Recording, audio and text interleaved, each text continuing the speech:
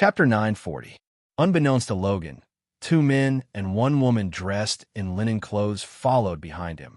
Even though his hair was disheveled and he was wearing a simple gray hemp shirt, looking exactly like a poor man's gathering, Logan instantly recognized the identity of the one. 4-meter-tall, handsome man in the middle. On the left was a thin, capable, and indifferent young girl, and on the right was a 95-meter-tall, robust man covered in muscles. Logan's eyes widened as he looked at the man's smooth and angular face in disbelief. "You are Hound. Were you also cursed by the Witch of the Forest?" His voice went from rough and deep to sweet and shrill, like a eunuch's voice. He was Varys, and Logan was just one of the many disguises of the 8-clawed spider. The highest level of an alias was not to disguise one's self, nor was it to change one's appearance. Even changing one's voice was nothing. The key was that everyone recognized this identity of his. Logan was an old friend and neighbor of many people in King's Landing. In fact, Logan wasn't even the highest level of disguise for Varys. He also had the disguise of a fat Annie who lived in King's Landing as a woman for more than 10 years, and no one knew that he was a man. "I've always looked like this."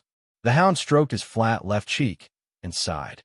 "After becoming a priest and receiving the medical skills taught by the Holy Mother, it took me half a year to heal most of the burn scars on my face. A dog with no sense of honor, like you, can become a priest," Varys said absurdly. "The Holy Mother doesn't need false honor," Hound said calmly. "You are." Varys looked at the girl.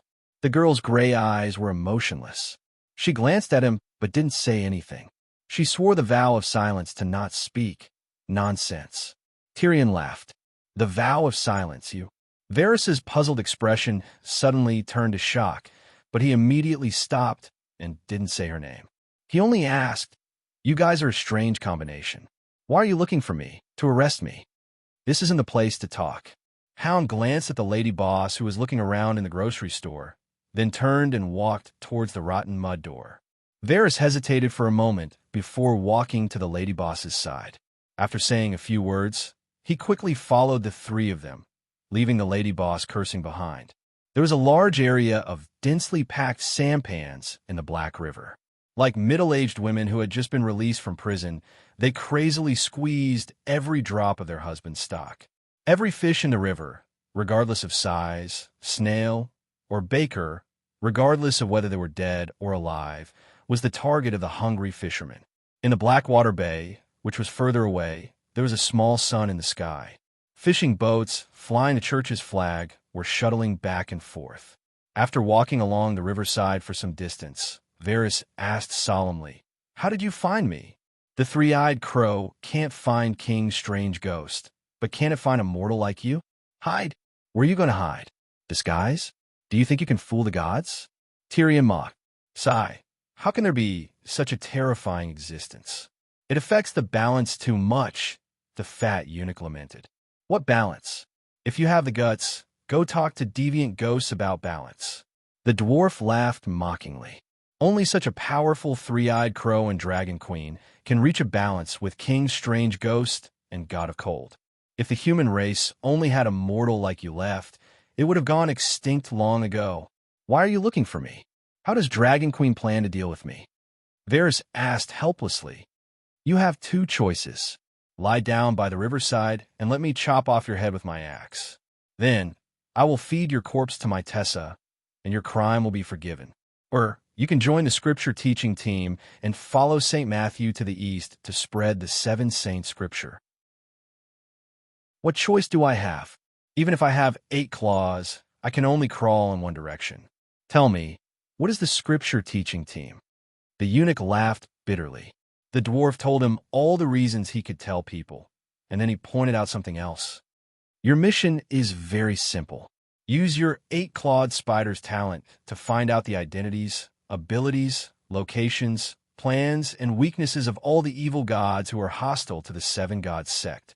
When it comes to killing evil, you don't have to do it yourself. Do you think I can live until the time when it comes to killing evil?"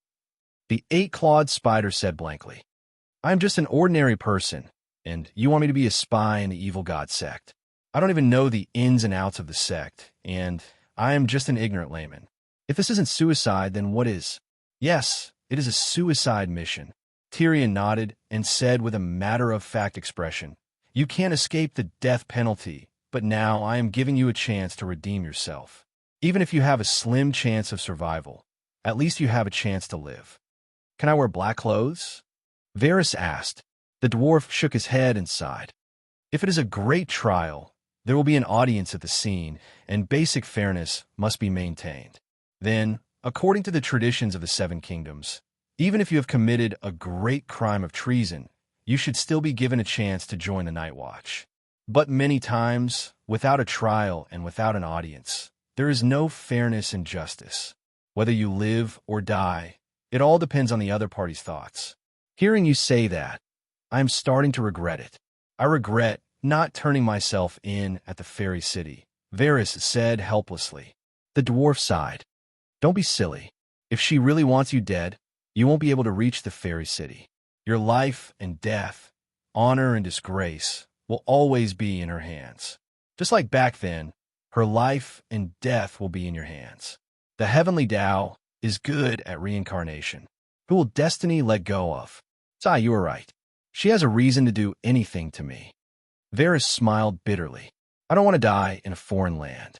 Westeros on my home. Being eaten by a dragon is also one of the Targaryens' fates, although your Tessa is only a pterodactyl. Asterisk zing. Asterisk Arya pulled out the sewing needle from her waist and spoke for the first time. Just as I wanted, I will kill you and avenge my father. Wait.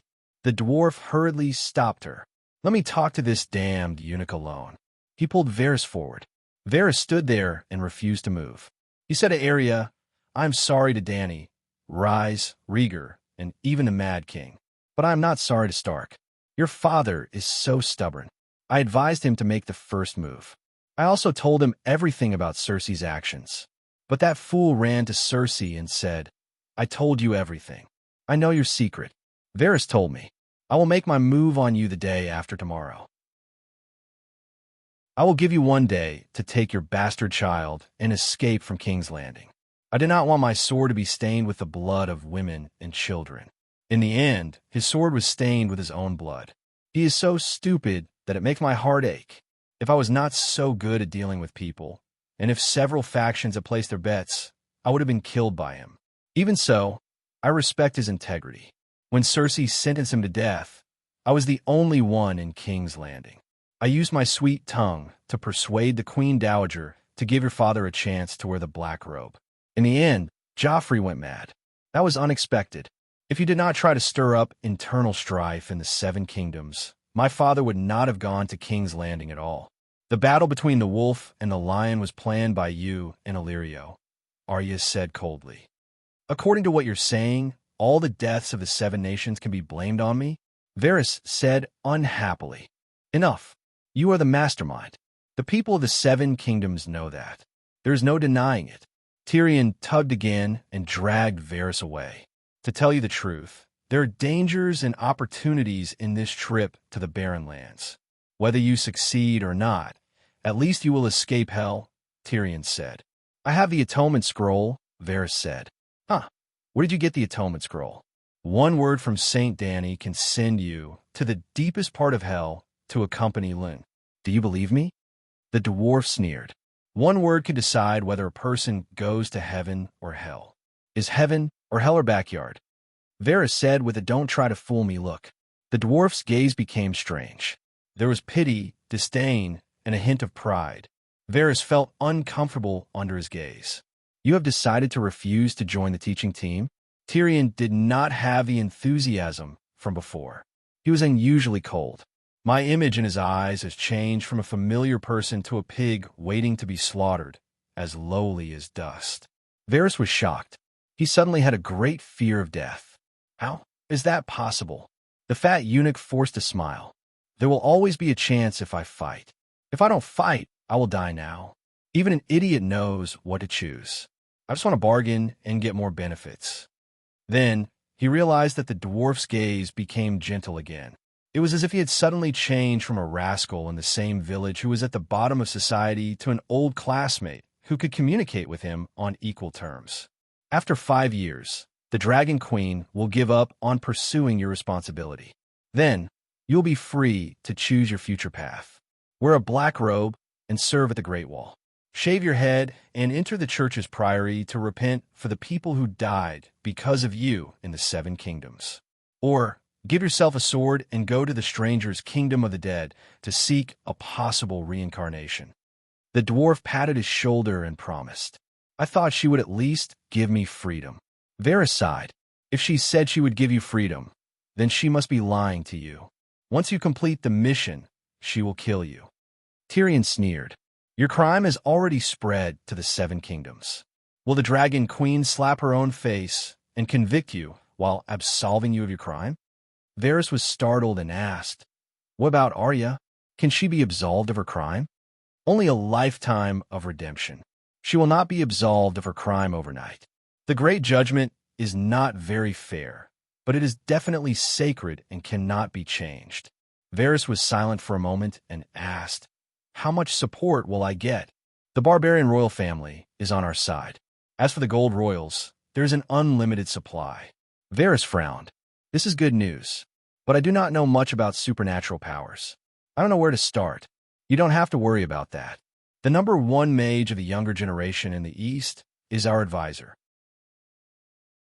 Also, the number 1 supernatural organization in the barbarian lands, the Necromancer Association, also maintains a good relationship with the church. 2 days later, Dragonstone Island.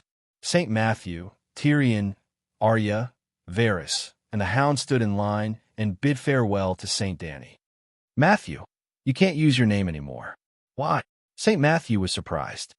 You are an angel, the holy son of the Church of the 7 Gods.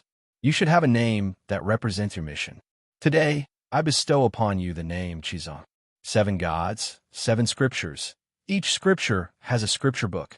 Your mission is to spread the scriptures of the 7 scriptures to the barbarian lands and even the entire Jade Sea. Dragon Queen said emotionally, Thank you, Your Majesty, for bestowing a name. From now on, I am Chizong. Chizong swears to complete my mission. I will definitely spread the teachings of the Church of the 7 Gods in the Jade Sea. Chizong said solemnly. St. Danny nodded and asked, Do you understand what you are carrying when you travel the barbarian lands? I understand. The mercy of the Holy Mother, the justice of the Heavenly Father, the freedom and glory of a young girl, the wisdom of an old woman, the hard work and creation of a blacksmith, the bravery of a warrior, the reverence of a stranger towards the unknown and mysterious. These are all things that I carry. Chizong said very wisely. St. Danny sighed. This is what your heart carries. You still need to carry it with your hands. Chapter 9:41. Dragonstone Island, Glass Garden. Under the weir wood that was newly transplanted from the continent. Chizong's hands are empty. How can I hold them? Chizong asked. Back then, the Holy Mother only taught you the first appearance of Holy Light, Song of Light, to subdue enemies. Today, on behalf of the Holy Mother, I will teach you 3 divine poems. Whirlwind Scattered Clouds, Song of Wind, Burning the Heavens, Song of Fire, and Surging Turbid Waves, borrowing the power of Prime Minister Turtle's Water God. St. Danny pointed at Chizong's forehead. 3 7-pointed stars were branded between his brows, and then they combined into an even more complicated rune. Thank you, Holy Mother. Thank you, Your Majesty. Chizong knelt down in respect. As for you, don't just chant sutras all day long. You have to practice the divine poems that the Holy Mother taught you. On the surface, you only obtained 4 Holy Mother divine poems, but through combining them, you could derive at least 11 other smaller forms. Your Majesty, the divine poems consume divine power. How can I practice them? Chizong was troubled. Indeed, divine power is precious. It's too much of a pity to use it empty-handed. You can find those evil gods to fight, mainly to train your own palm strength, and wipe out the demons along the way, killing many birds with 1 stone. St. Danny instructed earnestly. Chizong came to a realization. I've learned. The dwarf's mouth twitched. St. Danny beckoned to the side, and several Unsullied walked over. The person at the front received a wooden tray, and on it was a gorgeous robe. It was embedded with night pearls, emeralds, ruby pearls, Monty pearls, red agates, purple corals, gold essence stones, and other treasures. It really was brilliant, dazzling to the eye. Saint Danny unfolded the robe, and the crisp sound of iron chains colliding could be heard from within. It turned out to be a brocaded chainmail. This is a brocaded cultivator robe. When you go out to preach, you have to wear it. It not only shows off the might of the 7 deities, it can also protect you from falling into hell and being poisoned. Thank you, Your Majesty. Qizong understood the dangers of preaching in the Eastern Earth, so he received the brocade tile armor with great care. Saint Danny then took a MO sword that was as tall as Qizong from the Second Unsullied. This is a 9 rings tin blade. Normally, when it's sheathed in a gorgeous scabbard, it's like a walking stick. When you hold it, you look like a refined person. But once the scabbard was removed, it would become a warrior's blade. The handle is hollow and the surface is frosted. There's also a layer of calf leather that absorbs sweat and blood to prevent slippage. The total weight is only 25 pounds. Clang, clang, clang, clang, clang. When the 9 rings tin blade was handed over, the golden rings on the back of the blade swayed gently like the crisp sound of wind chimes. Thank you, Your Majesty. Qizong now has both hands. Qizong smiled in satisfaction. No, it's not enough. Danny waved behind her and picked up a golden object that looked like a Hercules trophy from the Unsullied's tray. She held the end and swung it a few times like a club. This is a purple gold alms bowl. When the front is unscrewed, there's a hollow bowl-like structure inside. Usually, it's hung on your belt and can be used as a goblet or a bowl to eat. In special situations, you can stuff sand and pebbles into the bowl and tighten the lid. Then, you can use it as a hammer. The 9 rings tin blade won't break armor, but when this purple gold alms bowl hammers down, I guarantee that the enemy's internal organs will shatter. Your Majesty's considerations are very thorough. Qizong happily accepted the purple gold alms bowl. Then, Saint Danny looked at the dwarf. The dwarf also looked at her expectantly. You already have armor and an axe. It's enough to protect yourself, she said. Holy Mother Palm, show me. He couldn't hide the desire in his heart. You don't even have any self-awareness. If it's given to you, can you use it? Danny sneered. She looked at Arya and waved her hand. Another Unsullied came forward. Dragon Queen raised her chin. The Unsullied directly handed the tray to Arya. This is a set of Moke Divine armor. It's a steel armor soaked in Moke's divine power. You can wear it and enter the world of death. There's also a rapier. In the mortal world, it's a sister sword to your sewing needle. But once you enter the world of death, it's the sickle of death that you've been very familiar with recently. It's a physical entity formed completely from the divinity of death and divine power. The stronger your will is, the more tenacious it will be. The colder your heart is, the sharper it will be. When facing a baby, you feel pity and it's as soft as a feather. When facing an enemy, your killing intent is overwhelming and it can split heaven and earth. It's that magical? You can forge such a weapon? The dwarf looked at the white sword at her waist suspiciously. It's a white steel sword. His meaning was obvious. You use an iron sword yourself, but you say you're giving someone a divine sword. Is this reasonable? Of course. Mortals can't forge such a divine weapon. This is a weapon forged by the blacksmith and Moke. It's a protective weapon for the successor. Saint Danny looked solemn. As for me, Danny looked down at her sword. 1 loaf of bread is enough to fill my stomach. Why would I waste it by buying 2 loaves of bread? The dwarf's expression twisted. In fact, Danny was telling the truth. It was a divine weapon that fused a large amount of divinity of death and divine power. Saint Matthew could extract the power of belief of all living beings and forge an indestructible Madonna golden body. As long as one's belief was indestructible, the golden body was immortal. In other words, the concept of the merciful Madonna existed in the thoughts of all living beings. The golden body that Saint Matthew created with the power of belief also existed and perished with the thoughts of all living beings. When everyone forgot about the Madonna, or changed their concept of the Madonna, the concept of the merciful Madonna would disappear and the golden body would perish. The merciful Madonna was a unified concept. The sharpness of the sword was also a unified concept of all living beings. In the past few days, Danny used St. Matthew to extract the power of belief and forge a thinking weapon. Not all living beings could come into contact with the concept of all living beings' thoughts. If they couldn't come into contact with it, they wouldn't be able to extract its power. Until now, Danny had only met St. Matthew who could do this. Even she couldn't come into contact with the concept. When she became one of the Westeros, the situation would change. After the three-eyed crow became her follower, Danny asked Bran about this. Bran told her that Matthew wasn't a special case. Only a person with great faith could come into contact with the combination of all living beings' thoughts. In other words, only a person who gave everything to his faith could come into contact with the world of concepts, which was above the material world. The world that could be touched, smelled, seen, heard, and tasted was the material world. Then, were the form, sound, smell, taste, and touch the only senses of humans? Of course not. There was the sixth sense of the heart, the seventh sense of the end of time, the psychological sense of time, and maybe the eighth, ninth, and many other senses.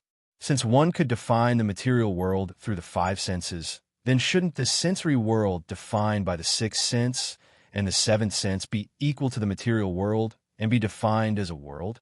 For example, the material world shadow was the world of death.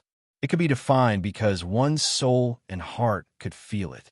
The conceptualized world was also defined by this. It was a strange world where one could only feel the concept of all living beings by letting go of one's self completely. Just like how mortals couldn't come into contact with a world of death, it was also difficult for the gods to come into contact with a world of concept. This was because the gods couldn't give up on themselves, and it was difficult for them to enter a state of emptiness. However, the gods didn't have much interest in that world. The benefits were too small, and the sacrifices were too great. It was just like Dany's little gold body. She had always given it to St. Matthew, and it wasn't of much use to her, unless the gods had a world-class source of faith and nurtured it carefully for tens of thousands of years, or even hundreds of thousands of years. In the world of the Song of Ice and Fire, only the seven gods and the Red God had the potential to become world-class sources of faith. Thank you, Your Majesty, for your reward. This is indeed a divine sword. Arya hung the sword on her waist excitedly. Dany looked at Varys and handed him a palm-sized iron plate. You're going to be a spy in the evil god's camp. You'll be suspicious if you wear too good of a weapon. This iron plate belongs to the Balerian family of the 14th Fire Peak. It's the Patriarch's keepsake. It's very effective against the traps built by the Valeglia people. I heard that there are many ruins of the Valeglia people in the Far East. It might be useful. You can put it on your chest as a heart-protecting mirror.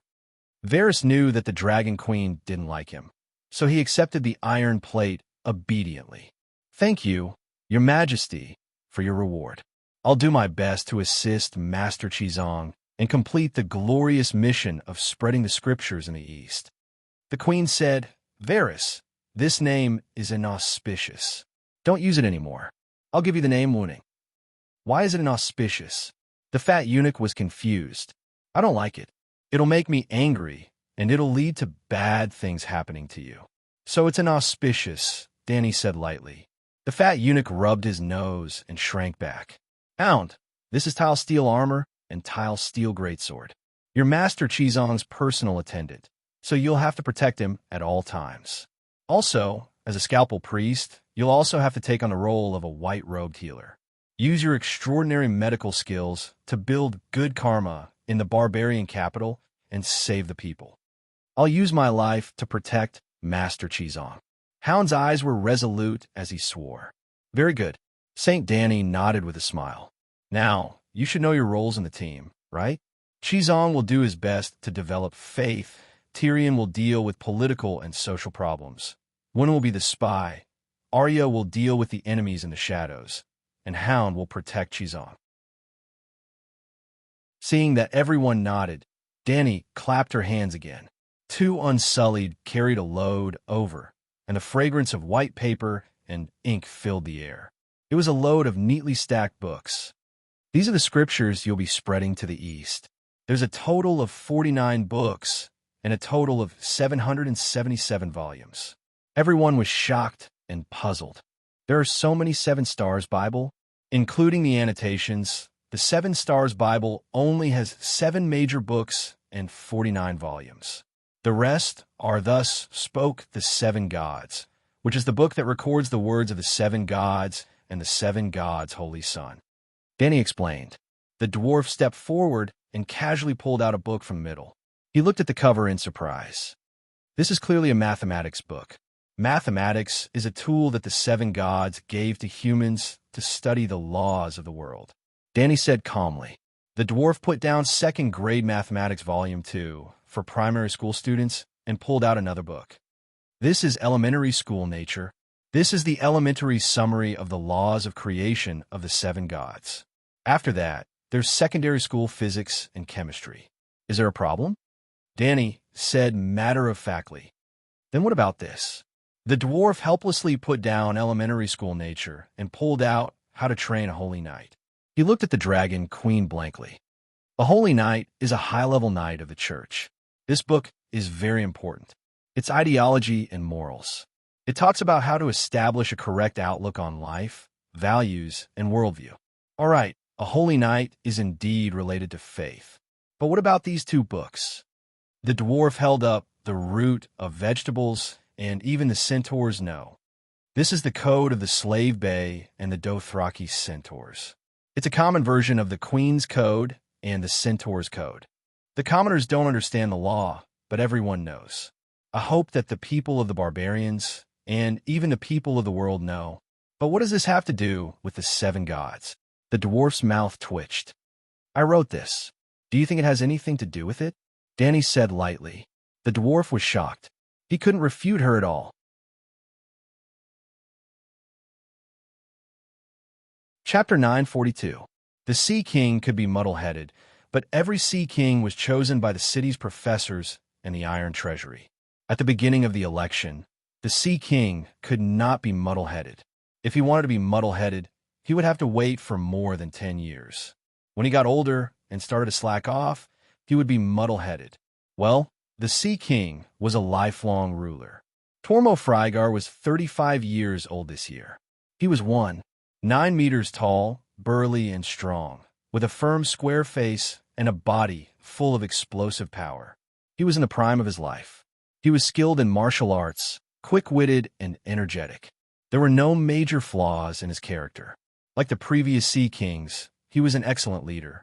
Therefore, when the Iron Treasury represented Tai Chu and brought Erlu's plan to the King's Landing to the Sea King's palace, Tormo did not refuse. Not only did he not refuse, but he immediately called for a meeting with the professors in charge of the Kingdom of Bravos and the Iron Treasury's key keeper to the palace to discuss this matter. It was no secret that there were icebergs on the sea. In the northernmost part of the Trembling Sea, ships often encountered icebergs. Seeing that the weather was getting colder day by day, they also understood that it was not impossible for Bravos and the Westeros to be connected by icebergs one day. Therefore, they made 2 decisions at that time. First, they formed the Narrow Sea Icebreaker Fleet, which was to arrange a fishing fleet around Bravos to fish and monitor the icebergs. Second, they recruited 20,000 mercenaries and 500 wildfire mages to the King's Landing. They would bring their own rations and ships to help the Westeros defend the capital. The people of Bravos had never heard of the story of how the teeth would be cold without the lips, but the principle was the same. The Westeros had become a world of ghosts. Sooner or later, tens of millions of ghouls would enter the continent of Essos. Any leader with a little foresight did not want to see the day when they would mend the leak in the heart of the river. Sending 20,000 troops at this time was just a drop in the ocean for them. When the King's Landing fell, They would suffer great losses if they wanted to mend the pen after the sheep were lost. The Sea King Tormo even decided that he would personally lead the people of Bravos to the King's Landing. He wrote letters to Dragonstone Island and the Iron Throne of King's Landing, expressing his attitude. The Dragon Queen was very happy. Not only did she agree to provide all the weapons and supporting priests for the volunteer army, but she also sent 500,000 atonement scrolls to the Ocean Palace so that the people of Bravos could also feel the love of the Holy Mother. When he saw the 2 huge boxes full of atonement scrolls, Sea King Tormo refused in his heart because the people of Bravos had the house of black and white. They did not need to go to the heaven of the 7 gods. If not for the fact that his fear of Dragon Queen and Deathwing had not dissipated, the Sea King would have thrown them all into the fireplace for warmth. Even if they were not burned, the people of Bravos did not distribute the atonement scrolls. Instead, they shelved them and treated them lightly. But just as the people of Bravos were preparing to go to war, the West Arrows detonated 2 big bombs in succession: the fall of the Western region and the fall of the King's Landing. The fall of the Western region, millions of ghouls, like moldy spots, quickly tainted half of the southern West Arrows. Unless a real god descended to Earth, the West Arrows were doomed. Especially the fire of the King's Landing and the invasion of the city by the deviant ghosts. Even the Sea King Tormo despaired. The people of Bravos retreated. They did not think that there would really be a god descending to Earth. In this way, it was delayed until the Great Judgment. Before the Great Judgment, the Dragon Queen led the volunteer army like a god descending from heaven. After the Great Judgment, the people of Bravos feared the brand like a demon. Maybe, without our support, the West Arrows can also defend the King's Landing? Tormo shook his head. Defending the King's Landing is meaningless. Maybe the child of prophecy is Dani Rise. She can end the long night. Stannis is not without hope. His 2-headed dragon. I heard that a few days ago he burned the castles of 3 nobles who surrendered to the deviant ghosts. That is terrifying. Moreover, almost all the red-robed monks in the city of Ursus went to the King's Landing to support him. It is obvious that he is the savior mentioned in Lalo Asha's prophecy, said the head doctor in a deep voice. But he is much weaker than Dani Rise. Especially with the addition of the 3-eyed crow, the West Arrows are completely under her control. I am afraid that after the long night ends, the world will return to the situation where one family dominated the world during the time of Alleglia, lamented Tormo. I heard that her situation is not good, said the head doctor in a hesitant tone. Looking at the key man, Bissaro hesitantly said, Your Majesty the Sea King, Sir Steward, I wonder if you've asked the Master of the Moon, Chanter Temple, to calculate. The twilight of the gods, the long night of the gods.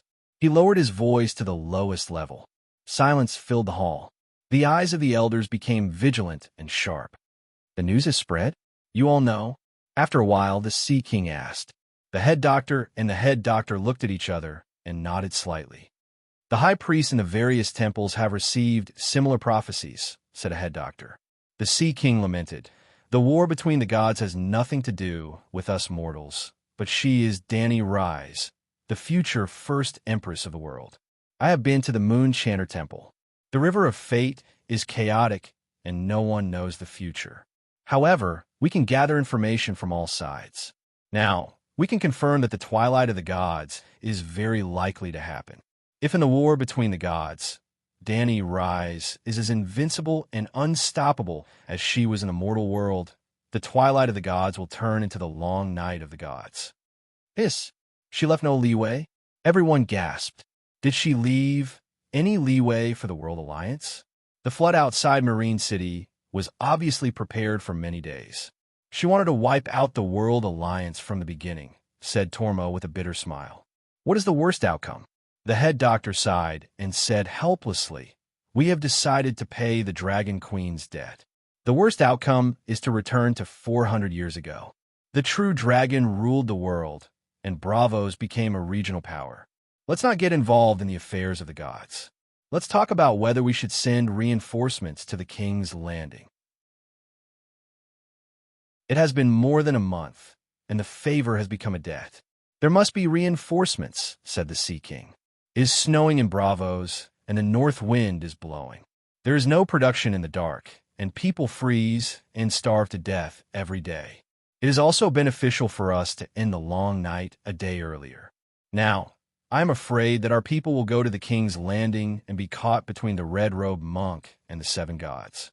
According to my original intention, it is better to contact the Dragon Queen alone and incorporate the Bravos volunteers into the volunteer corps. But if we do that, it will be equivalent to us supporting Dani rise as queen, and we will not be able to recover the millions of gold royals we owe to Stannis. Alas, why is the Dragon Queen unwilling to accept the debt?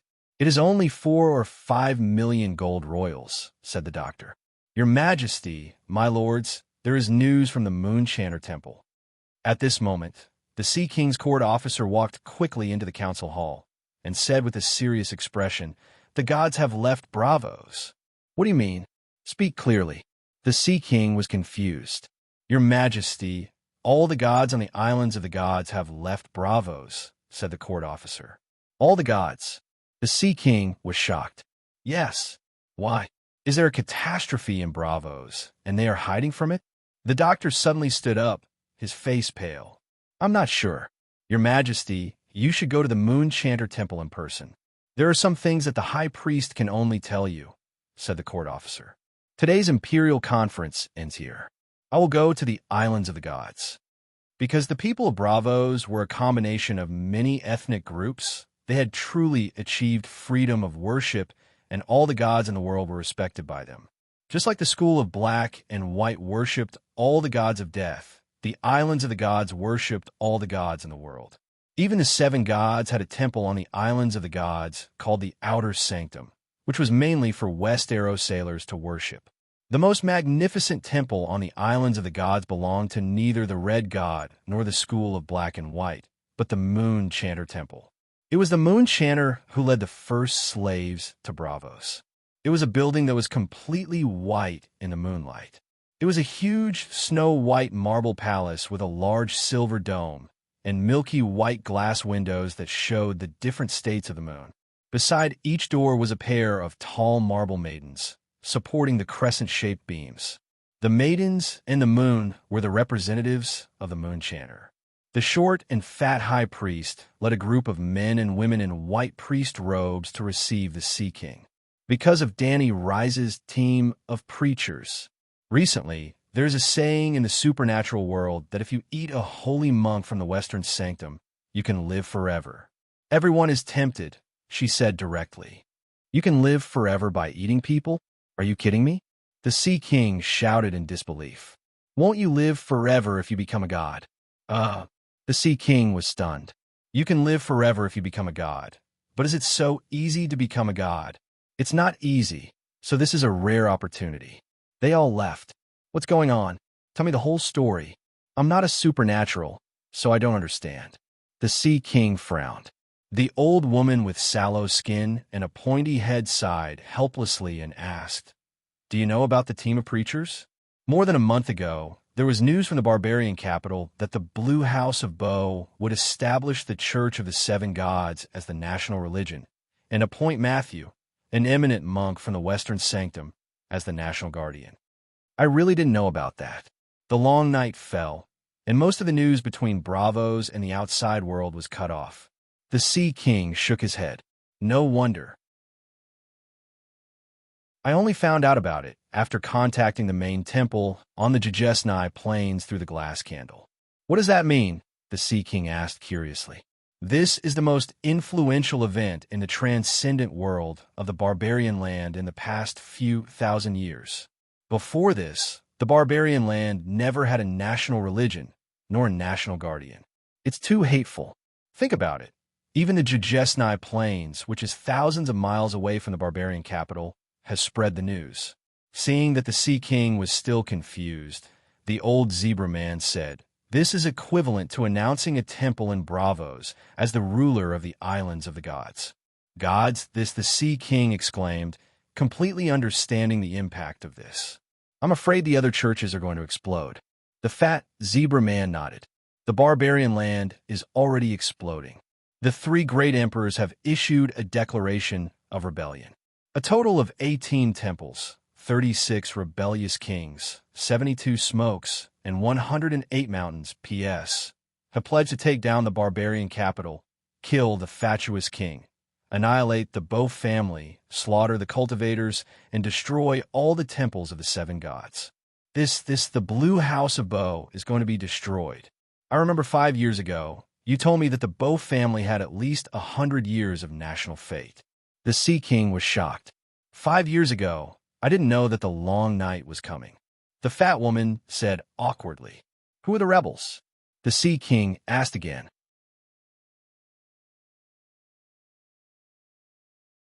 Chapter 943. I remember that the barbarian land was divided into 3 parts, with 3 emperors standing side by side. They were the orthodox Blue dynasty's Buchi, who occupied Edu in the south, Chirong, a descendant of the Huang dynasty who perished 1,000 years ago, who occupied Kikisa in the far east, and Bo Xiong, the founder of the Orange dynasty, who occupied the trade town in the north.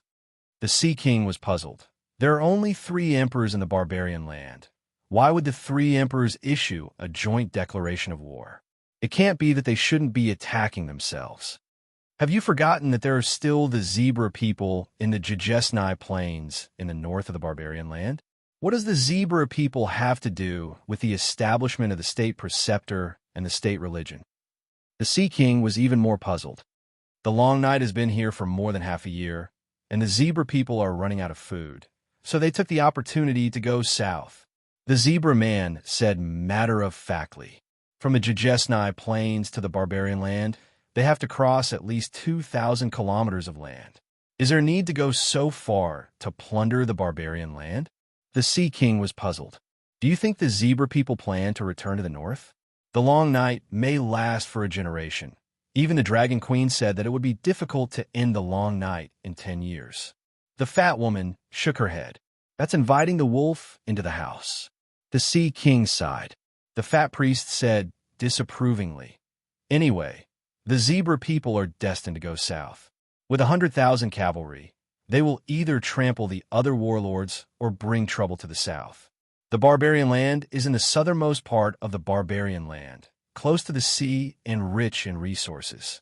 Buchi's palace is even bigger than the King's Landing city. Think about it. Who else would he plunder?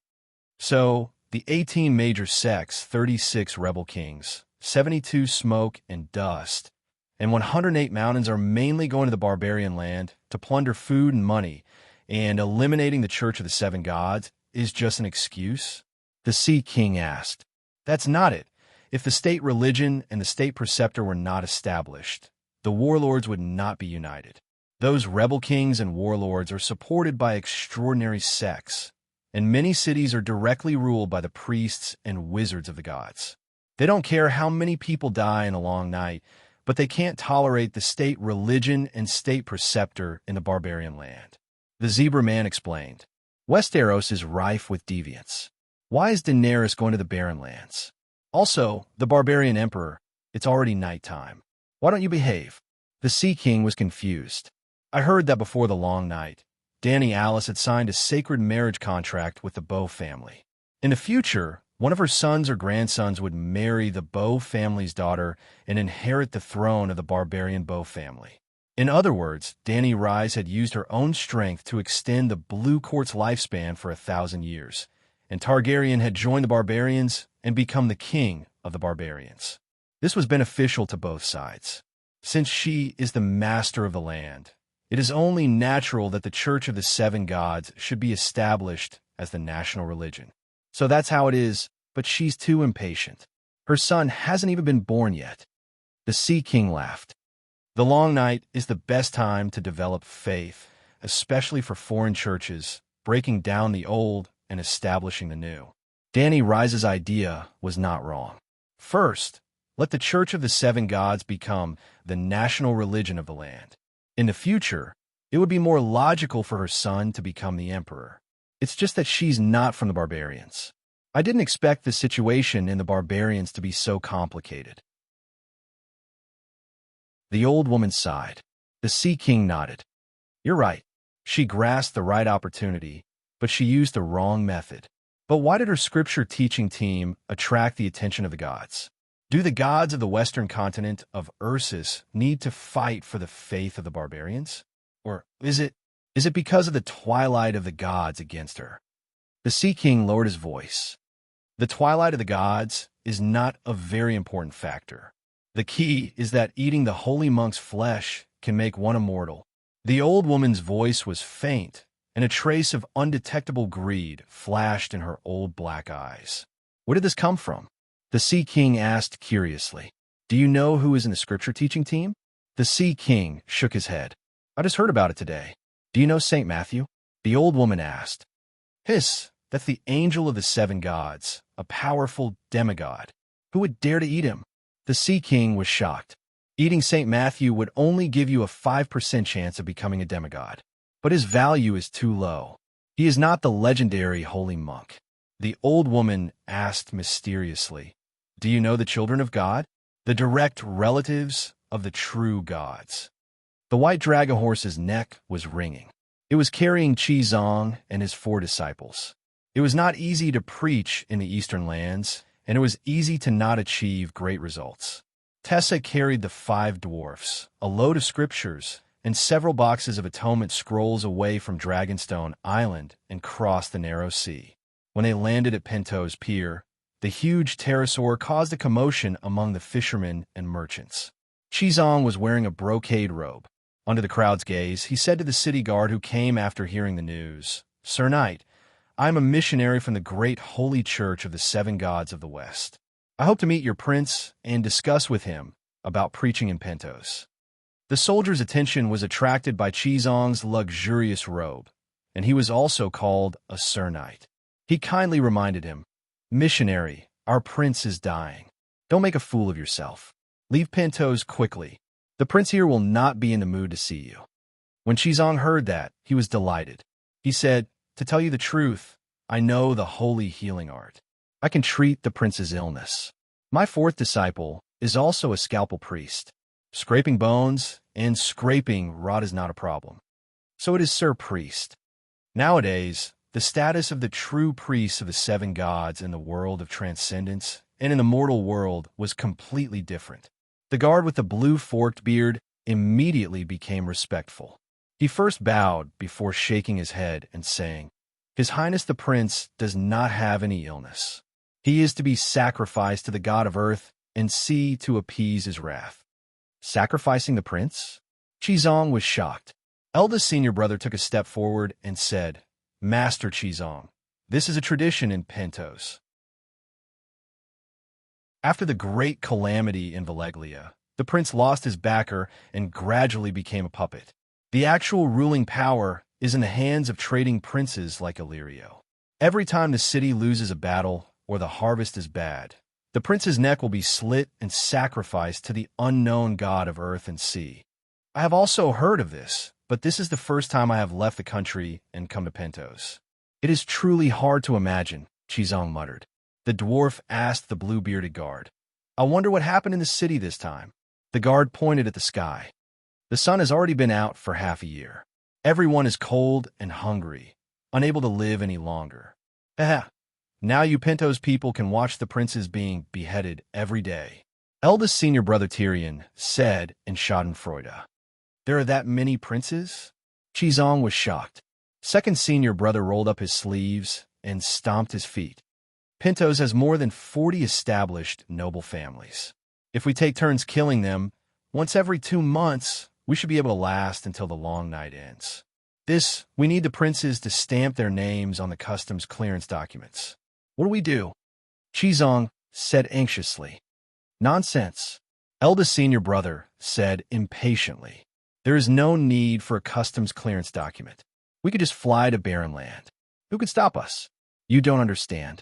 The customs clearance document is only one of the reasons. Qizong took a few steps back and said by his eldest disciple's ear, Our goal is to lay down a path of faith. When we pass by a city, we will obtain the recognition of the city's leader. It is best if we can even build a temple and buy a group of believers through atonement scrolls. The Westeros are too far from barren land.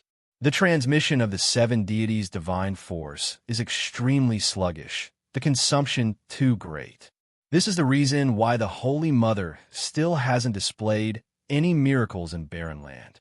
When he said this, Qizong's voice became even softer, almost inaudible. The reason why we came to Pintos first is because Bravos already has a holy cathedral. The archbishop was even arranged by Baylor Holy Cathedral. Eldest senior brother came to a realization. If it was any other time, it really wouldn't be easy. However, it is the long night right now, and we have the atonement scrolls. Sigh, Illyrio has been executed. If we came 2 days earlier, we could have asked him for help. The dwarf said regretfully. Second senior brother's expression became gloomy. He said calmly, "It's useless even if we asked him. Because of my younger sister, his relationship with the royal family is extremely bad. Moreover, after selling his family's property, he can no longer be considered a trading prince." Eldest senior brother patted second senior brother's shoulder and said with a sigh, "He only gave himself up after seeing his granddaughter. He died a worthy death." Second senior brother shook his head. He didn't want to talk about the tragic death of an old friend of several decades. He said to the anxious Qizong's master, "Seeing the prince is difficult, but also easy. Wuning, do you have any good ideas?" Qizong said happily. When he heard his new name, second senior brother's chubby face twitched a few times. He walked up to Bluebeard's imperial bodyguard and handed over 2 gold royals. He directly said, "Tell your family's master that we have to see the prince before tonight. 3,000 gold radiance coins." Gulp. The imperial bodyguard gripped the gold royals and swallowed with difficulty. His eyes seemed to have turned into golden dragons. "Sir Preacher, are you sure? 3,000? Second senior brother didn't say anything else. He pulled out a stack of golden bills from his belt. It was a sheepskin scroll that was dyed golden. "Look carefully. This is an unregistered deposit receipt from the Iron Treasury. I guarantee that you will be able to see the prince this afternoon," the imperial bodyguard immediately said. He kept his word. 2 hours later, Qizong and his disciples arrived at Pinto's palace. "How do you know that Bluebeard's family is so capable?" Walking on the stone path from the palace to the altar, the dwarf still felt that it was a bit inconceivable. In the early years, Pintos suffered a defeat at the hands of Bravos and signed an agreement to limit military power. Pintos has no more than 20 warships and no more than 500 city guards. Meanwhile, there are more than 40 imperial families in the city. Including the trading princes and nobles, there are more than 100 families. Tell me, how precious is a single guard position? Pintos was a coastal city to begin with. The temple in the palace was also built by the sea. The altar to worship the gods was built on a cliff, half of it floating above the sea. It was 20 meters in diameter and had a marble base. It was paved with half a meter of blue gravel. The altar was divided into 3 levels. The center was 5 meters in diameter. The main altar was 2 meters above the ground. A middle-aged man in luxurious clothes knelt at the center. His eyes were dim and his face was filled with despair. He should be Prince Pintos. On the side were 4 tall and sturdy men. They didn't wear any clothes, their skin painted with the patterns of the sea and earth. Under the strange, sacrificial song of a hunchbacked old priest in blue and black robes, the 4 sturdy men spread their legs and surrounded the prince, performing a barbaric dance. There were 2 rings outside the main altar, divided into 2 levels. The inner level had 200 to 300 people. They were all dressed in solemn attire, most of them black or purple. There was a clan emblem printed on their chests. Quite a few of them had clear Valeglia characteristics. There were less than 100 people in the outer circle. They were all dressed in colorful, exceptionally gaudy and luxurious attire. They were all of different races. "There's no chance today. Let's wait for the next prince to come up. I need to go to the washroom. Varys, come with me." When he saw this scene, Tyrion shook his head and walked away. But in less than 10 minutes, the fat eunuch ran back in a panic. As he ran, he shouted, "Master, it's bad. Eldest senior brother has been captured by demons."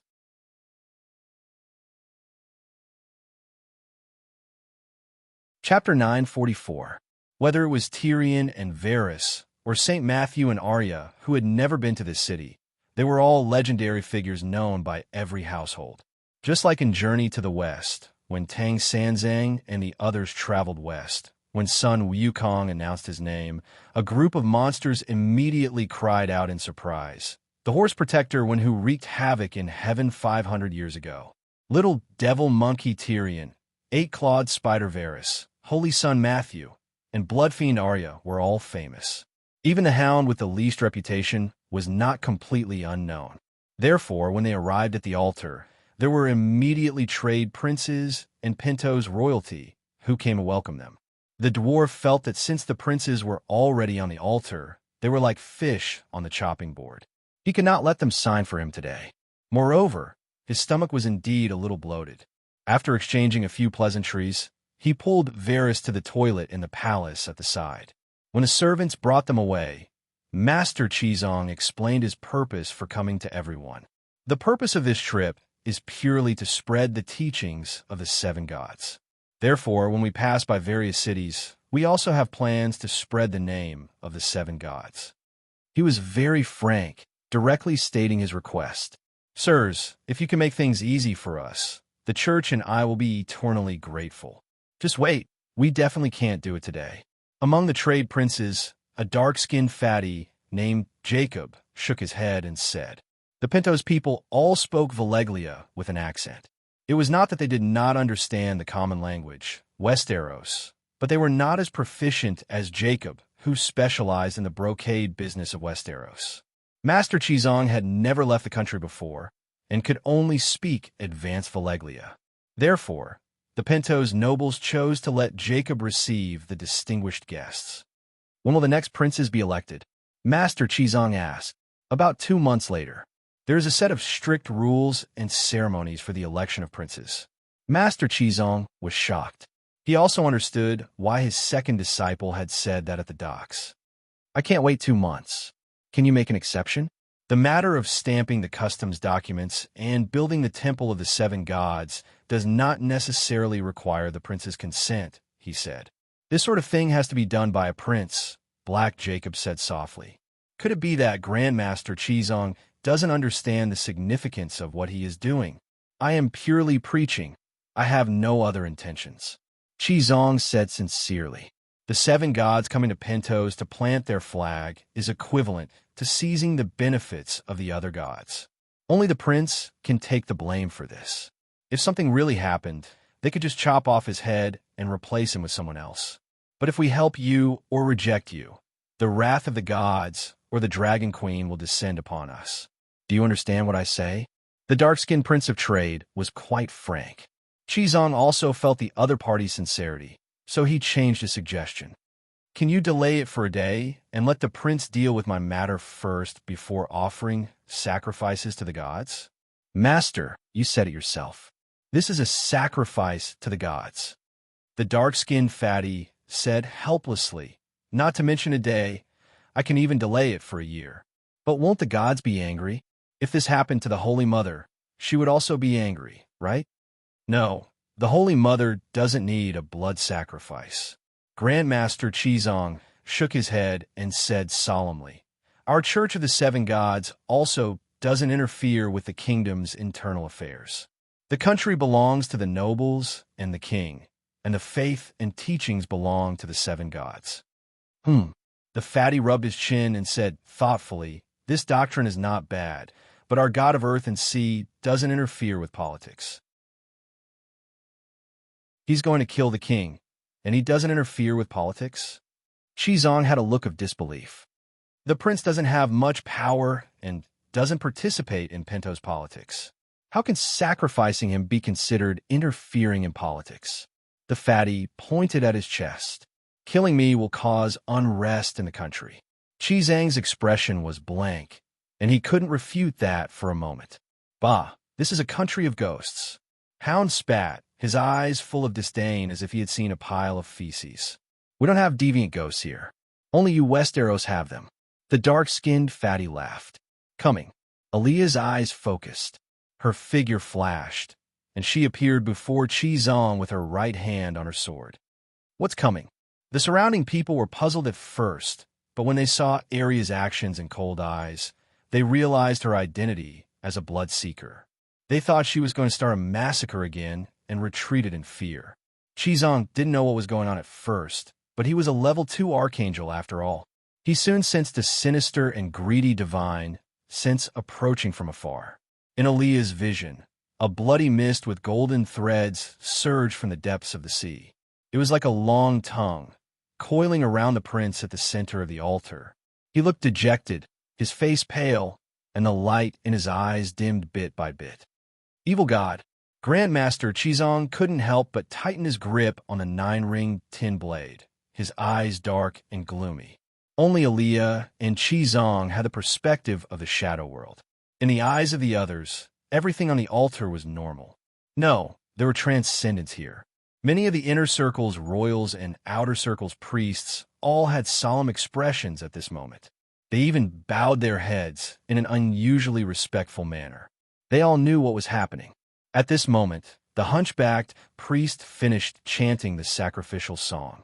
He stepped forward and let out a beast-like roar. He pulled out a dagger shaped like a dragon's tooth from his waist and slit the prince's throat. Blood sprayed everywhere, and Arya could hear the sound of someone sucking in blood. It wasn't an illusion. The god was enjoying his sacrifice. "Should we slay the demon?" she asked softly. Qizong hesitated. It was unknown whether he was talking to Alia or to himself. This should be the guardian of the Pentosian city. The customs are different from place to place, and our main purpose is to preach before he could finish. His second disciple's wailing came from afar. "Master, not good. Elder brother has been captured by the demon." "What?" Qizong was shocked. The fat eunuch ran out of the white birch forest that separated the altar from the palace. His body was covered in dirt, and the smell of fermented manure could be smelled from afar. Tyrion was taking a dump in the latrine when a black hairy hand reached out from below, grabbed his penis, and pulled it down. The force was so strong that even the wooden floor around the latrine collapsed. It was horrible. The fat eunuch's fat face twisted. He clamped his legs together, as if he felt a soul-tearing pain from somewhere. "It stinks. Did you fall into the latrine?" The people around covered their noses and backed away. "Ah, I didn't fall into the latrine." Varys shook his head as he tried to pull Master Qizong away with his shit-stained hand. He quickly explained. Tyrion was screaming like his heart was about to break. "I saw him quickly sinking into the manure pit, so I tried to pull him away, but I was splashed with feces." "Master, go save him." "How do you know it's a demon?" Qizong avoided his second disciple's claw and wondered, could it be that the latrine has been in disrepair for a long time and the floor is rotten? "You should have called the guards immediately." "No, it's a demon." The demon grabbed his penis and pulled him down. I was also squatting beside the latrine, so it tried to grab me, but I missed. I'm a water dancer, after all. With a quick snake-form steps, I didn't even wipe my butt before scurrying out. I managed to escape. The fat eunuch was very excited and said, while waving his hands, "Maybe it's an assassin hiding in the latrine." Hound guessed. Before Tyrion was completely dragged into the latrine, he screamed, "Evil God," in fear, and then he sank down. The fat eunuch cried out. The people around him had twisted faces and gulped. "Evil God!" Arya and Qizong's expressions changed. They suddenly turned around, and their eyes were cold. They no longer hesitated. "Hey, demon, hand over my disciple," Qizong shouted. He pulled out the gorgeous scabbard, and the 9-ringed monk's staff instantly turned into a 9-ringed straight sword. In front of the stunned eyes of the Pentos trade princes and the royal family, the sorcerer shouted, "Brocade holy garment, mighty dragon of heaven." Whoosh, whoosh, whoosh. The 2 lapis lazuli stones on the brocade robe shone with a dazzling green light, turning into 2 green 5-clawed dragons that circled around Qizong. They were 2 wind elves. Newton's laws completely lost effect on Qizong. It was as if there was a spring under his feet. He jumped lightly and jumped 4 to 5 meters high, crossing 7 to 8 meters. While he was in the air, a circle of holy flames rose from his large blade. "How dare you, demon!"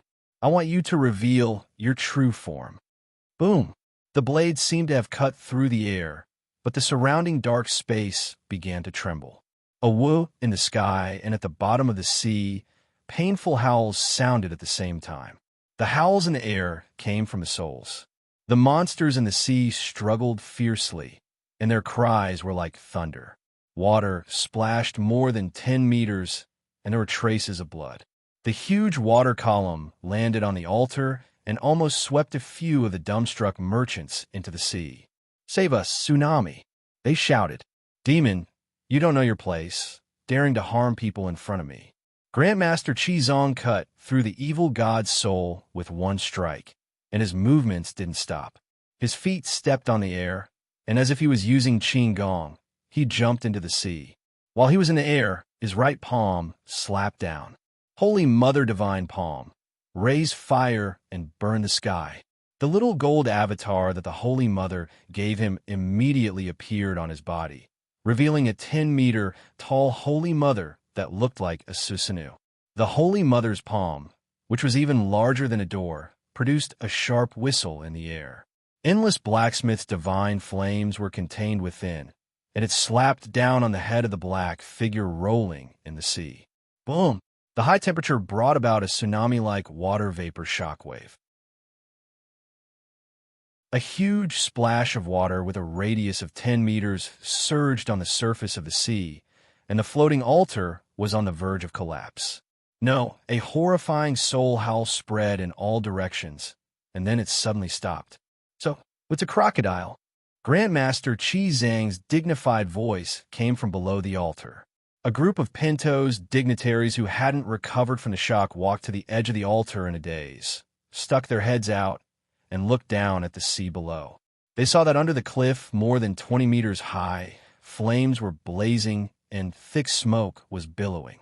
Grandmaster Qizong stood proudly on the belly of a giant crocodile. The 20-meter-long crocodile's belly was swollen, as if endless divine flames were burning in its internal organs, so much so that its belly was faintly transparent. A large amount of golden-red flames mixed with black smoke spewed out from its mouth, eyes, nostrils, anus, and other parts. Grandmaster Qizang's staff was stuck in the crocodile's throat. Oh no, it was the 9-ring broadsword. However, no blood flowed out. What spurted out from the wound were clusters of flames, and the smell of burning drifted all the way to the altar above. "Oh no, Sai God Chi." In the silence, the hunchbacked old priest who presided over the blood sacrifice ceremony was the first to react. Then he opened his mouth and wailed. The believers of Sai God around him also cried, but their cries soon turned into the sound of blood spurting out from their throats. "Gods, what are you doing? The Bloodseeker has gone mad and is killing people." Seeing Arya shuttling through the crowd like a phantom, cutting throats one after another, the dignitaries were scared out of their wits.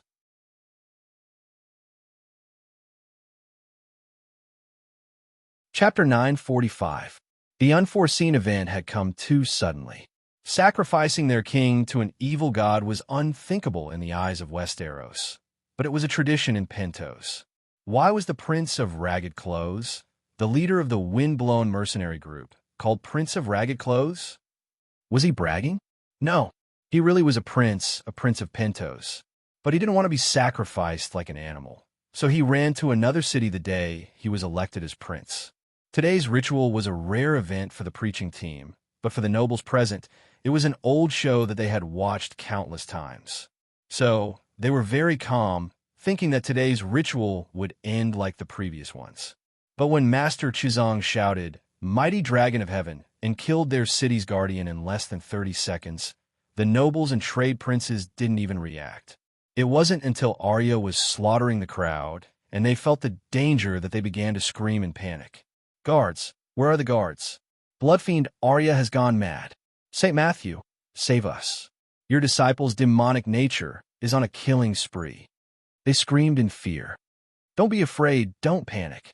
Master Qizong was surrounded by an azure dragon. He jumped up and crossed 20 meters to return to the altar. Looking at the corpses lying in pools of blood, the master shouted, "What have you done?" "Master Qizong, they're all priests of evil gods, and they were about to attack you.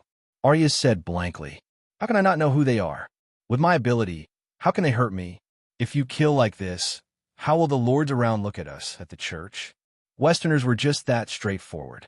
The kind-looking master Qizong spoke frankly, but the lords on the altar all had twisted expressions, not knowing how to answer. "Did you save Tyrion?" Varys was more concerned about his friend. Master Qizong was stunned, feeling a bit embarrassed that he had forgotten about his eldest disciple. "Lords, it's not that my disciple and I went crazy, nor is it that the Church of Seven wants to interfere with the internal affairs and beliefs of Pentos.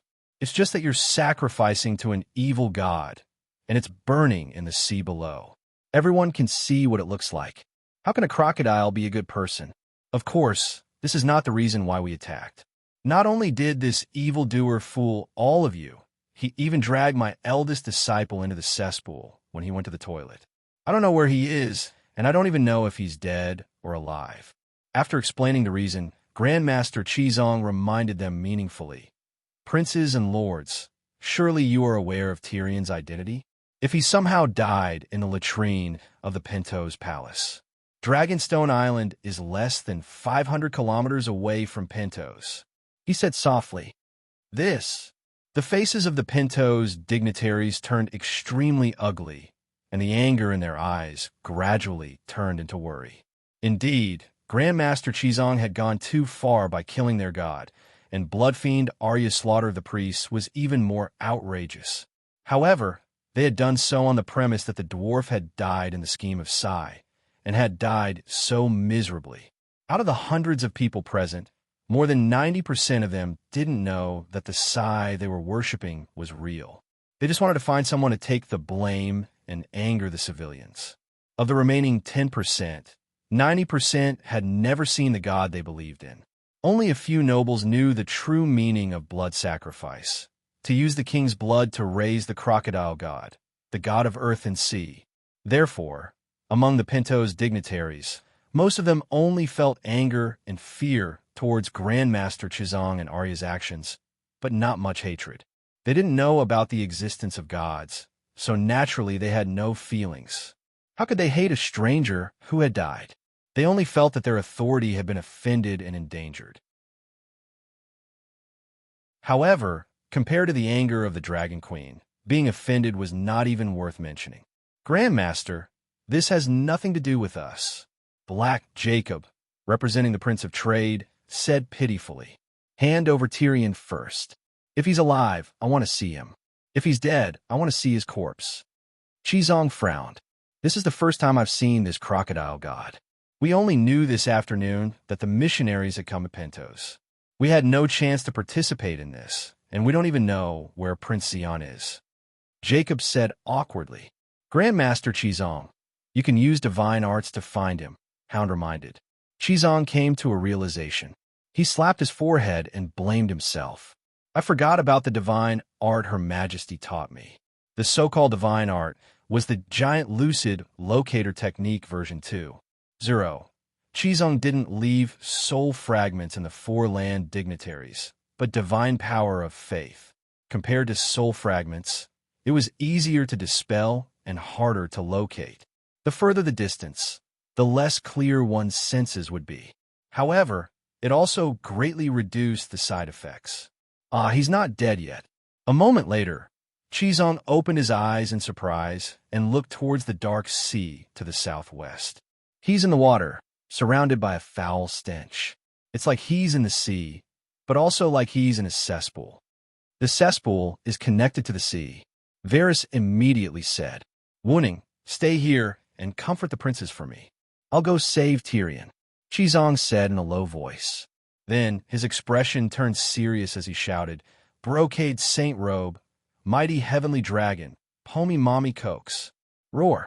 2 pieces of lapis lazuli on the brocade Saint Robe that was decorated with jewels shattered, turning into 2 smaller azure dragons that circled around Qizong's legs.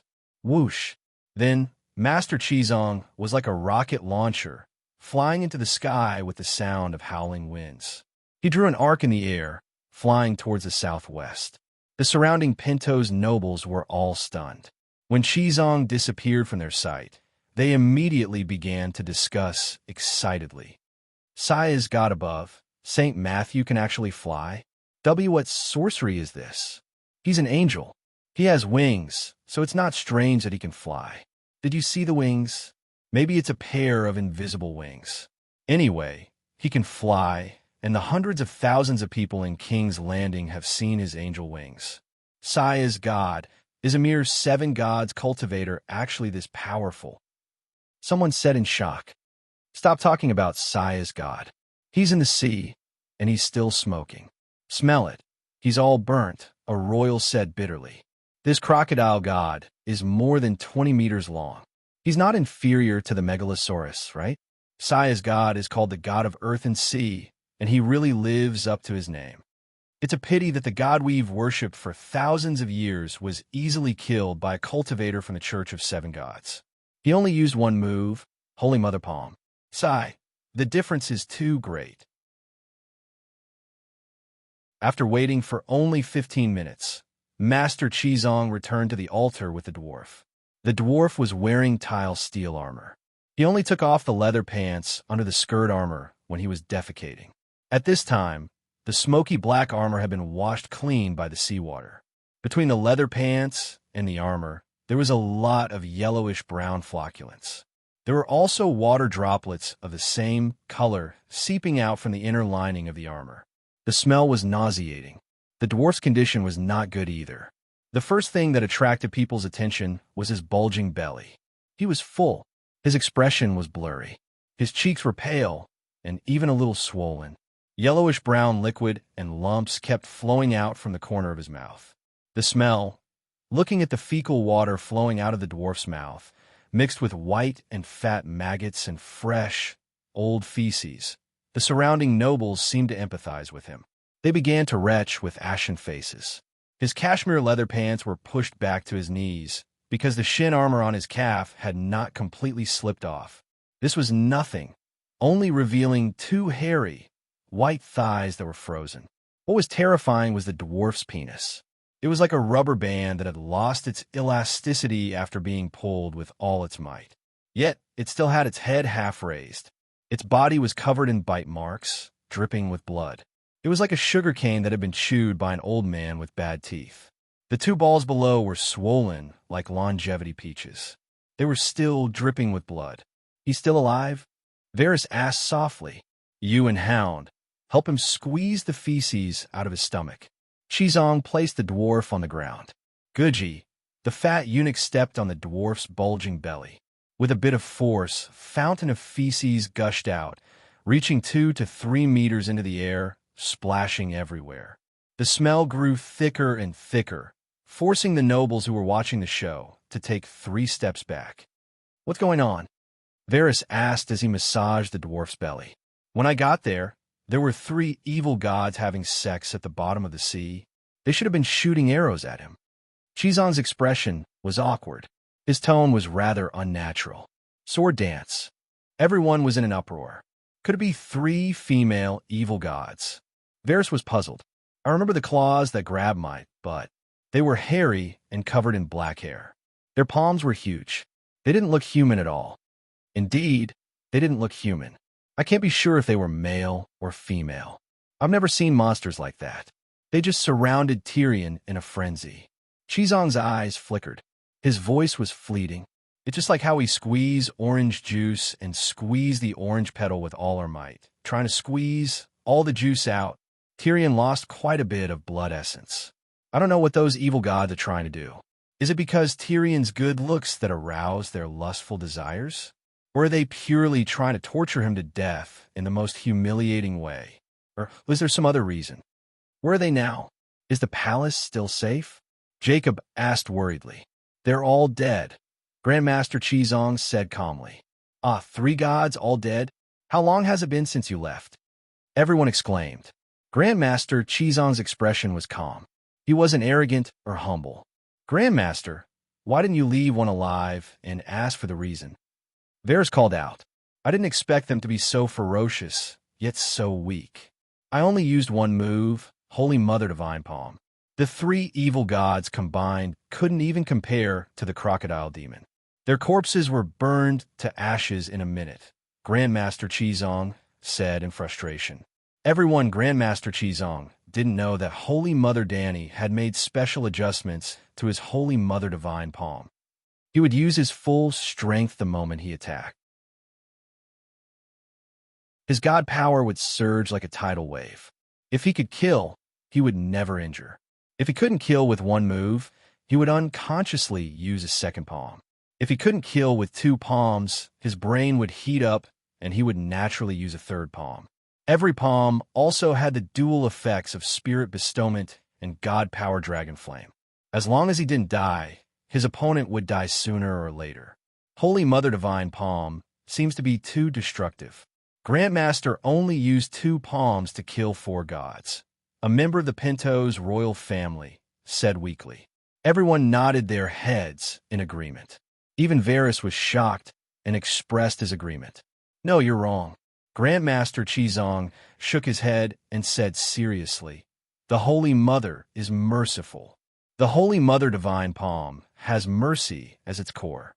Only those who understand the path of mercy can use the Holy Mother Divine Palm. The martial artists in the world mostly use weapons like sabers, spears, swords, and crossbows. Well, have you heard of anyone fighting with their bare hands? No, right? Because the killing power of the bare hands is the least, the Holy Mother doesn't want to kill too much. That's why the merciful Holy Mother Divine Palm was born. When everyone heard this, they felt that it made sense. After all, since ancient times, everyone was used to using weapons. The sharper the weapon, the more destructive the weapon, the better. The Holy Mother's priest was the first and only martial artist in the world to fight empty-handed. This was true mercy. Everyone couldn't help but sigh inwardly. The Holy Mother was already so merciful that she gave up on using weapons. She was just too powerful. Once she attacked, no one could stop her.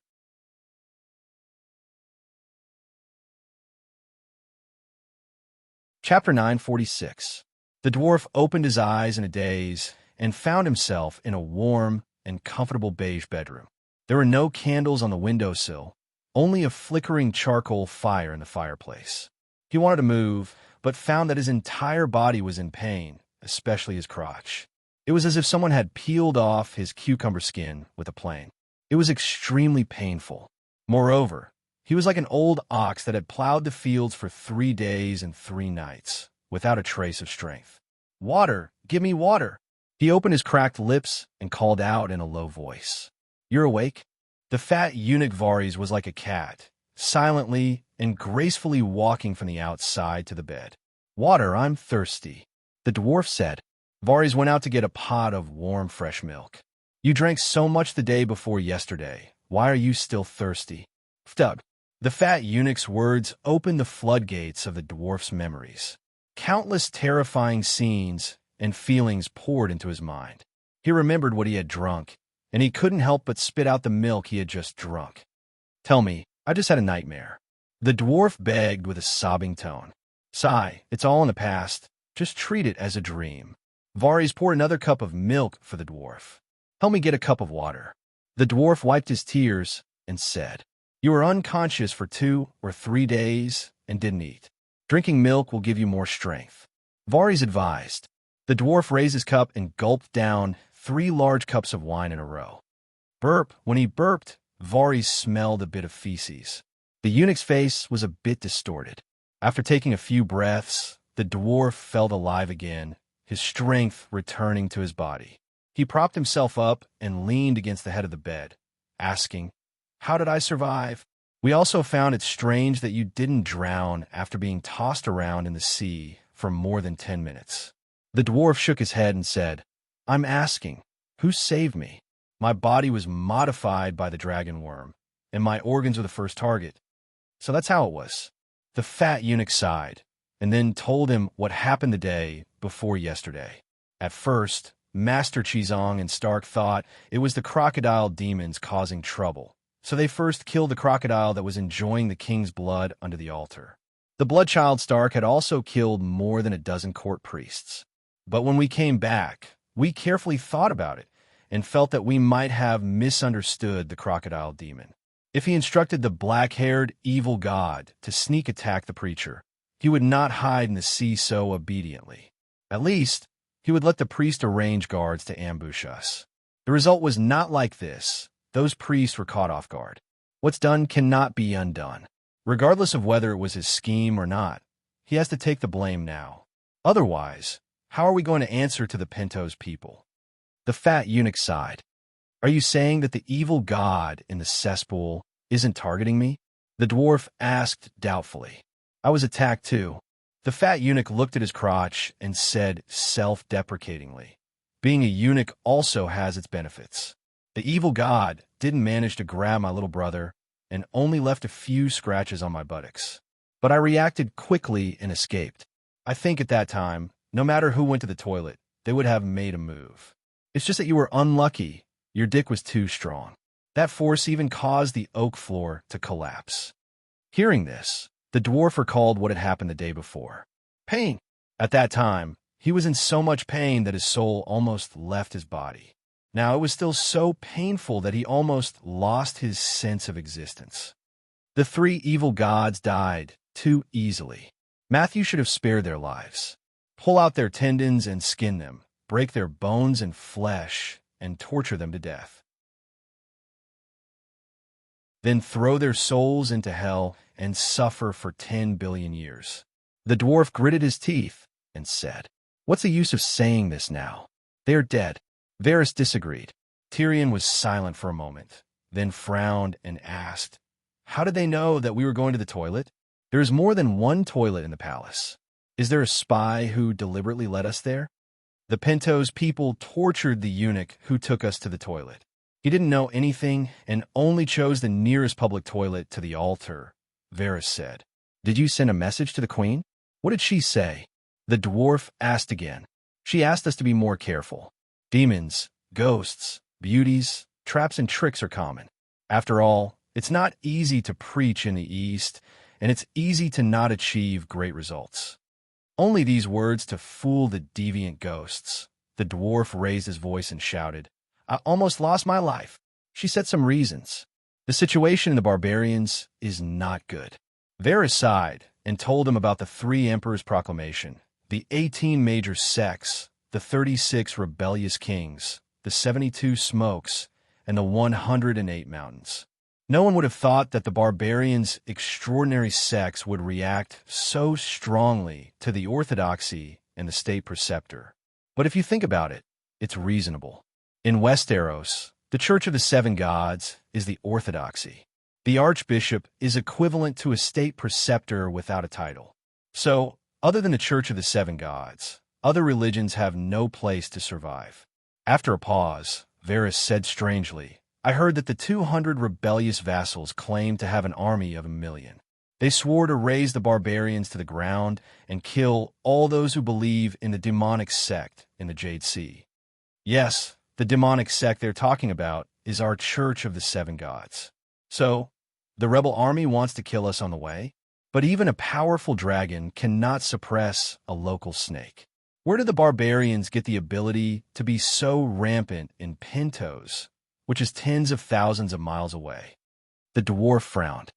The queen is also confused. She is asking Wizard Kuei she to help investigate this matter. Varys said, "They have an army of 1,000,000, and we still want to go to the barbarians? An army of 1,000,000. Do you think it's possible?" Varys laughed. "Even with a 10% discount, it's still 100,000, right? Maybe, but we don't have to worry." Varys was full of confidence. If it's just one army, with a vassal leading 100,000 troops, the barbarians will not be able to defend themselves. But the rebels have more than 200 armies. Even someone like me who doesn't know anything about military affairs can understand that it's a disorderly army. What you said is not without reason. The dwarf nodded in agreement and sighed. But there's one thing. Our King Bo seems to be even worse. That's why it's our turn to show off.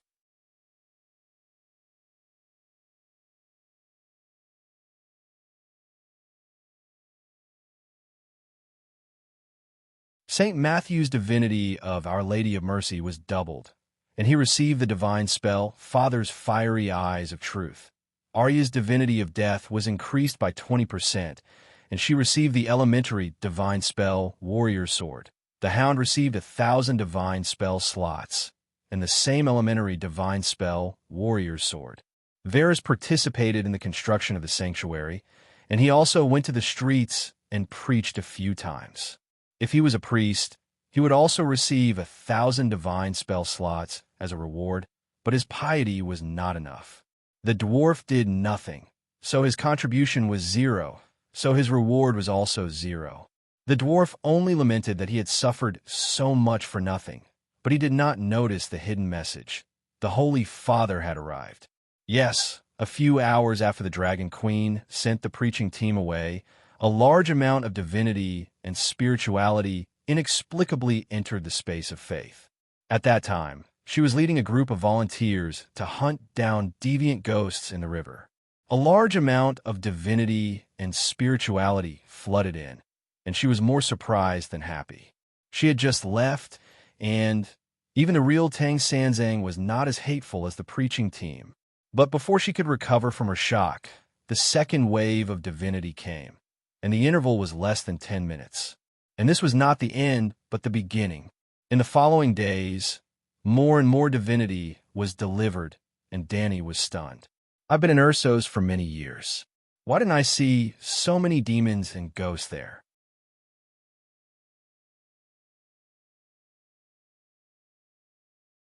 Chapter 9:47. On the first day after the teaching team left, the divine titles of the Father and the Old Woman were lit up. While she was pleasantly surprised, the Dragon Queen was also a little shocked. What happened? But after a few days, she became numb. Almost every day, there would be new divine titles. All the divine titles were killed by Saint Matthew, who had comprehended the merciful heart. Arya also killed many saints. The world seemed to have become very strange. Dany had an illusion. Saints and divine titles were everywhere. Less than a week after the teaching team left, the 7 gods were officially complete. The blacksmith, the Holy Mother, the warrior, the stranger, the father, the old woman, and the young girl were all complete. In the teachings of the 7 gods, the Father represented justice and was in charge of judgment. After receiving the divine title of the Father, Dany and the great black dragon spirit obtained 2 abilities: Eye of Justice, which allowed me to see whether you are human or a ghost, and Judgment Scale, which allowed me to have the final say here. The Eye of Justice was very easy to understand. It could analyze whether the other party was lying or whether they were good or evil through the mental waves and aura of the soul. It was probably a combination of the fiery golden eyes and the lie detector. Of course, the fiery golden eyes could see the original form of a demon at a glance, but the Eye of Justice could not. It could only analyze the other party's attributes.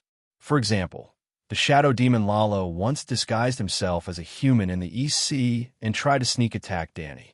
If Dany had the Eye of Justice, she would have been able to see that the aura around him was not right.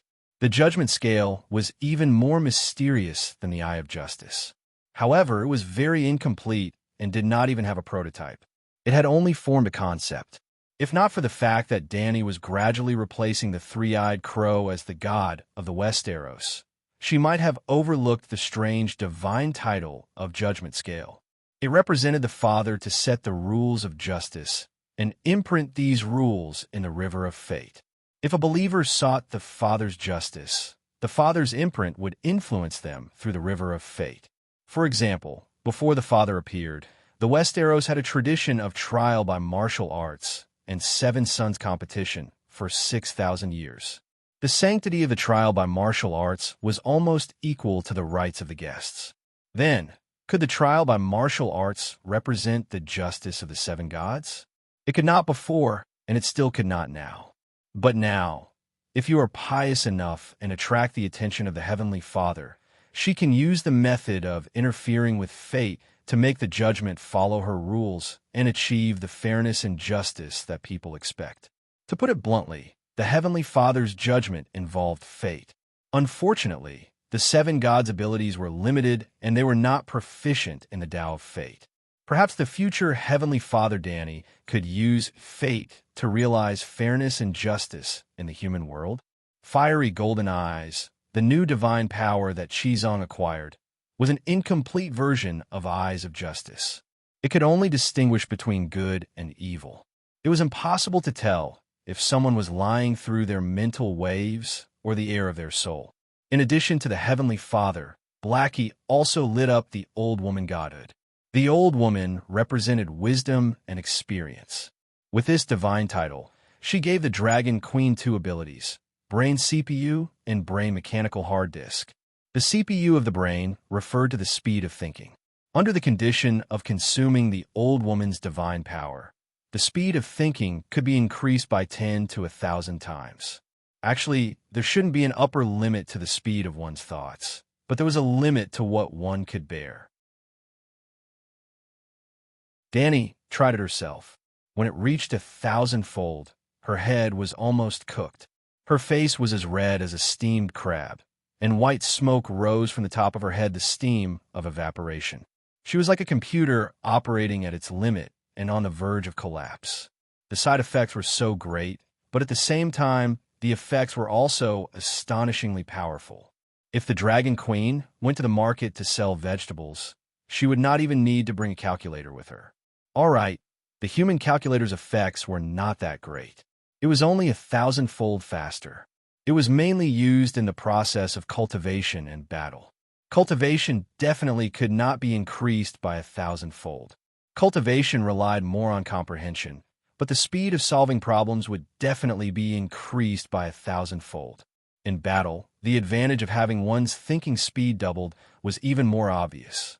This was because many divine powers were cast through the power of the soul. After 1,000-fold increase in thinking speed, this casting speed was probably the so-called instant casting of a forbidden spell. The benefits that the Heavenly Father and the Old Woman brought to Danny were direct. It even caused a qualitative change in her strength and way of existence. As for the last divine title of the seven gods, the young girl, it was a little awkward. The young girl godhood did not light up together with the Old Woman godhood and her talents. A few days later, another large wave of divinity and spirituality arrived, and the seven gods were complete. In the past few thousand years, the young girl had always represented innocence and chastity. To put it bluntly, it meant that a girl should be an obedient virgin. After she got married, she would become a woman. She would no longer need to worship the young girl, nor would she have the right to worship the young girl. Instead, she would worship the Holy Mother. This kind of doctrine was not what the Dragon Queen wanted. That was why when she recultivated the Seven Stars Holy Bible, she changed the young girl chapter the most, directly changing it to freedom and holy light. The new doctrine had only been passed down for a few years, and the new divine title had not been fully formed yet. Danny received a strange talent that was neither new nor old, the Mary Sue halo. When she was blessed with the young girl godhood, her usual waist-length silver hair would glow slightly.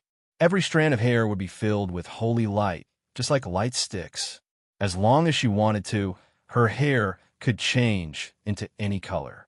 For example, where her hair turned red, she would emit an aura that would let everyone around her know that she was angry, and that they would be anxious because of her anger. When her hair turned gray, the people around her would feel a faint wind blowing on eggshells. Oh, no, it was the sadness of the autumn wind blowing on the withered yellow ginkgo leaves. Then, they would be gripped by her sadness. Her hair could also turn into a colorful cherry blossom color.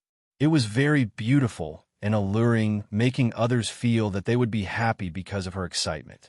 Not only was her hair filled with holy light, even her skin was sparkling like snow under the holy light, white and translucent. Not only was her hair and skin glowing, but her eyes, if combined with her identity as the wind god, she could even make her hair and skirt flutter in the most beautiful arcs forever. She could even summon colorful petals to surround her body, and little fairies would sing for her in the wind. Compared to her, the likes of ice crystal tear butterfly snow are Shang, purple Zuelissa Vera, and Gualgia Isidro, Elizabeth were all weak. The young girl Dani was the Mary Sue god of the Song of Ice and Fire world. However, other than giving Dani goosebumps from embarrassment, this skill was almost useless. Oh, it was not useless at all. She felt that she could design different styles for the different priesthoods of the seven gods in the future. For example, in the stranger's cloak, there should be a cold-faced girl with long, straight black hair. It would be best if her skin was pale and her eyes were red like blood. After the seven priesthoods were combined into one, Dani found another benefit. She had a deeper control of the faith space. Just like before, she only got 1/7 or 2/7 of the shares because she was the only shareholder. Even if she only had one priesthood and 1/7 of the shares, she still had the final say in the faith space. After grasping 100% of the shares, she could completely control the seven gods' unlimited liability company. She could even try to divide the faith space. That's right, divide the space into two or one into three. Dani was considering whether to separate heaven and hell. A long time ago, Dani had thought that the stranger should build a 7-level hell for Westeros. The main body of hell was located in the world of death. First, she would find a blessed land in the real world that connected Yin and Yang.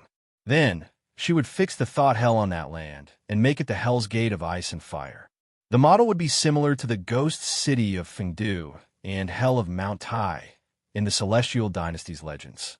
These two Hades were actually the so-called blessed lands. It was also because the benefits brought by the scripture teaching team were too great that the Dragon Queen decided to increase the investment in Double Chi Zhang's Mother of Mercy divinity. The main reason was to strengthen his connection with the Mother of Mercy, ensuring that he could still be as powerful as before even if he went to the east, which was far away from Westeros. Well, looking for a city's prince to stamp a customs document was naturally Dani the Buddha's bad taste. However, building a temple for the seven gods in a free trade city and distributing atonement scrolls to establish the local faith was really beneficial to the transmission of divine power. Before Dani received the three-eyed crow's allegiance, the efficiency of the transmission of divine power between the seven gods and the Westeros devout believers, with a level of 10 and above, was around 50%.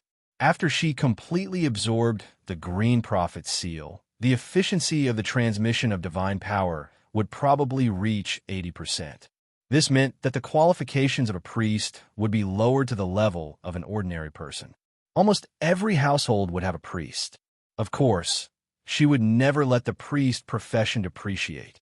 The scene of every household having a priest would never appear. On the other side of the narrow sea, in Pentos without a temple for the seven gods, the efficiency would drop from 50% to 45%. All the way to the east, Kohor 40%, Mong City 35%, Bone Mountain 30%, Barren Land 25%, Shadowy Asia 20%, and the easternmost Darkland 15% to 0%.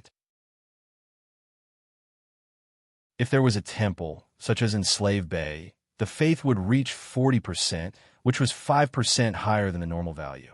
If the temple was built all the way from Pentos to Slave Bay, it would increase by another 5%. If a few thousand years were used to stabilize the faith, the transmission of divine power from all over the world would basically reach the same level. The Westeros would still be the highest, while the other regions would be slightly lower. Other than divinity, Mother of Mercy Dani also bestowed upon Qi Zong the divine art of Golden Gaze fiery eyes, ensuring that not a single fairy would be able to escape his eyes. Heir a master with Golden Gaze fiery eyes, and a senior apprentice brother who needs to be saved by master. This combination is really strange.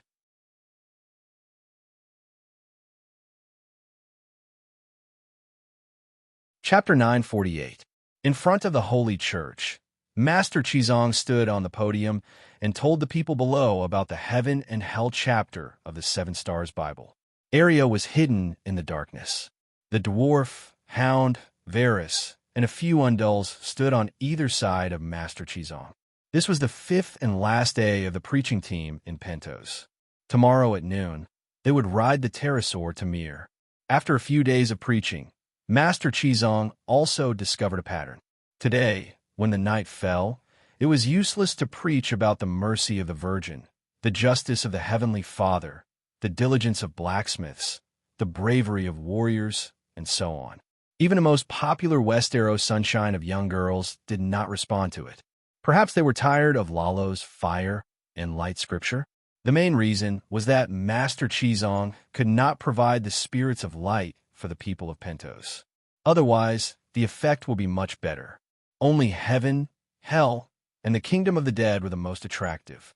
In the beginning, when Master Qizong preached, there were only a few hundred listeners, and only 300 Westeros merchants and sailors were willing to receive the Atonement Scroll. Today, there were more than 2,000 people gathered below the podium. After people die, they have a place to return to. They enter the kingdom of the dead from the mortal world. Believers and even non-believers will enter that world after death. It is a cold, desolate shadow world without color and vitality. The souls of non-believers wail in pain in the kingdom of the dead, like sugar cubes falling into warm water, slowly melting and disappearing.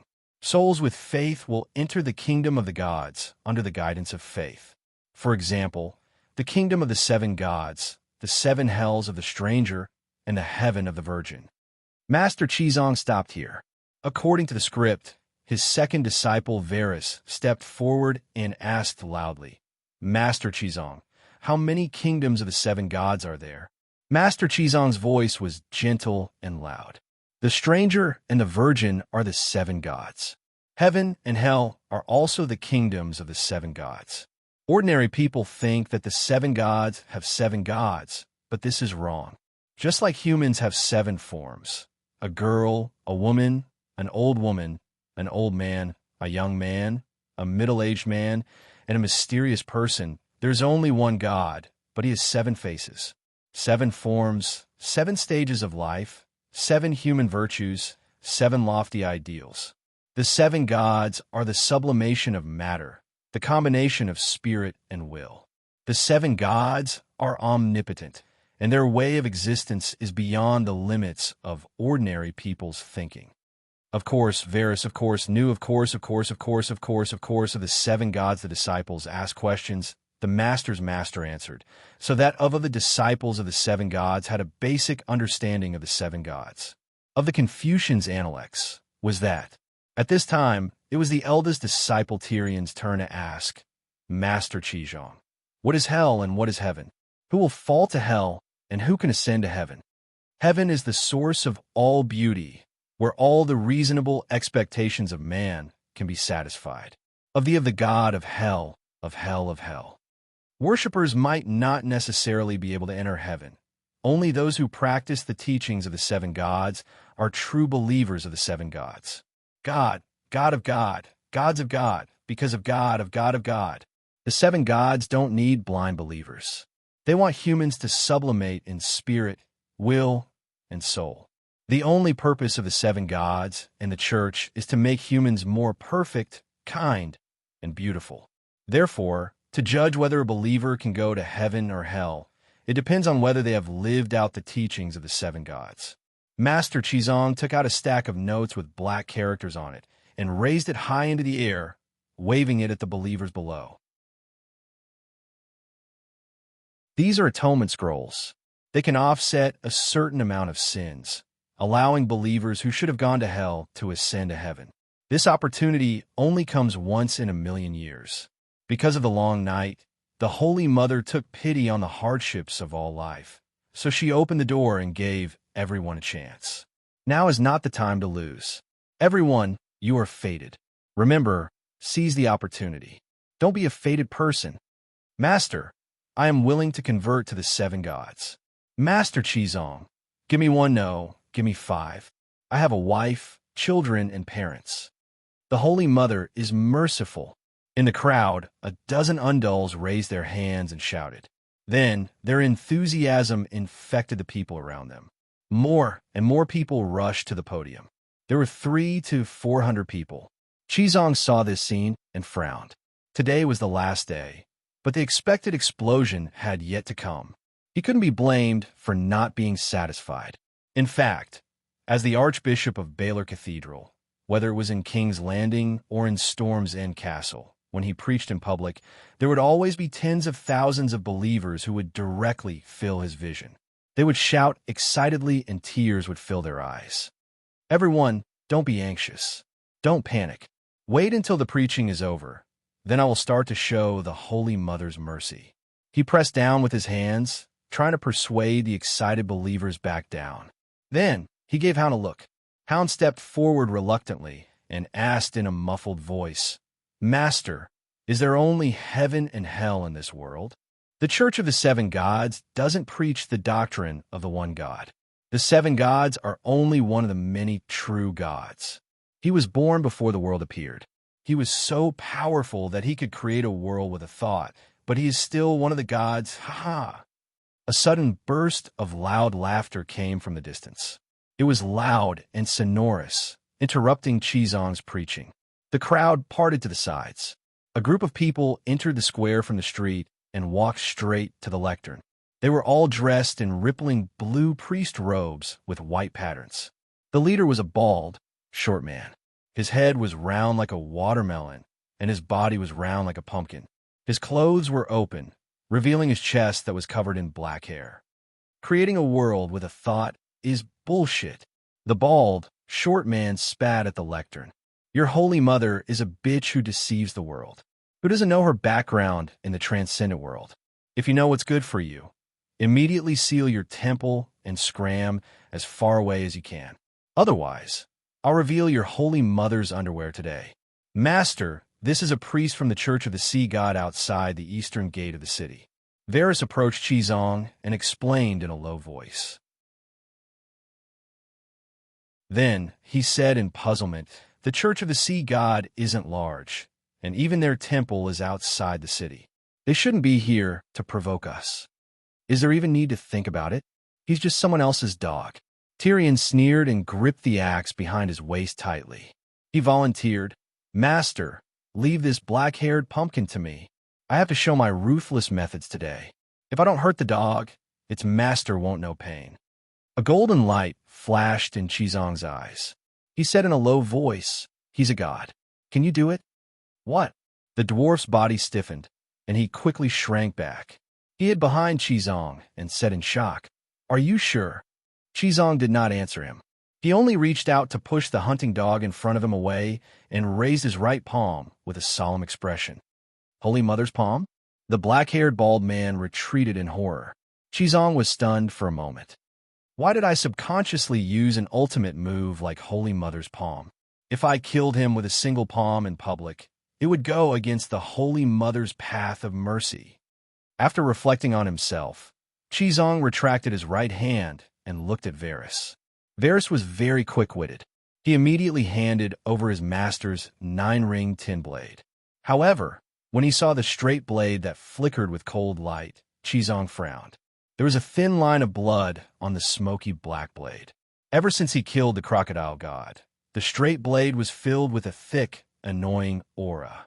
According to Saint Danny, it was the baleful aura and killing intent naturally condensed by the divine weapon.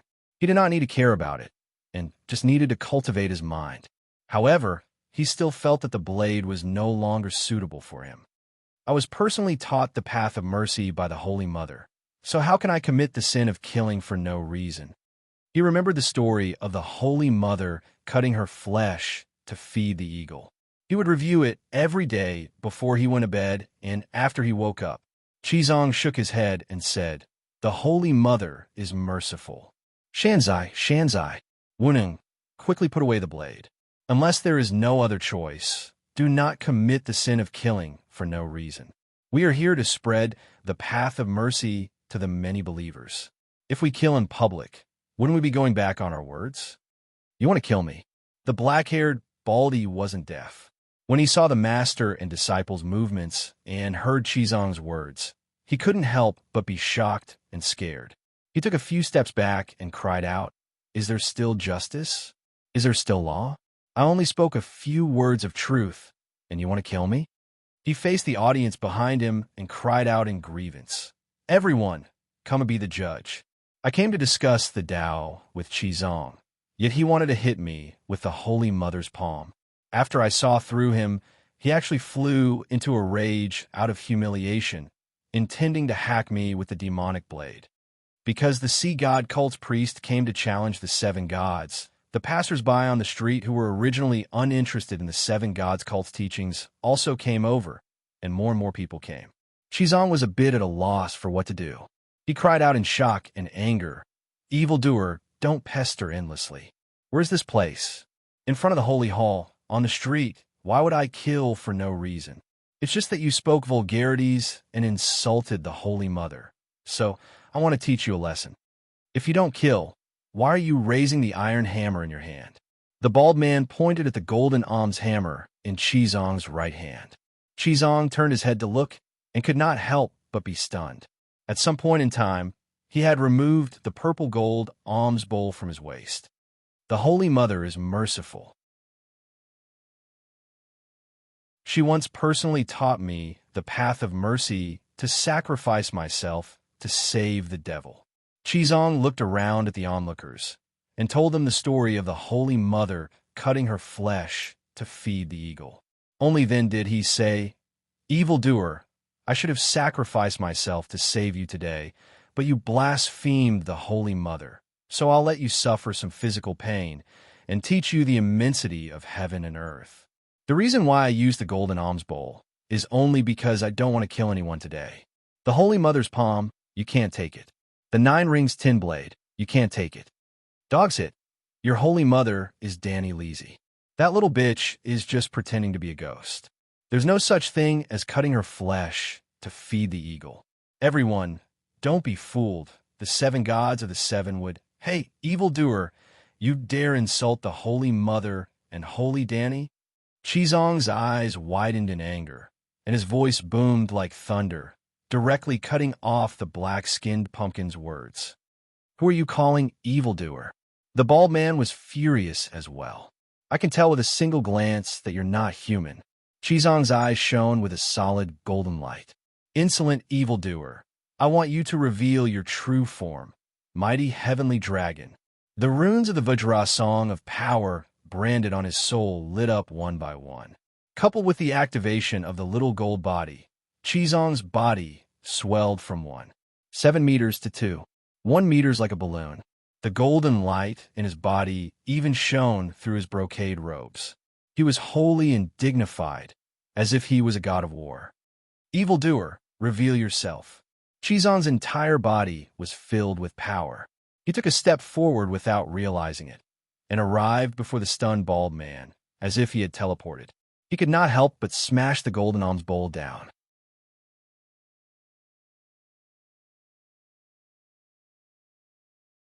Chapter 949. Asterisk boom. Asterisk there was a clap of thunder, and blood and flesh flew everywhere. In Qizong's original plan, his purple gold alms bowl was empty. If he controlled his strength, he would at most smash the black-haired Baldy's head until it bled. The Baldy would then be unable to resist using witchcraft and expose his true identity. This way, he would be able to prove to the public that his words were blasphemous and slanderous through his identity as a monster. However, when he activated the Holy Mother's golden body, the massive power was completely out of control. Divine power surged wildly into his arm. There was also his brain. Unconsciously, the high-level warrior's sword divine art was activated. Countless experiences of using hammers entered his mind. It was as if he was possessed by a warrior, and he used an extremely ingenious hammer strike. It was like a giant hitting a watermelon. The golden alms bowl was clearly hollow, but it had the force of a landslide. It instantly broke through the Baldy's skull, and in the next instant, it hit the Baldy's belly that was covered in black hair like a pregnant woman. Asterisk pop. Asterisk as if a grenade had exploded in his stomach. The shell with black hair, the flesh that had been crushed into minced meat, the white bones, the green organs, and the steaming brown feces splashed 7 to 8 meters away. With Qizong's hammer as the center, a bloody mist even spread out around it. It was as terrifying as a demon. In the huge square, everyone seemed to have suddenly died. Their eyes were wide open, and their mouths were agape. Silence. Only the intestines and organs that splattered on the faces of the people around them fell to the ground. Asterisk gulp. Asterisk the dwarf was the first to come back to his senses. He gulped and muttered, "Is there need to be so ruthless? It would have been better to use a knife or use a divine palm to turn him into a matchstick man. What's going on?" The dazed master Qizong seemed to have woken up from a nightmare. He looked at the purple gold alms bowl with a long handle and shouted, "Holy Mother is merciful. I really only used a little force. Oh gods!" His belly was cut open. "It's too cruel. I heard that he's the Archbishop of the Seven Gods. West Arrows call him Merciful Matthew. Is there a mistake? He's never given a wrong nickname. He himself has always preached the Holy Mother's merciful path. Perhaps his mercifulness was compared to the more barbaric barbarians of the Land of Sunset. At least, he gave a warning before he killed. At least, he knew how to be hypocritical. It's true that he's hypocritical, but forget about being merciful. Killing people on the street can't be considered merciful. Ah, Her Majesty the Sea God is dead." While everyone was talking about it, the blue-robed oracles who followed the bald fat man to challenge them suddenly hugged their heads and wailed. "Sea God?" The surrounding people were shocked again. They stared and retreated in horror. That bald man's belly was covered in black hair. How was it made of flesh? It was obviously a layer of hard and thick shell. Was it armor, or take revenge for His Majesty? A blue-robed old priest roared angrily at Qizong. After the roar, his facial features quickly shriveled into a hideous, decayed skeleton like a ball with holes. His belly began to swell as if it had absorbed the essence of his head. Qizong knew that the other party was using blood shaman arts. He wanted to counterattack, but he hesitated. He didn't hesitate anymore. The next moment, a black light flashed, and the old priest's head flew into the sky. A mud-like liquid gushed out of his neck, splashing 7 to 8 meters high and landing in all directions. Wherever the mud landed, regardless of whether it was the square stone slabs or the person's head, cheeks, or clothes, they all sizzled as if they were corroded by concentrated sulfuric acid. "Ouch! Ouch, what is this? Help my eyes, my face." The surrounding people were in chaos. Master Qizong shouted, "Arya, stop! Evil disciple, have mercy!" In other words, but they were drowned out by the chaos. After a while, a team of 30 city guards rushed over and restored order. The priests with blue bottoms and white wavy waves were all dead. A sword slit their throats or pierced their hearts. The bright red blood dyed the gray square red, making it look like a slaughterhouse. "General, the sea god religion's main god brought his believers to challenge us. It's a conflict of faith, and it has nothing to do with the city's security." Varys walked over, grabbed his hand, and secretly stuffed a 2,000 gold coin note into his hand. 24 people died. "It's hard for me." The commander held the note tightly and said in a conflicted tone. The dwarf shouted, "What's hard for you to do? Dragon Queen's scripture teaching team was assassinated on the street, and you can't fight back? Do you still have laws in Pentos? Or do you want the Dragon Queen to come to Pentos and ask for an explanation personally? They didn't bring any weapons. It's not right to assassinate them on the street, right?" The commander was troubled. "This is an evil god." Varys pointed at the sea god's corpse. "General, everyone, please take a look. That baldy with a big belly isn't human at all." "Ah, this looks like a big black conch," someone exclaimed. "It does look like one. Why does he have a black conch belly?" "Conch essence." The dwarf stepped forward and used his foot to poke at the corpse pile. He frowned and said, "It looks like a person with a conch shell. It's very strange." "It's really a god." The commander and the guards' faces turned pale, and their voices trembled. Master Qizong already said that this is a demon. Killing people is against the law, but slaying demons is for the country and the people, Varys said with a smile. Then he looked at the red and white pieces of meat, licked his lips, and muttered, "I wonder if this kind of conch can be made into conch powder. I've eaten it a few times at Fish Market Street, and the taste seems pretty good. King's Landing also has conch powder? I thought only Dragonstone Island and Slaver's Bay had it." The dwarf said curiously. King's Landing is short of food, but Blackwater River has conch, the dwarf said with a smile. If we cut a piece of conch meat and send it back to Dragonstone Island with the crocodile skin, the conch powder will be made into conch powder, snail meat to make snail powder, and crocodile skin to make bags and boots. Perhaps this will please the Dragon Queen. Bad idea. Varys shook his head and said to the guards, "As you can see, we're slaying demons." The commander was hesitant. Let's go, let's go." At this moment, Prince Jacob of Black Skin from next door walked over, surrounded by eunuchs and servants. The conflict between the gods has nothing to do with Pentos. We won't interfere. Many people died. The commander was not one of the trade prince's men. They're using blood witchcraft. Look around. How many innocent believers have died? Look at that. His face melted. Look at this. His head melted into a pool of water. Varys wrinkled his nose and pointed at the moaning fish around him. Help! Help me! I don't want to die. Holy Mother of Mercy, Master Chizong, save me. Seeing that someone was finally paying attention to them, those unlucky bastards immediately increased the volume of their cries for help. The commander sighed and left with Varys's gold notes. Master Chizong first used holy flames to burn the corpses of the sea god and the sea god priest to ashes, and then used holy healing art to dispel the evil witchcraft and heal the injured. I hope everyone doesn't misunderstand. I didn't have the intention to kill, but because he was an evil god, I personally acted. Even if I did, I used the least powerful weapon, he explained to the people around him. You could tell at a glance that he was a snail demon and had a thick shell, so you used the golden melon hammer, which is best at breaking armor. Brilliant, truly brilliant. Everyone agreed, but that was what they thought in their hearts. He's clearly an evil god, so why couldn't he even withstand a single hammer strike?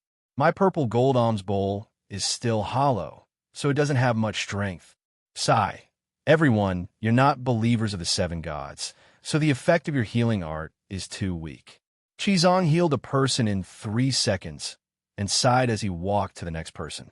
You even used the great mighty dragon of heaven. Although we don't know what the great mighty dragon of heaven is, looking at its posture, its body expanded into a small giant, golden like a god, and you say that it doesn't have much strength? You healed a person whose cheeks melted so quickly, and you still say that the effect of your healing art is weak? The smiles on everyone's faces couldn't be maintained anymore. This master was too hypocritical. However, even though the master was hypocritical, his methods were truly powerful. He could use the great mighty dragon of heaven and holy light illumination. Perhaps the seven gods really were a good choice.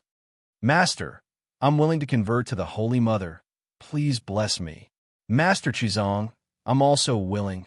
With a start, a large group of people immediately swarmed over. Chizong looked around and couldn't help but be stunned. There was a sea of excited believers, probably more than 2,000 of them. He was both happy and puzzled. I went against the Holy Mother's path of mercy and killed a god in front of everyone. Arya even went on a killing spree and threw mercy into the narrow sea.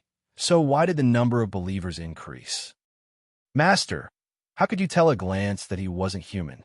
After finishing the lecture and returning to the holy hall where the statues of the seven gods had just been erected, the dwarf couldn't help but ask, "It's the fiery eyes of truth that the Holy Mother imparted to you the last time I told you. No demons or ghosts can hide their identity before the fiery eyes of truth."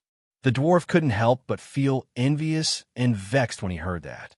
He cried out, "That shitty sea god this afternoon wasn't much stronger than a normal person.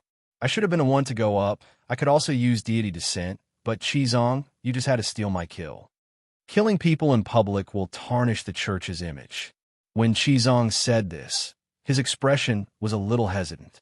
As expected, the dwarf immediately retorted, "You killed the evil god," and the believers became even more enthusiastic.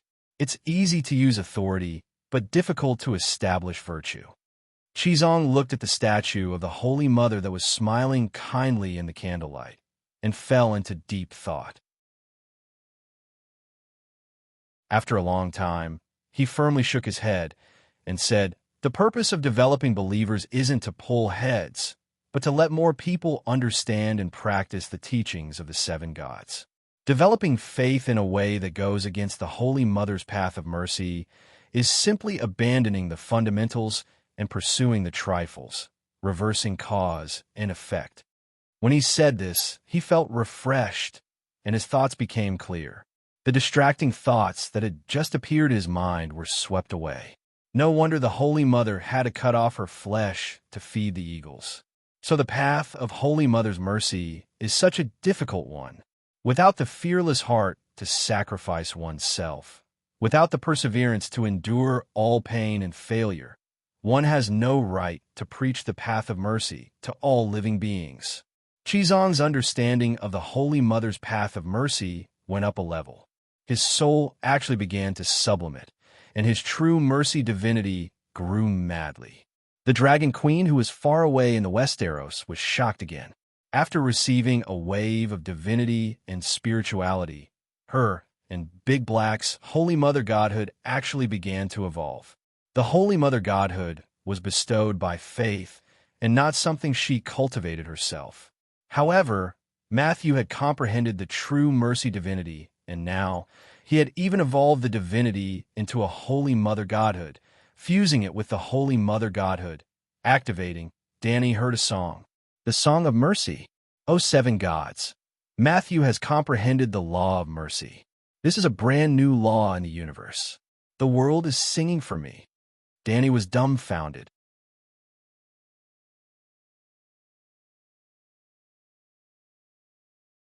Chapter 950. Why did Master Qizong comprehend the law of mercy, but why didn't the world make Dany sing? It wasn't just because Qizong was the Holy Mother's subordinate god. More importantly, he believed in the Holy Mother wholeheartedly. Qizong even offered his life imprint to his faith. Compared to the life imprint, the Song of Laws was just a mere worldly possession. This was the greatest value of believers to gods. It wasn't necessarily sad for believers. St. Matthew was very happy right now, in a true joy of being recognized by the Holy Mother. He was even happier than Dany, who accidentally activated the Song of Mercy. This kind of happiness was something normal people might never experience in their entire lives. The Song of Mercy took the lead. With 1% progress, Qizong's soul naturally ascended, rising from a level 2 archangel to a level 3 archangel. The Holy Mother wasn't stingy with her rewards. She said to Qizong, "Well done, I'm very satisfied. Continue to work hard, you are walking on the right path." The Holy Mother was sincere. While slaying demons to provide her with large amounts of spiritual essence and divinity, he cultivated himself and developed a brand new Song of Laws. How could she not be satisfied? How could Qizong's path not be correct? This kind of recognition that didn't cost a single cent was the greatest reward for Qizong. He smiled like a 100-pound idiot. This old man was a bit thin. In the eyes of the disciples, their master was in a daze for a while, and then a golden rune lit up between his brows. His skin shone with holy light, and his dignified and holy aura made them feel reverence, not daring to make a sound. After a while, the phenomenon disappeared, and Qizong grinned foolishly. Only then did they come back to their senses. "Master Qizong," the disciples took turns to call out. "Oh, the Holy Mother's grace. I have comprehended the path of mercy again, and was promoted to a level 3 archangel by the Holy Mother," Qizong explained casually.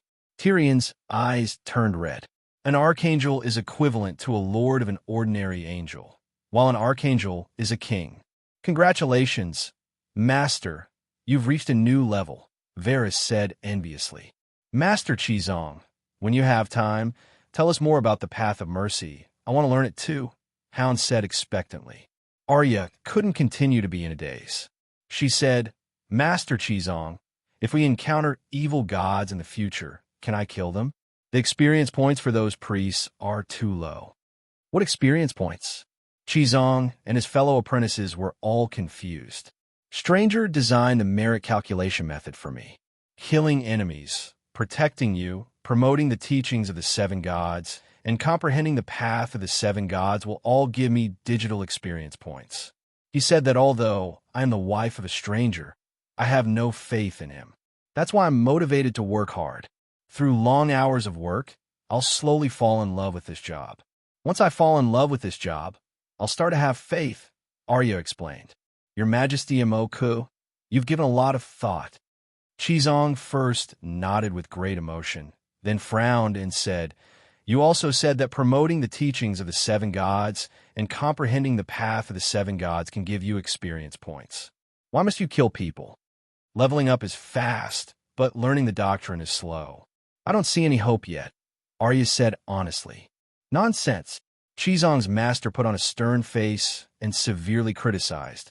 You're putting the cart before the horse. How could it be slow to comprehend the doctrine? Why can't I see any hope? Am I not a good example? Yes, you're a good example.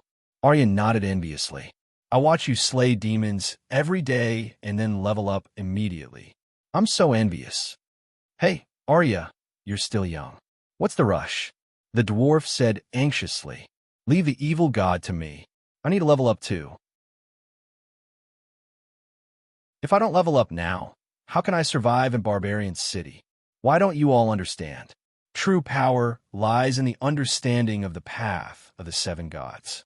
True power comes from the sublimation of the soul. Chizong's master stomped his feet and sighed. Just say it. Are you willing to give up the evil god? Arya asked with a wooden face. The dwarf also looked at him pitifully like a husky begging for food. Chizong shook his head with a serious expression and said in a deep voice, I bear the responsibility of teaching you all. I can't watch you all go astray. From now on, only I can deal with the evil god. Don't interfere. As long as the conditions permit, I will use my heart of love and benevolence to enlighten them instead of killing them mercilessly. After the meeting, Chizong brought the thirsty hound to pray in front of the Virgin Mary statue. Varys was ordered to pack his luggage and arrange how the Holy Church would operate after the preaching team left. The dwarf dragged Arya to a guest room and said through gritted teeth, We have to fight back. He's trying to kill us all. He said nice things and that we have to be merciful. But which of the evil gods we encountered in the past few days didn't die in one move? They didn't even give us a chance to kill them. Arya was silent. She felt that Chizong was a little hypocritical, but he wasn't as sinister as the dwarf said. Arya, you're a smart person. I'll tell you the truth in a smart person's way. Tyrion cleared his throat and lowered his voice to the lowest. Do you know the real reason for preaching in Barbarian City? It's not to spread the teachings of the seven gods, nor to save the people of Barbarian City. To put it bluntly, the ultimate goal of the seven gods is to slay demons. Arya gave him a contemptuous look, playing tricks in front of the true gods. You're really bold. I'm telling the truth. The Holy Mother told me herself. Tyrion swore. Arya's smile became more sarcastic. You want to meet the Holy Mother? Tyrion was anxious, but he couldn't give a reasonable explanation. What did Stranger tell you? Helplessly, he changed the topic. Stranger told me to slay demons and ensure that Chizong completes the preaching mission. There was nothing wrong with that. Sighing, Tyrion said directly, Let's put it this way. Barbarian City is definitely more dangerous than Free City, right? Arya nodded. That's why we stopped along the way.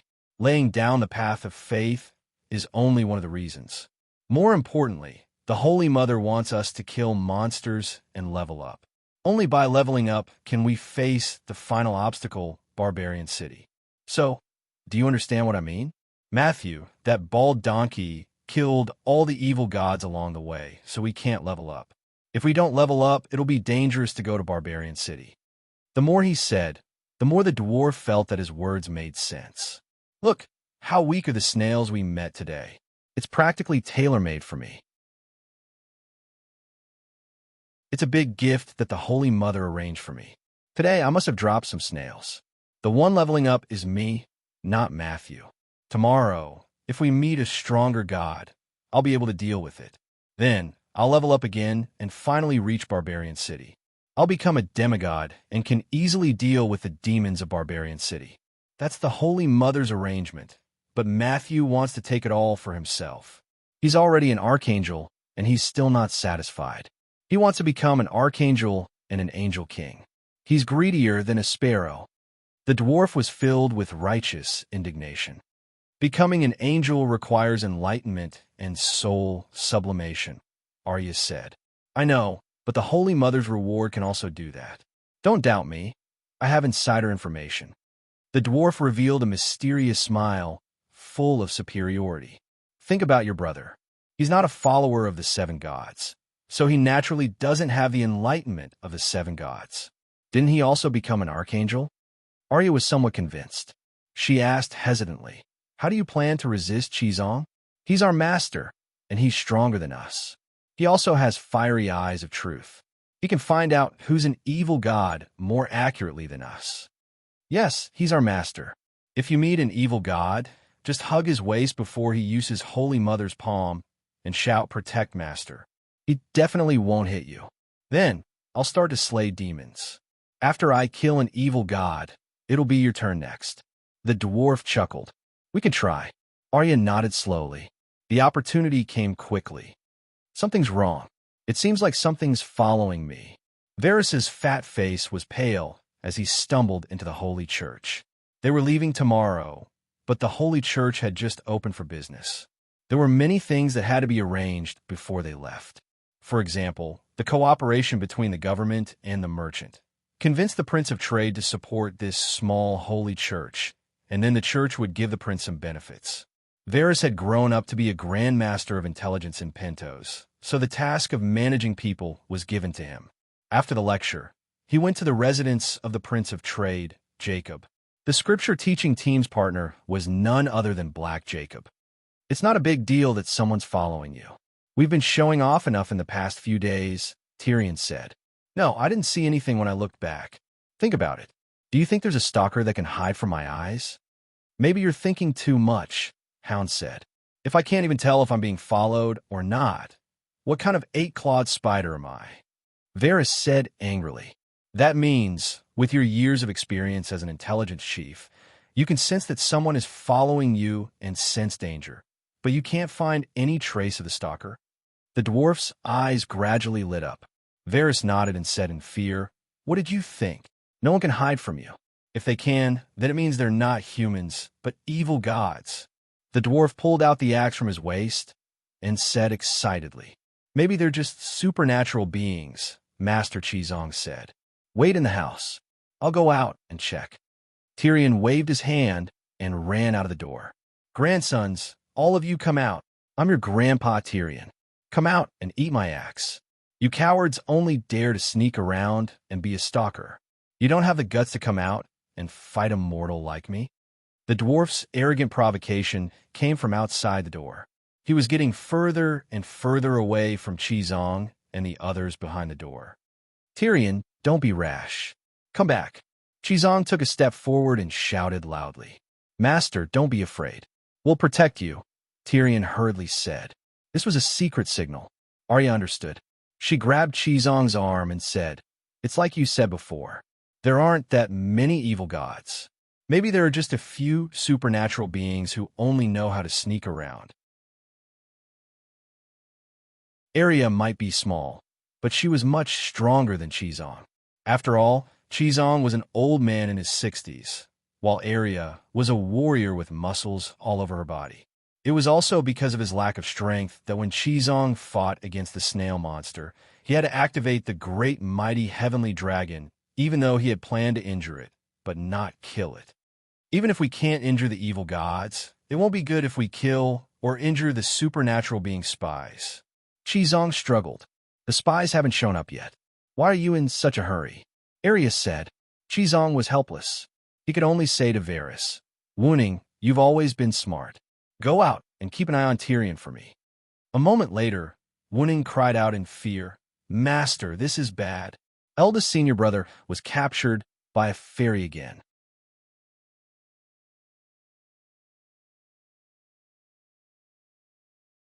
Chapter 9:51. As the #1 intelligence expert in Game of Thrones, the eight-clawed spider's senses were very sharp. He couldn't sense the traces of the gods, but when the gods spied on him at close range, it made his back sweat and his hair stand on end. There really was a mysterious existence tailing him. His goal was only to monitor the preaching team and observe their strength. He didn't plan to attack immediately. After all, in just a few days, Master Qizong had killed 5 gods in a row. Among them, the god of sea and earth was one of the most powerful gods in the narrow sea. He was at least in the top 20. Therefore, he didn't dare to act rashly. But the dwarf was too good at attracting hatred. He was also a god, and the dignity of a god didn't allow him to be insulted by mortals. When the dwarf courted death and shouted, "With me here, you bunch of trash will never hurt Master Qizong," he appeared at the edge of the square below the lectern. It was a black shadow with a single green eye embedded in its head. In the dead of night, in the empty and lonely square, it was particularly conspicuous. When the dwarf saw it, he was surprised and delighted. Of course, he was also a little afraid. But in the blink of an eye, he remembered 2 things. First, the Dragon Queen had told him many times that this world was too harsh on extraordinaires and gods. Although they had many tricks up their sleeves, there were many times when they would be defeated by powerful mortals armed with sharp weapons in a head-on battle. Second, Master Qizong slaughtered gods like he was slaughtering dogs. Especially the screw demon he met this afternoon, who claimed to be the god of the sea. The dwarf dared to swear on his 2 dead fathers that after activating deity's descent, he would be able to kill him. As his thoughts raced, the courage to face the unknown evil filled his chest like the lust he felt when facing the new widow, Sansa. While shouting, "Where are you, evildoer? Come out and accept your death," he pretended that the demonist didn't come out to appease Qizong in the sacred hall. Meanwhile, he walked down the stairs with large steps, jogging towards that figure. As he ran, his spine began to light up with the runes of the Vajra Song of Strength. His body began to expand at a visible rate, and he let out a painful growl. "Fool, do you think we're here for that God's apostle? We are here for the bloodline of God." However, when the dwarf walked within 10 meters of the ghostly shadow, a deep and sinister laugh came from all directions. The dwarf shuddered. Suddenly, his head, which was so hot that it was about to cook his brain, cooled down, and a strong sense of danger attacked his heart. "You us? There's more than one evil god in the 7 levels of hell." He stepped on the brakes with a twisted expression. "Master, save me." Whoosh, whoosh, 3 black shadows instantly appeared on the left, right, and back of the little giant. Black wind violently surged, and sand and pebbles flew everywhere. The dwarf disappeared without a trace. The cyan eye that had been standing at the edge of the square had also disappeared without a trace. Had it blended into the wind? Blending into the darkness? Varys did not know. He stood at the gate and saw everything, but he was a pure muggle and knew nothing about the means of the gods. He couldn't even tell if the other party was a deity or a transcendent. The only thing he could do was to yell at the Templar Hall behind him with a twisted face, "Master, bad news. Eldest senior brother has been captured by the demon again." "What?" Qizong was shocked and ran forward with large strides. However, he could not run. His arm was still held by Arya. Arya said, "Master Qizong, you've been tired for a day. Just rest. I'll go save Tyrion." "Let's go out and take a look first," Qizong said. "Hound, you stay here and protect Master. I'll go save him," Arya insisted. "Oh, don't argue. Tyrion is nowhere to be seen. I don't know where the fairies have taken him." Varys shouted anxiously from outside. "My senses were right. It's an evil god. So many of them. There's more than one. Come out quickly and save him." "Save me. Master, save me. Master Qizong, come save me." Just as Arya and Qizong were arguing about who should go save Tyrion, the dwarf was wailing because he had not seen any reinforcements for a long time. His current condition was not too bad. The evil gods only used 3 wriggling black ropes to tie him up, making him unable to move. Then, they each held one end of the ropes and floated in a cloud of black mist, quickly moving towards the southern port. The way they moved was very special. They seemed to be borrowing the power of the wind. There was also a thick mist, as if they were wrapped in a cloud. In the black mist, the dwarf's vision was blurry. He could not see anything outside at all. He He could not tell if he was on the ground, in the sky, or in the sea. There were only four sinister and terrifying figures around him. The powerful soul waves made him dizzy and even a little suffocated. You've got the wrong person. I'm not the leader of the scripture team. After a long while, his master still did not come. The dwarf could not help but think of saving himself. Even if you kill me, Chizong will still go to Barbarian City to be the grand tutor and preach scriptures. I think you have to get rid of the leader. Only by killing Chizong can you stop the Seven Gods Church from entering Barbarian City. Why don't you just treat me like a fart and let me go? Then the four of you will go and catch my master. Kiki, do you think we're doing this for the religious beliefs of Barbarian City? The red-eyed black figure laughed strangely. This fool is so pitiful. He still doesn't know why he died. The one-eyed green figure who had lured the dwarf into a suicidal charge mocked. With the dim light emitted by the eyeball, he could vaguely see their human faces. The faces of the dead. They looked like corpses that had been drowned in the sea for 10 days and 10 nights. Their cheeks were swollen like steamed buns, their skin wrinkled and pale without any luster.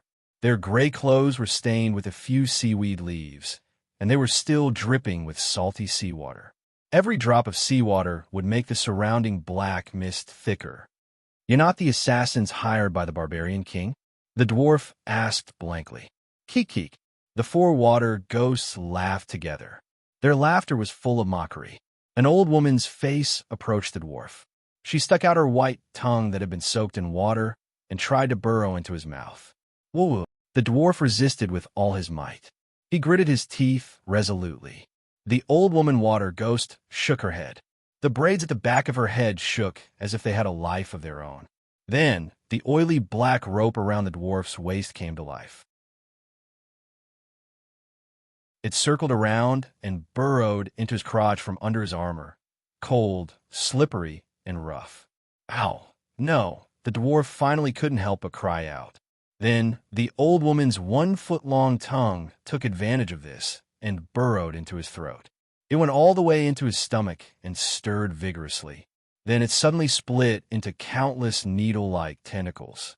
Like sea urchins, they pierced into his stomach forcefully. The dwarf's eyeballs protruded. His eyeballs were bloodshot. Pain surged like a tsunami and drowned him. At the same time, he could clearly feel something being drained from his body. The tongue in his stomach was like the greediest leech. It sucked fiercely at some of his unique traits. Magic power, bloodline, and soul. The dwarf was shocked and furious. The old woman water ghost was using a blood wizard art that stole his bloodline. No, he wanted to scream, but his mouth was blocked by a thick and long ice-cold tongue. But he still screamed, using his soul. Then, he began to counterattack. His organs turned into worms. This time, it was the old woman water ghost's turn to cry out. Her cry was like a blade scraping against glass, piercing the eardrums. The stomach turned into dozens of squirming worms. Some of them spat out blazing flames, while others bit the old woman's tongue. The old woman wanted to break free, but the worms refused to let go. They were still sucking in large mouthfuls. The dwarf who had received the inheritance of the high priestess of Valeglia also knew blood magic. The bloodline power, magic power, and soul factor that he had lost previously all returned to his body. Not only that, he was also wantonly plundering the old woman water ghost's origin, a kind of dirty white liquid that looked like a mixture of vomit and corpse water. The dwarf felt nauseous, but he still endured it. He sucked with all his strength until the slippery and rough black rope came out of his body and stirred vigorously. He was in so much pain that tears flowed everywhere. The old woman water ghost took the opportunity to pull back her tongue that was riddled with holes. Ha ha! The old woman water ghost on the side laughed strangely. Teaching you how to steal a mouth, you've suffered a loss, haven't you? The old woman water ghost said angrily. His blood wizard art is stronger than ours. Why are the divinities targeting him? Why is there a saying that if you eat the holy monk's flesh, you'll be immortal? A water ghost on the side disagreed. He's the brother of the Era's child. He has the bloodline of the divinities. It's normal for him to know blood wizard art. The old woman water ghost went silent. Hearing that, the dwarf became agitated. Your goal isn't the sutra teaching squad, but me? Just because I'm Danny Leesy's illegitimate brother? What else could it be? What does the faith of the barbarians have to do with the divinities of Ursos? If not for your identity as the child of God, why would the divinities of the major cities leave their temples and travel thousands of miles for you? I'm innocent, the dwarf cried. I'm not the child of God. I'm just an illegitimate son. The definition of child of God is the direct bloodline of the true God. My bloodline is of low grade. My talents are a mess. Otherwise, why would I go to the barbarians to seek a better future? The dwarf cried. If your talents were good, we four ghosts of the narrow sea wouldn't dare to target you, the green-eyed ghost said. Hearing that, the dwarf hurriedly said, For great kings, please listen to me. Regardless of my talents, my sister's care for me will not be lacking. If you target me, she will definitely take revenge. You think I'm afraid of her? The green-eyed ghost sneered. Didn't you just say? The dwarf was confused. The more powerful your talents are, the more secrets your bloodline contains that belong to Danny Leesy. Who doesn't know that she has comprehended Song of Fire, Song of Wind, and Song of Light? Especially Song of Fire and Song of Wind. Song of Wind was personally taught by the previous god of wind, Old Fish Liangmu. Do you know Old Fish Liangmu's position among the divinities? He is a divine king without a title. In other words, your sister might be able to chant a divine king-level Song of Wind. But what's even more terrifying than Song of Wind is her Song of Fire. Many divinities now believe that she might have comprehended the highest grade Song of Fire that contains the power of creation and can summon secondary first flame. Now, do you understand her achievements? Do you understand how noble your status is? You're the brother of the future number 1 divine king. As he spoke, the green-eyed ghost tone was very complicated. There was reverence, admiration, but more than that, there was jealousy, resentment, and greed. Although I don't really understand, should I be proud? My sister is actually so powerful, the brother of the future number 1 divine king. Fuck, I didn't even know I was so noble. The dwarf was stunned as he muttered. Yes, you should be proud. She's still not the strongest heavenly god, and it's even more likely that she will die prematurely. But in terms of potential and future, no one can compare to her. But at the same time, you should be afraid. Do you know how valuable the bloodline and laws of the most promising heavenly god in history are? Now it's in your bloodline. Through your bloodline, you can comprehend Danny Leesy's laws, the green-eyed ghost said excitedly.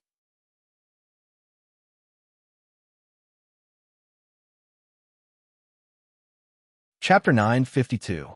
Of course, if the child of God's talent is too strong, for example, the son of the Maiden of Light and Night Lion, the Celestial Emperor, the bloodline, contains too many secrets of the true gods, and the value is too great.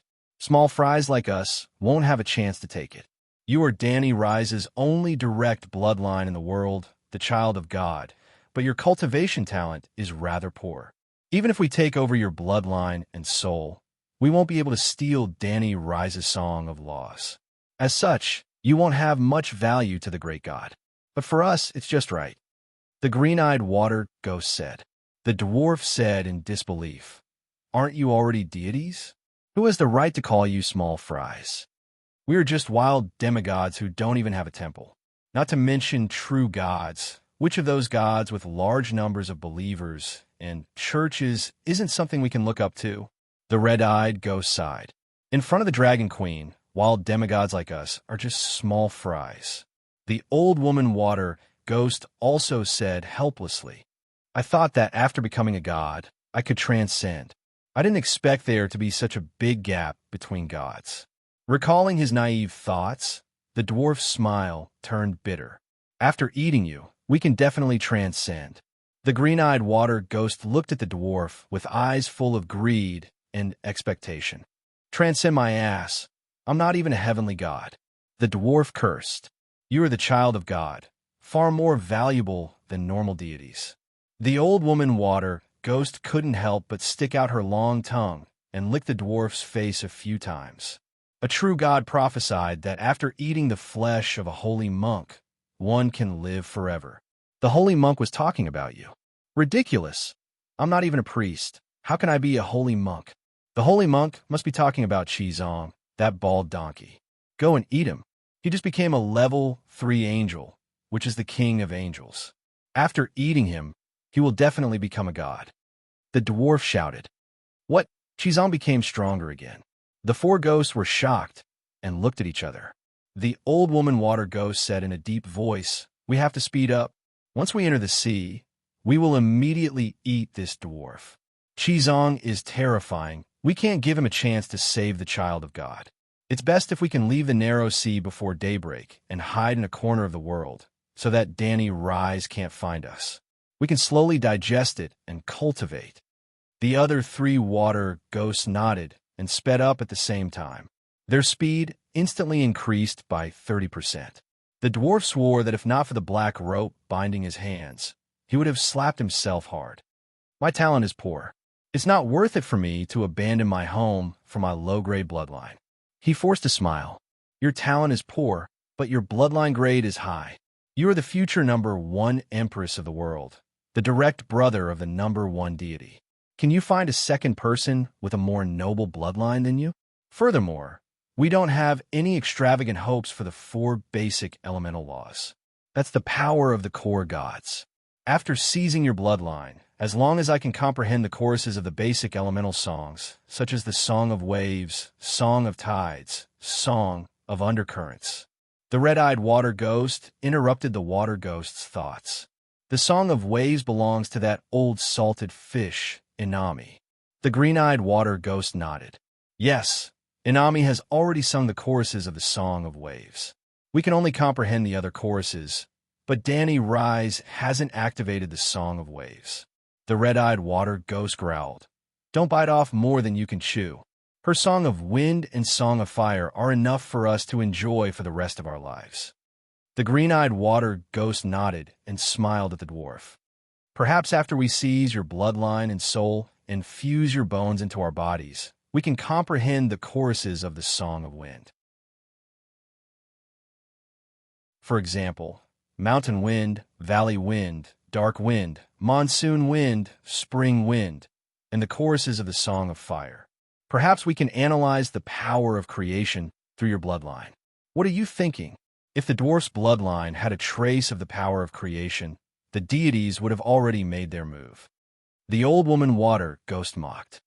I didn't know my value was so great. I didn't even know it and was still running around. The dwarf said with a sad face, as long as you comprehend the Song of Laws, even if it's the choruses, you can become a true god. Wouldn't a true god be immortal? The green-eyed water ghost said excitedly. No, the current world can't give birth to a true god. It's useless even if you have a complete Song of Laws, just like Valeglia's Beleriand. The white-eyed water ghost, who had been silent, said coldly. The old woman water ghost said, we don't need to become true gods. We don't even need to complete the Song of Laws at 100%. We just need to start and be able to use the power of the laws. The deities of the far east land of darkness even avoid the 4 elemental laws that are the foundation of the world. In the early years, when the world still allowed the birth of true gods, they also purposely locked the Song of Laws at 99% to avoid the status of true gods bestowed by the world. Without the status of true gods, they don't have that much responsibility to the world, so there won't be tragedies of dying in the fall of the world. We should learn from those dark demonic gods and have great power without any responsibility. We can live freely for millions of years, tens of millions of years, billions of years, and achieve true immortality. Great gods, your idea is very good. Unfortunately, I haven't even comprehended the choruses of the Song of Wind or the Song of Fire. It's useless even if you eat me. The dwarf lamented. You're stupid, but don't think that we're as stupid as you. The green-eyed water ghost mocked. Do you know the origins of us, the 4 ghosts of the narrow sea? For heroes, where did you come from? The dwarf asked. We are your ancestors. The old woman laughed. You're also Lannister? The dwarf ridiculed. We are the ancestors recorded in the history of the Westeros, and the greatest kings of the ancestors. Our talent in cultivation might be a bit inferior to Danny and Liz. In the words of the deities, the four of us are half-holy spirits. So, you don't have to worry about us not being able to analyze your bloodline. The old woman said proudly. The commoners would allow a supernatural to become a king? Wouldn't they be afraid and jealous of his power? The dwarf asked in surprise. Back then, humans weren't the main characters of the world. It was difficult for tribes to survive. Only people with powerful supernatural power and extraordinary wisdom could become kings.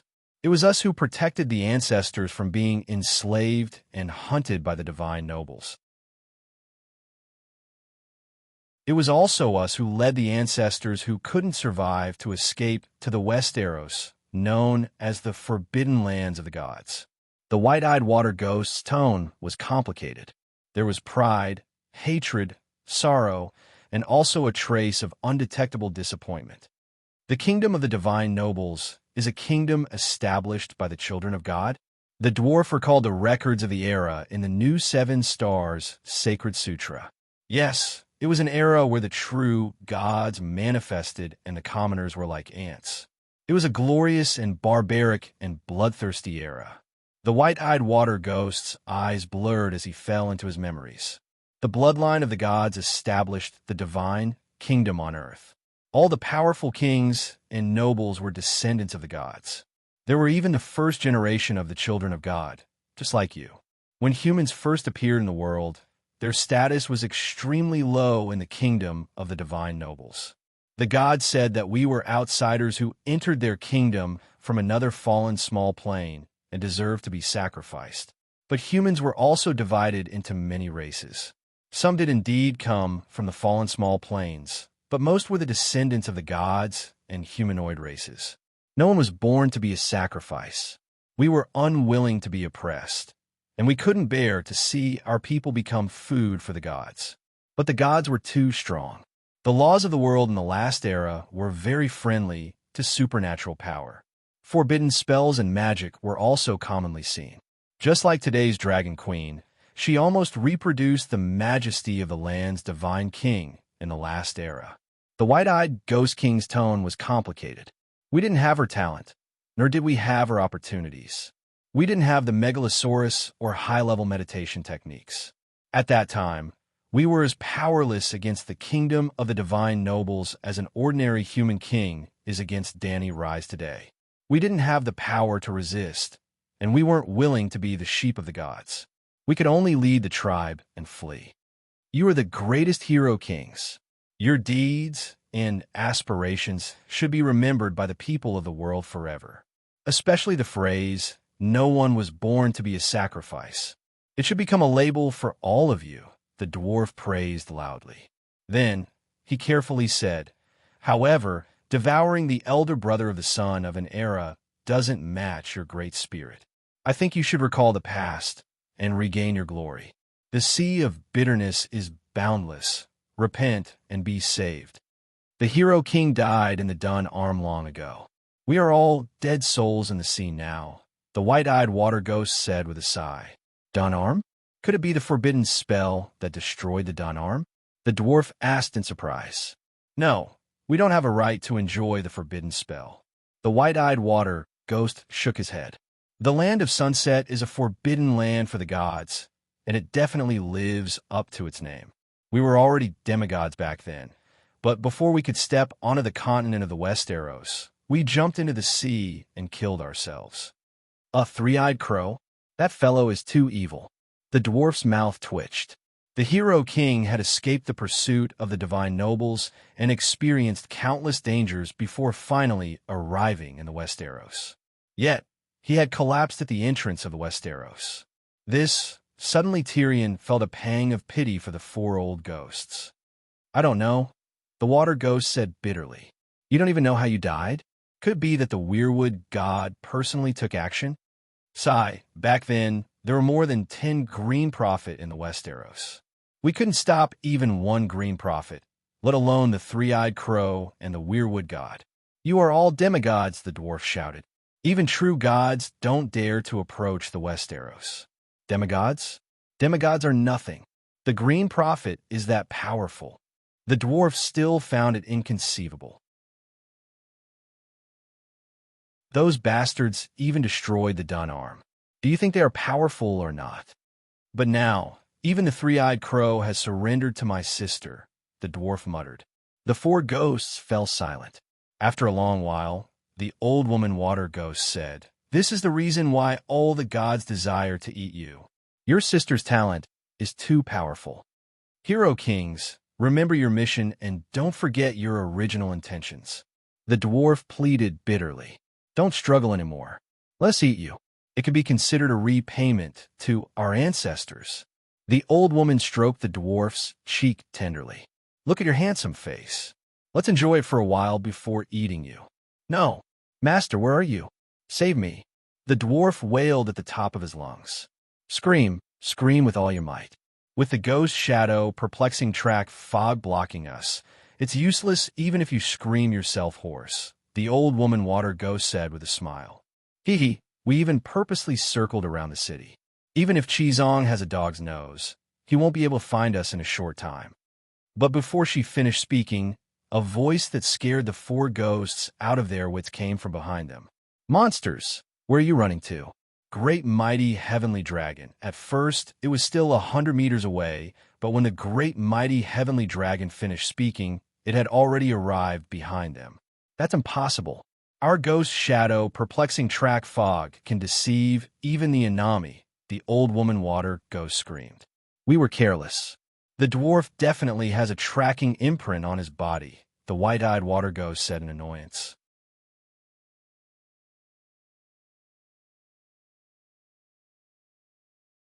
Chapter 953. Almighty Heavenly Dragon. Echoes rang out in the quiet alley. Holy Mother Palm. Holy Light, first appearance. Without waiting for the four demons to react, endless white light instantly scattered the black fog and then filled their vision. Their bodies and consciousnesses quickly melted in the white light. It was like a piece of butter that fell into a red-hot iron pot. Although they didn't know what level the Angel of Providence was, it was really powerful. This was their last consciousness. Before they died, they seemed to have heard an old man say in frustration, "Why are you so weak?" I wanted to leave one alive for questioning. Fuck. Oh, this was their last consciousness. "Oh, Master, why did you only come now? I almost had my essence and blood sucked dry by them. Do you know that?" The dwarf complained, feeling wronged. The four demons evaporated in the mighty and holy white light, but it didn't mean that nothing was left. The three black ropes that bound the dwarf and the black rope that entered his back door were all left behind. The black fog that shrouded their vision dissipated. The dwarf fell from a height of more than a meter, landing in an alley near the pier. Clearly, it didn't fly before, but used seawater to create a fog to block the vision of mortals, and then ran while carrying the dwarf. Chizong hurried over to help his eldest disciple up and said apologetically, "I wanted to chase after them immediately, but that child Arya was too stubborn, holding my hand and not letting go. That's why I was delayed for so long." The dwarf's expression froze. "That damn child, what was she trying to do?" "Oh my, what an evil rope. It's all weaved from the hair of the dead, filled with a vengeful and evil aura." After untying the black rope that bound the dwarf, Chizong realized that it was a magical weapon weaved from the hair of the dead, soaked in corpse oil and dripping with a yellow liquid. The smell was nauseating. Hair? The dwarf took a closer look and was also disgusted. At the same time, he understood that these black ropes were most likely the braids on the head of a water demon, which was why the old woman shook her head and controlled the black rope to drill into his hair. "Ouch," the dwarf howled. "Master Chizong, be gentler. The other end of the braids is connected to me." Chizong saw it too. Even blood came out. He couldn't help but feel awkward and guilty. "Sorry, I didn't expect those evil gods to be so cruel. This black rope is vicious. It must be destroyed." With that, he circulated his divine power and ignited a holy flame. "Where is the evil god?" At this time, a black shadow quickly floated over from the entrance of the alley. When it got close to the two of them, the shadow turned from illusory to solid, revealing a horse-faced girl in tight black leather armor. She gripped the hilt of her sword and looked around with a sharp gaze. "Don't look, they're all dead," the dwarf said unhappily. Aaliyah's expression darkened. "Master Qizong, you said you'd leave at least one for me. You're too greedy." Qizang's old face flushed red, and he hurriedly explained, "I only gave them a light palm strike, and all 4 of them turned into ashes. If you don't believe me, you can ask Tyrion. The 4 evil gods couldn't even block a single palm. I didn't expect this at all." "Did you use your full strength?" Arya asked. Tyrion cried out miserably. "I felt pity for him when I heard it. I was anxious and angry, so I couldn't help but use a bit more force. But I really only gave him a single palm strike." Qizong said helplessly, "Were you the one who stopped Master from saving me?" The dwarf glared at Arya. "He was the one who stopped me from saving you. You didn't control your strength, and you weren't as fast as me.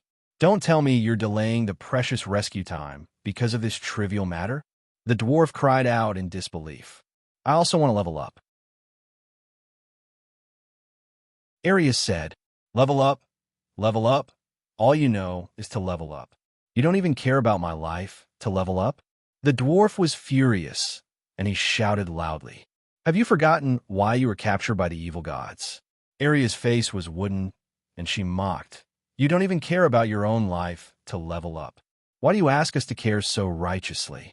At least I came to save you." The dwarf opened his mouth wide, and he was stunned speechless. Reese, Danny Rise's sutra teaching team is very arrogant. How many god spirits had died in the past 10 days? 15? 17?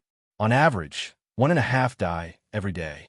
The man's roar and the sound of skin colliding gradually subsided.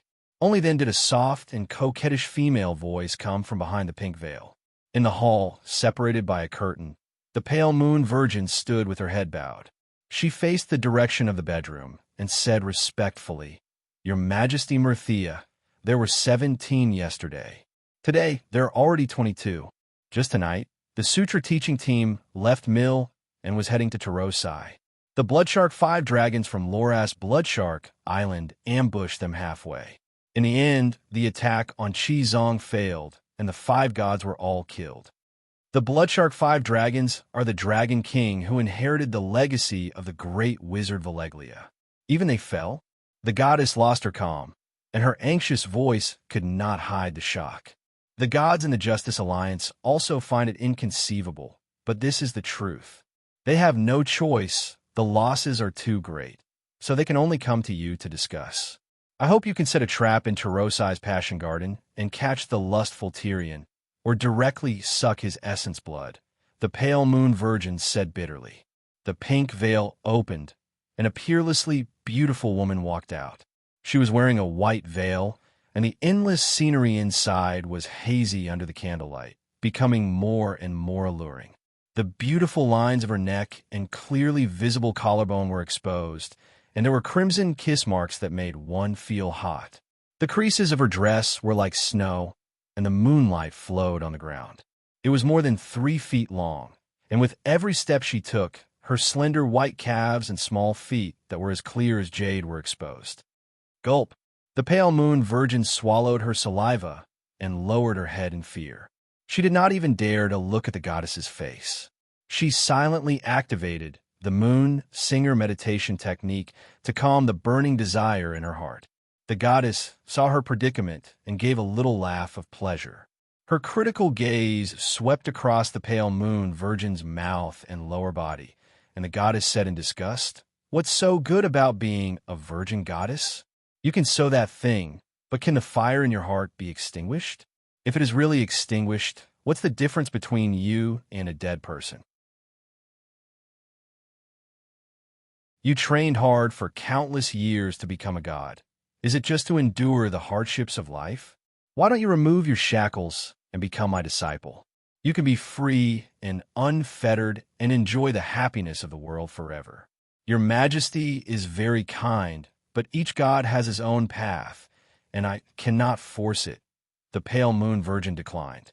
The goddess walked to the beautiful couch in the hall that was covered with golden otter skin and lay down comfortably. She slowly said, "Although the Bloodshark Five Dragons are the ancestral gods of the royal family of Loras, their ancestors came from the main family of the 14 Fire Peaks, and they have a part of the inheritance of the great wizards. 2,000 years ago, the 5 of them were lucky enough to join the Veleglia Megalosaurus army, and they were dragon knights for hundreds of years. Even if the Megalosaurus has long been reduced to dragon bones, those 5 old fellows are still top-notch fire element demigods. Even I am afraid of them. So why did they die in Qizong's hands?" They were killed by Qizong, but the other members of the teaching team also contributed a lot, especially that faceless one called Arya. She is very talented and has the potential to become a god of death. Now that she has been fully trained by Danny and Rise, she is almost at the threshold of becoming a demigod. That sword of hers is especially terrifying. We don't even know what material it is made of, but the divinity of death it contains is 3 times stronger than that of an ocean god of death like me. In other words, it was an evenly matched battle, and the teaching team was also at their limit, the goddess said thoughtfully. Not really. The pale moon virgin had a strange expression. Other than the fat eunuch Wuning and that 8-clawed spider Varys, Qizong's 3 disciples are all very loyal to their master and abhor evil. After confirming that the Bloodshark 5 dragons who came to kill the teaching team were all powerful deities, they became even more ferocious, almost risking their lives to protect Qizong. The Bloodshark 5 dragons fought with the 3 disciples first, and Qizong took the opportunity to attack later. He first picked the weakest enemies to launch a sneak attack, then defeated them one by one. The goddess opened her mouth slightly and said in disbelief, "Could it be that Qizong's 3 disciples can also fight to a draw with 5 powerful deities?" Not really. They're just very loyal and brave, not fearing death. Their strength is still inferior to the Bloodshark 5 dragons. Danny, Rise's illegitimate brother, was the bravest. He was the first to pull out his axe and rush forward while shouting. However, he was weaker and also the first to be unable to hold on, shouting, "Master, save me." It was not his fault. The dwarf was the target of the deities, and with 3 deities attacking him, it was normal for him to be unable to hold on.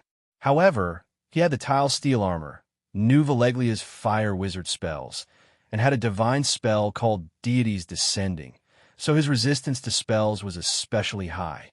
Although he was beaten up like a sandbag, he was still able to hold back 3 powerful enemies.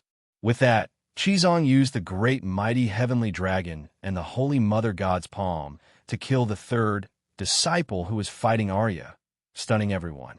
With just one move, he turned a fire element demigod into a pile of charcoal with flames coming out of his 8 orifices. 8 orifices? The goddess was puzzled. And his anus. The virgin pale moon was a little embarrassed. Qizong called out the great mighty heavenly dragon, and several strange green 5-clawed snakes that contained the song of wind coiled around him. He was as fast as lightning, and appeared behind the 3rd disciple in an instant. You said he launched a sneak attack, but that was not right. Qizong's voice was louder than anyone else's. Every time he attacked, he would call out the great mighty heavenly dragon and the holy mother god's palm. At first, everyone felt awkward for him, but later on, every time he called out, one or several deities would die. As more and more deities died, everyone no longer felt awkward. Instead, they started to feel fearful. The blood of dozens of deities forged the mighty name of the great mighty heavenly dragon. Now, everyone still did not understand its meaning, but they started to revere it. Now, many dramatists in the Free City started to draw inspiration from the deeds of the Sutra preaching team. In their new works, such as Qizong's biography, Journey to the East, Missionary, and other works, they used this demonic slogan widely. In Pintos and Mir, where Qizong preached, children could be heard shouting the great mighty heavenly dragon and the holy mother god's palm before they struck out with their palms. They looked like fools, but too many deities had died under the great mighty heavenly dragon. Now, When the deities heard it, they instinctively wanted to run away. Because of that, many extraordinaires who could ward off evil and exorcise demons started to use the great mighty heavenly dragon. The great mighty heavenly dragon seemed to have become a holy chant for exorcism. Some people even, the goddess raised her hand and frowned. I'm not interested in the spread of the great mighty heavenly dragon. Tell me about the battle. The virgin pale moon nodded awkwardly and said, the third Dragon King's back was hit by the first appearance of holy light. In the scorching white light, his internal organs were the first to be burnt. It turned out that the holy light had directly ignited the fire-type divine power in the third Dragon King's body. The divine power burned from the inside out, and all the holes in his body were spewing fire and smoke. It was extremely miserable. Ignited divine power? The goddess's beautiful face was full of seriousness. Domain. Danny Rise has already comprehended the domain of fire. It's terrifying, she said slowly. Yes, the deities in the Alliance of Justice and Order think so too. Her talent is too terrifying. A few months ago, in the Sea of Sorrow, I saw her use the domain of wind. The virgin pale moon nodded lightly. Then, she said seriously, what's even more terrifying is that the moment he was hit by the palm, the third Dragon King spirit was also ignited by a strange flame that was invisible to the naked eye. It was quickly burned to ashes. Because of that, when he died, he didn't even have time to let out a cry.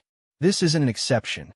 All the deities killed by Qizong, no matter if they were slashed by a blade, smashed by the skull-shattering golden melon hammer, or slapped by a divine palm, their souls would be immediately destroyed. Hiss, the goddess gasped in horror and said in shock, what a vicious monk. His heart is simply black. I've lived for tens of thousands of years, and I've never seen such a ruthless person. In less than half a month, he killed 22 deities consecutively. His sins have already surpassed the evil king Danny Rise. Now, everyone calls him the masked evil monk. The virgin pale moon sighed. I can understand why he's called an evil monk, but why is he called a masked? The goddess was puzzled. A masked face is a fake face. Other than being ruthless, Qizong is also especially hypocritical.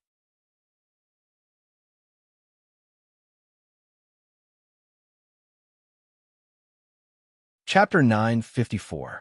The masked evil monk is saying that not only is Qizong ruthless, he's also a hypocrite. After killing the 3 Dragon King, Qizong unleashed his might. He shouted, the Holy Mother is merciful, good. Gods, you're all humans, why don't you stop?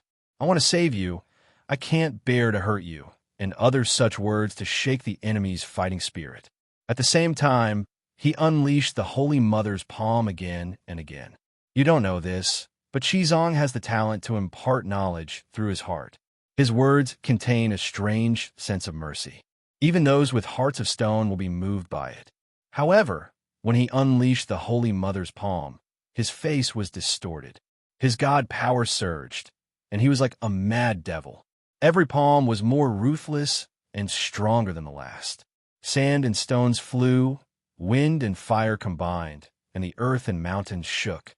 I didn't expect Qizong to be so sinister. He's clearly so powerful, but he still used spiritual words to trick us. The news I received previously said that he's an honest person. People call him the merciful Matthew, said the goddess in disbelief. He's not destined to be merciful. The virgin light moon had a mocking expression. He's so merciless that even his disciples can't stand it anymore. The dwarf spat out blood from the blood shark 5 dragons' attacks, but he still held his axe and stomped his feet anxiously. He shouted loudly, Master is merciful. Don't kill them all. Arya, who's known as the Blood Devil, is cold-blooded enough, isn't she? She also had a worried expression and begged loudly, Master, your mercy is bad. The evil gods are almost all dead. Don't go too far. Guess what happened in the end? That hypocrite Qizong pretended to be wronged and said, I wanted to hold back, and I already did, but this evil god is so weak. The goddess was stunned. There's such a shameless person in the world. This is still not the most shameless. The virgin light moon sighed. When the dwarf and Arya's two loyal and righteous disciples saw how unreasonable their master was, they went up together and prepared to grab Qizong's arm and persuade him to stop. They even said that they would do it for them. However, Qizong turned around and sent them flying more than 10 meters away with a palm. The dwarf spat out blood again. However, he apologized and said that he didn't want to hit them. It was just that he had lost control of the aftermath of the second move of the Holy Mother's divine palm, Whirlwind. Then, he blamed his two good disciples for not learning from their mistakes and going against the Holy Mother of Mercy. He also announced that he was going to convert the last evil god who had gone astray. He was the only remaining Great Dragon King. When the Great Dragon King saw his four brothers being killed by Qizong's four palms, he immediately went mad from fear. He fled for his life, begging for mercy as he fled. The goddess frowned slightly and sighed. Encountering such a vicious monk, it's not a big deal for Boss to have a mental breakdown. The Virgin Light Moon did not think much of it, but she nodded in agreement on the surface. She continued. Qizong was unforgiving. He shouted, "Don't run. Don't be afraid. I'll help you." However, he dashed out like a gust of wind. He struck the Great Dragon King's shoulder with his palm and turned him into a burning ball of flesh. His spirit was instantly destroyed as well. After killing everyone, Qizong even put on a regretful and dejected look. He said that he didn't know why. He clearly wanted to hold the evil god's shoulder, but his palm unconsciously used the divine palm. You can even tell such a lame lie. The goddess's face was filled with disbelief.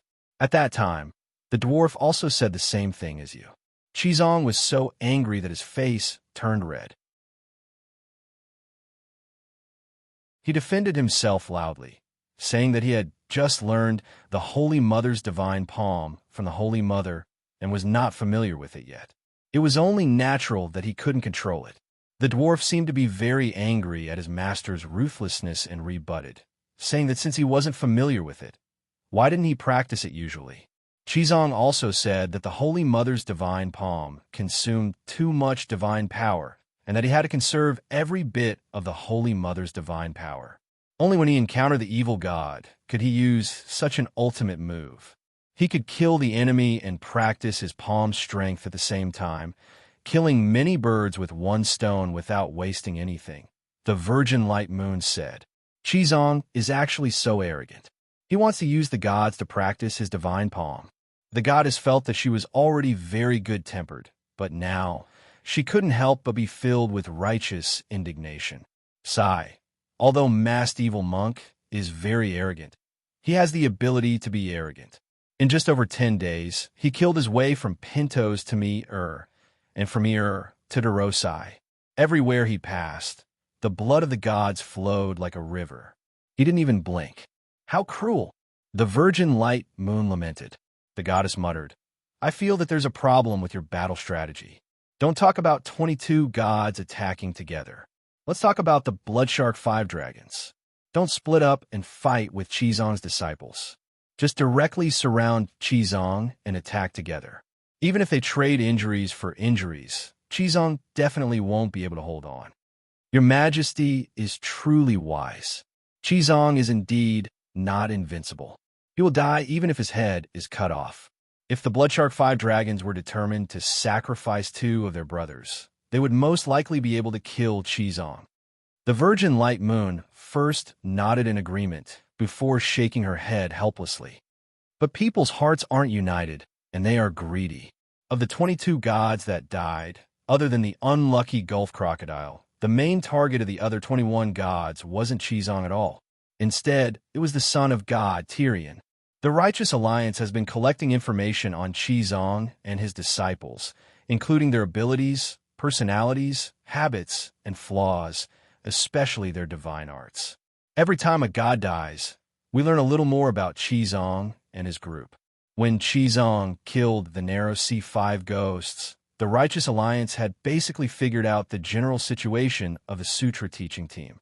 And the Righteous Alliance wasn't stingy either, making all the information available to the gods. But those stragglers were blinded by benefits, and they took turns to take the Holy Mother's palm. The goddess' heart skipped a beat, And she asked, that prophecy of immortality after eating Tyrion's flesh, was it purposely released by the Righteous Alliance? The virgin light moon hesitated for a moment before gently nodding and explaining. Although the candidates for the Sutra teaching team were only confirmed before departure, the plan of the Seven Gods sect to enter the Eastern lands was no secret. More than a month ago, the leaking imperial court in Barbarian City leaked this information, causing the 200 feudal lords of Barbarian City to rebel against the Bow family. The Righteous Alliance received information that the dwarf refused to go to Barbarian City, and the Dragon Queen chose Matthew as her successor. So, our initial rumor was immortality after eating the holy monk's flesh.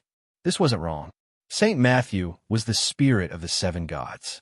Devouring him or sacrificing him to the far east darkness demonic god could really greatly increase one's power and even have a chance of becoming a god.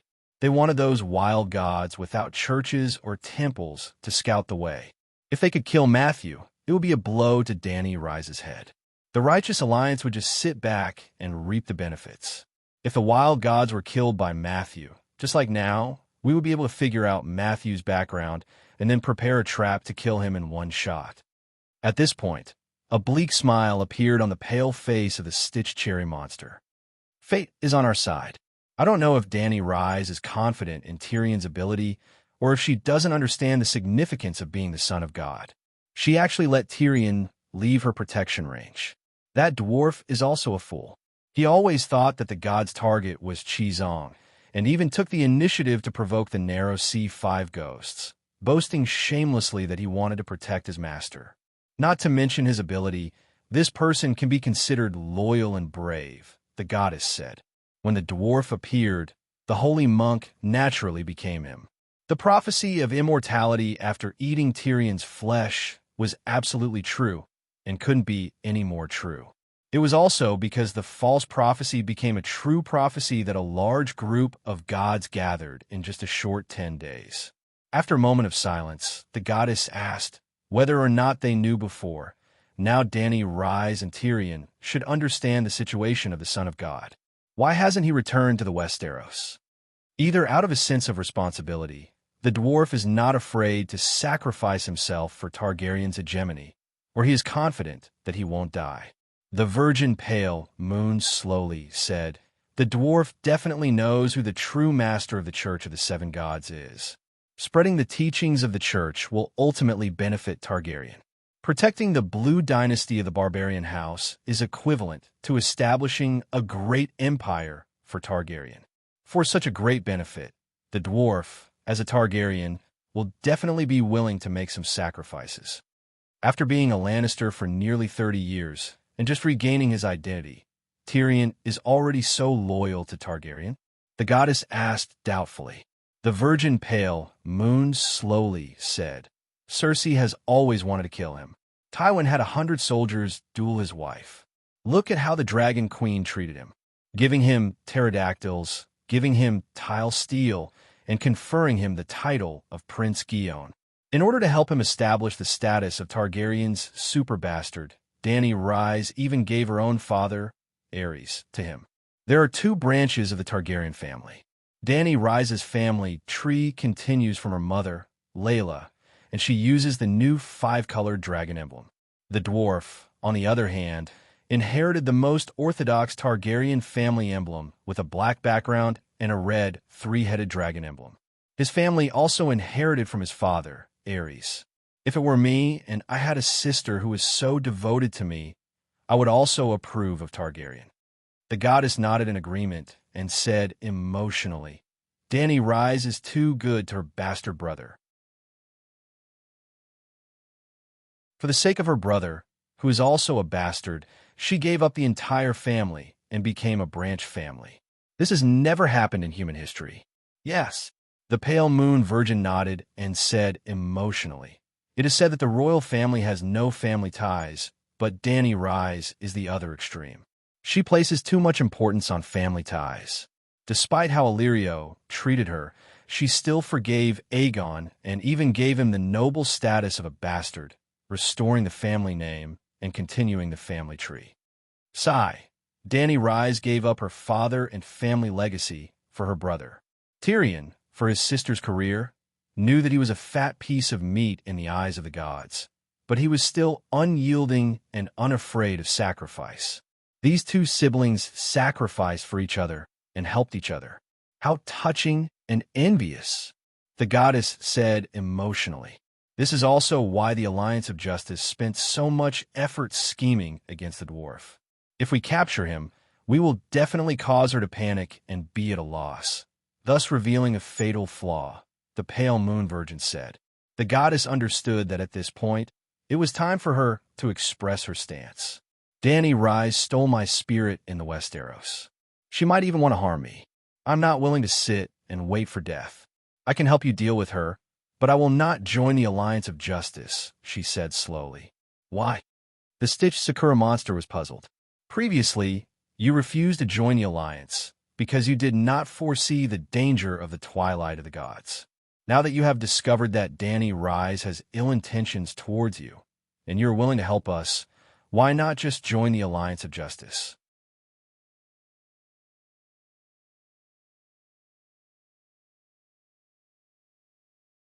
Chapter 955. Why don't you want to join the Alliance of Justice and Order? Pale Moon asked. The goddess sat up from the soft couch and pointed at the pink curtain separating the bedroom from the hall. Go in and see who he is. He is a human. Pale Moon was puzzled. The goddess temple was the Garden of Desire.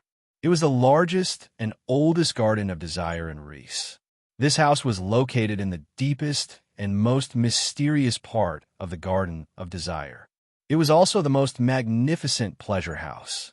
When she came here before, she deliberately waited for 45 minutes outside the door because there was something going on inside. A fake true god who understood the song of lust was crudely played by a mortal man. This was unbelievable to other gods, but to the god of desire and love, there was nothing in the world that she couldn't play with. This was the divinity of gods. Just like Pale Moon, as a virgin goddess, she couldn't be played with. Just like the Virgin Mary, she could be hypocritical, but she couldn't be cruel and bloodthirsty. He is a mortal, but there are big differences between mortals. You will understand when you go in, the goddess said. Pale Moon didn't refuse. Her body was like smoke, causing ripples on the curtain. A handsome young man was lying on a 4-meter wide and 3-meter long bed, sleeping soundly. I don't know him. Who is he?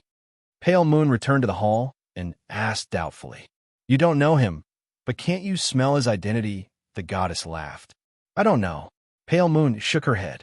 You can't even smell the king's blood? The goddess frowned slightly, and there was a trace of disdain on her exquisite face. Pale Moon was slightly ashamed. My believers are all sailors. They don't have the king's blood, and they rarely sacrifice the king's blood to me. Poor child, you finally became a god. What do you want? The goddess looked at her with pity. He is Prince Reese, Chuegu. Pale Moon pointed at the curtain and asked, what does he have to do with your refusal to join the Alliance of Justice and Order? I want to tell you one thing. The goddess raised a finger. My church can't do without the support of humans and the ruling class. So I don't want to completely fall out with the world's empress. The League of Justice may be able to end her, but she may also be able to wipe them out, causing the twilight of the gods that you've been worrying about. You've ended her, but I've only managed to vent my anger. I don't think I've gained anything. I have my own Tao, so I don't need her special bloodline or laws. But what if Dany Rise breaks through the encirclement? What if she brings me to the twilight of the gods after I join the Alliance of Justice? Wouldn't that be a huge loss? You want to sit on the fence? Was there such a good thing? The Alliance will not allow it, and Dany Alice will not tolerate those who surrender. Pale Moon Chu Nu was shocked and angry. Aren't you in Chuegu in the house living examples? A strange smile bloomed on the goddess' beautiful face. Back then, the Allied army that fought at Slaver's Bay had hundreds of thousands of people and thousands of ships. Those who returned home alive were all traitors who secretly surrendered to the Dragon Queen. Was Chuegu truly loyal to the Dragon Queen? Of course not. Otherwise, why would he invest half of his assets into the bottomless pit that was the Alliance army? The general trend was like this, and There was nothing he could do. You were also captured by Danny Rise. She let you go and tried to make you surrender. Pale Moon Chu Nu said anxiously. I was just pretending. I never thought of being loyal to her. What a silly child. The goddess' smile became stranger. Since she allowed you to surrender, why do you have to be so ruthless? Nothing is absolute. What if the alliance of justice fails? Do you want to die? Pale Moon Chu Nu's expression changed a few times, and her tone became cold. I hope the gods of the alliance won't have any bad ideas after knowing your attitude. Tell me the plan of the alliance of justice, and then get lost. The goddess waved her hand impatiently.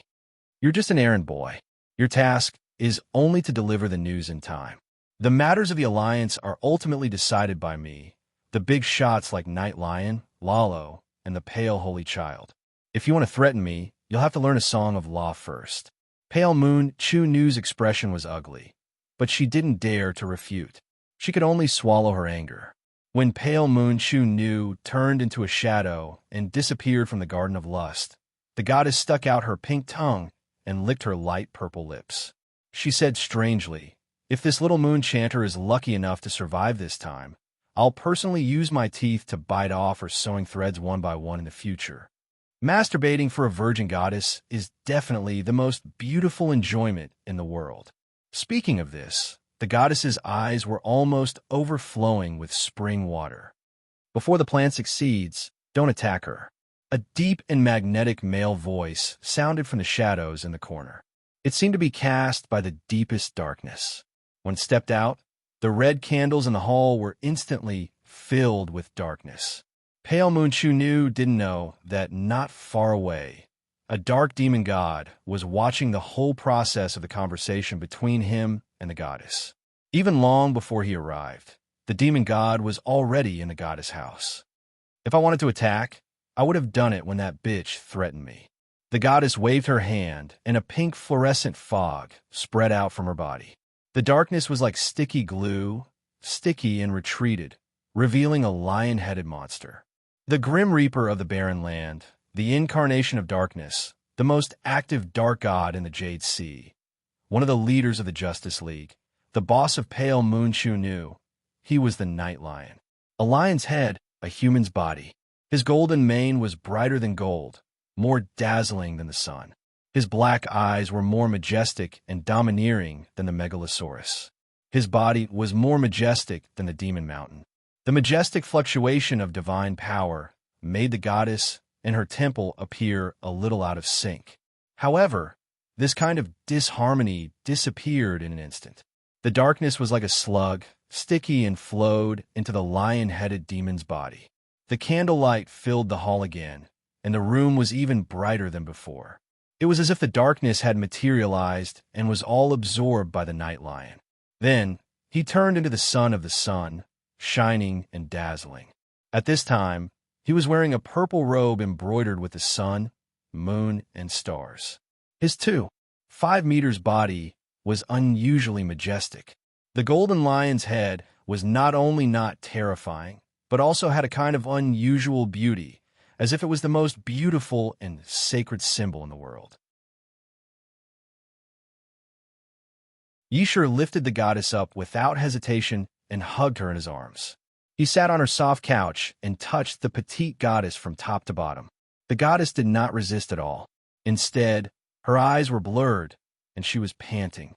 She twisted her body and tried to cater to him. Although he was doing the most obscene things, the lion-headed man's face was still majestic and cold. After a while, the lion-headed man threw the goddess on the carpet and lay down comfortably on the soft couch. He rested his head on his hands, and a trace of worry flashed in his black eyes. He sighed and said, I hope you can persuade her. The goddess spread her legs on the ground and glared at the lion-headed man bitterly. She said, Don't worry. That little moon singer will definitely go to Danny and Rise. But are you sure there's no problem in the NC? We should be able to trust Lalo on this matter, the lion-headed man said in a low voice. The goddess said worriedly, I've been feeling uneasy ever since we made this plan. Don't worry. Now that the River of Fate is in chaos, Danny and Rise won't be able to detect anything. Moreover, Yumi, Lalo, and many of the dark gods in the Alliance are proficient in prophecy and fate techniques. If we join hands and attack her together, her spiritual sense's warning of danger will be suppressed to the lowest level, just like Balerion did 400 years ago. The lion-headed man said confidently. Dany and Balerion are different. Suppressing spiritual sense was possible 400 years ago, but it doesn't mean that it will be possible 400 years later, the goddess said while shaking her head. Are you worried about the three-eyed crow? The lion-headed man muttered to himself. As long as we don't enter Westeros and don't choose Westeros as our battlefield, the three-eyed crow won't be able to do anything. It's not just the three-eyed crow. I'm afraid that the worlds will give Dany and Rise its favor. 400 years ago, Balerion reached a dead end. Not only was he unable to turn the tide and save the world from falling, the dragon and magic civilization that he created were wantonly extracting the Earth Fire's magic power, further accelerating the world's decline. It's hard to imagine that this era only lasted for 8,000 years. The goddess's eyes were filled with vicissitudes. Since I was born, I've never seen such a short era. 8,000 years. Even some gods can't have good dream. The reason why it's so bad is because Valeglia extracted the Earth Fire without restraint. That's why Balerion was truly angered by the heavens and hated by the people. Actually, after Valeglia forced the Lone River Mother Goddess to death, the world's origin abandoned him. Even earlier than that, Balerion lost his identity as the Epic's child. Us plotting against him could be said to be following the heavens' orders. At that time, the strongest heavenly god Balerion was muddle-headed before the great calamity, and he didn't sense any danger from his spiritual sense. It could be said that the world was on our side, and it would be difficult for us not to succeed. Dany Liz is different. She's now the world will's favorite, the guide of the river of fate. If we plot against her, we'll be going against the world. The lion-headed man was silent for a long time and said, I've considered this problem long ago, but we all know that Dany Liz herself is a classic example of defying the heavens and changing fate. She should have followed the fate that had been planned long ago and helped Lalo, let Lalo end the long night, and even save the world in the end. Fate is the external manifestation of the world will. She reversed fate and changed everything, which is tantamount to going against the world will. The world will is a heartless bitch, and it will spread its legs to whoever gives it more money. The goddess awkwardly closed her legs and pulled her long skirt to cover her private parts. The lion-headed man continued, You've received its favor, so have I. Balerion and Lalo have all received it, and we've all lost the favor of the heavens. Dany Liz is that bitch's benefactor today, but it doesn't mean that she can have it forever. As long as we pay more money, that bitch will definitely leave her and come into our arms. The world will is indeed a bitch who only cares about money. But can we afford that much money? The god of bitches asked. No, and we don't need it. The lion-headed man sneered. Don't take the world will too seriously. After hundreds of millions of years of observation, I'm sure that it's just a consciousness that maintains the normal operation of the law.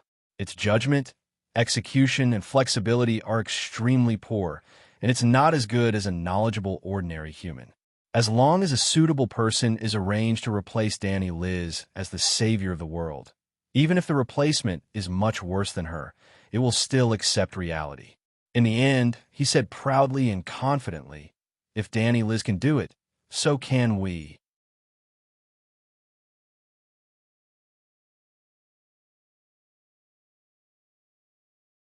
Chapter 956. Then, who do you plan to choose as Dany Rise's savior? The goddess asked. That depends on who can benefit the most from Dany Rise. Night Lion's black eyes were emotionless, but there was obvious greed on his face. Her song of fire is too powerful, and it has the mastery of creation. Even the god of darkness, who has always stayed away from the 4 fundamental laws, can't help but yearn for it.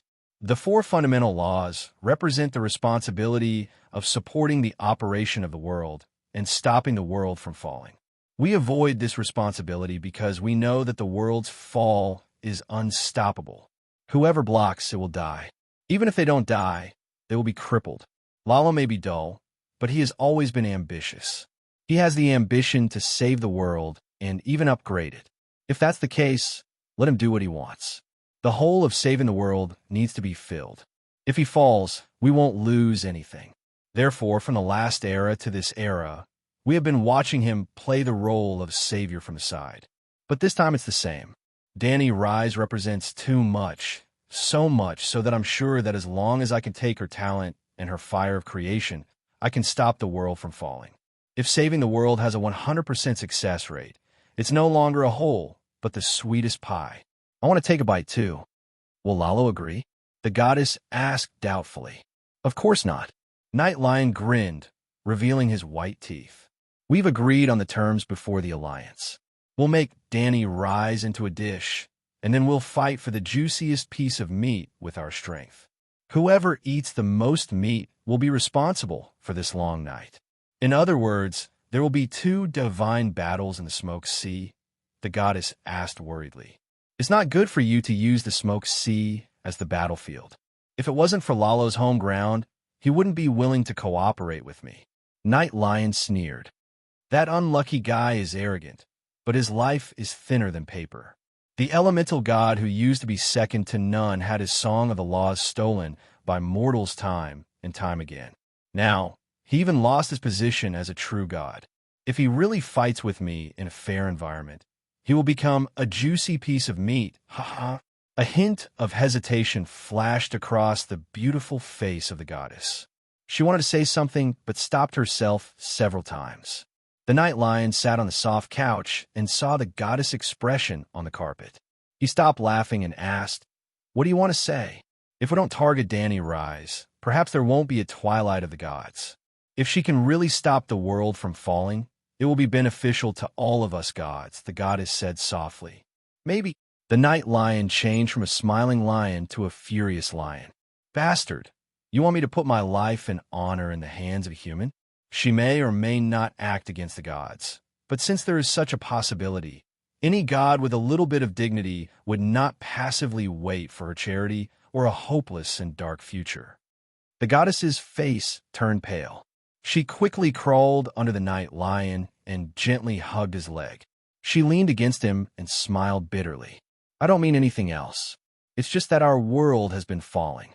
We finally had a chance to turn things around, but I didn't know that you have the same great ambition as Lalo. You want to save the world." Yishur pinched her chin and sneered. "Every time after the long night, my belief system almost collapses. Just like now, there are only a few people left in the huge Garden of Desire," the goddess said helplessly. "We need belief, but we don't live by it." The Night Lion lay back on the soft couch and said lazily. The goddess was silent for a long time and asked, "Even if we make all kinds of arrangements, even if we consider the world's will's favor for Dani Rise, will she follow our script?"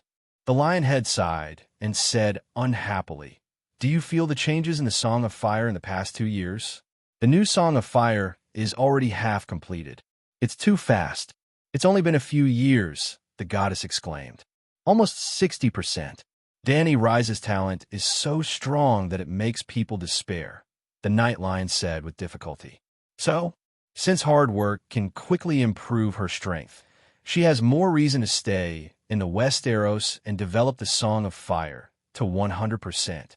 By then, even if all the gods in the world work together, they might not be her match," the goddess said. "Do you know about the Wind Elves and Fire Elves?" the Night Lion asked. "Elemental elves transformed by the raven, the child of the forest," the goddess said. "Do you know how they're transformed?" the Night Lion asked again. The goddess thought for a moment and said, "I heard that Dani Rise often holds a fireball in each hand, and the raven's shadow is in the fireball. The Westeros also secretly discuss what she is doing. If I'm not wrong, she should be using the power of fire to create a real second life for the raven, an elemental life." Speaking of this, the goddess was amazed. As expected of the highest level of the Song of Fire, the power of creation is so magical. It seems that you have done your homework. You haven't been lying in the Garden of Desire all the time. The night lion smiled and stepped on her soft part with one foot. The goddess' eyes were watery as she moaned in response. The night lion sighed with satisfaction and said, Danny Rise's Song of Fire could be improved so quickly. It should be related to the fire raven, just like how your divinity will increase when you are molested more often. Now that the fire raven seems to be gone, the speed of her perfecting the Song of Fire immediately slowed to a standstill. At this time, she received news from the Pale Moon Maiden and knew that the Alliance of Justice and Order was formed. She also knew that the Alliance of Justice and Order was planning against her. She also knew that her brother was in danger. Do you think she is anxious? She is such a domineering person. She must be anxious and angry, the goddess said. Although she is anxious and angry, she will not lose her mind. With her current strength, once she is surrounded by the Alliance of Gods, she will definitely die. I am not really looking forward to blackmailing her through the dwarf. No matter how much she values her illegitimate brother, Danny Rise will not be so stupid as to get herself involved.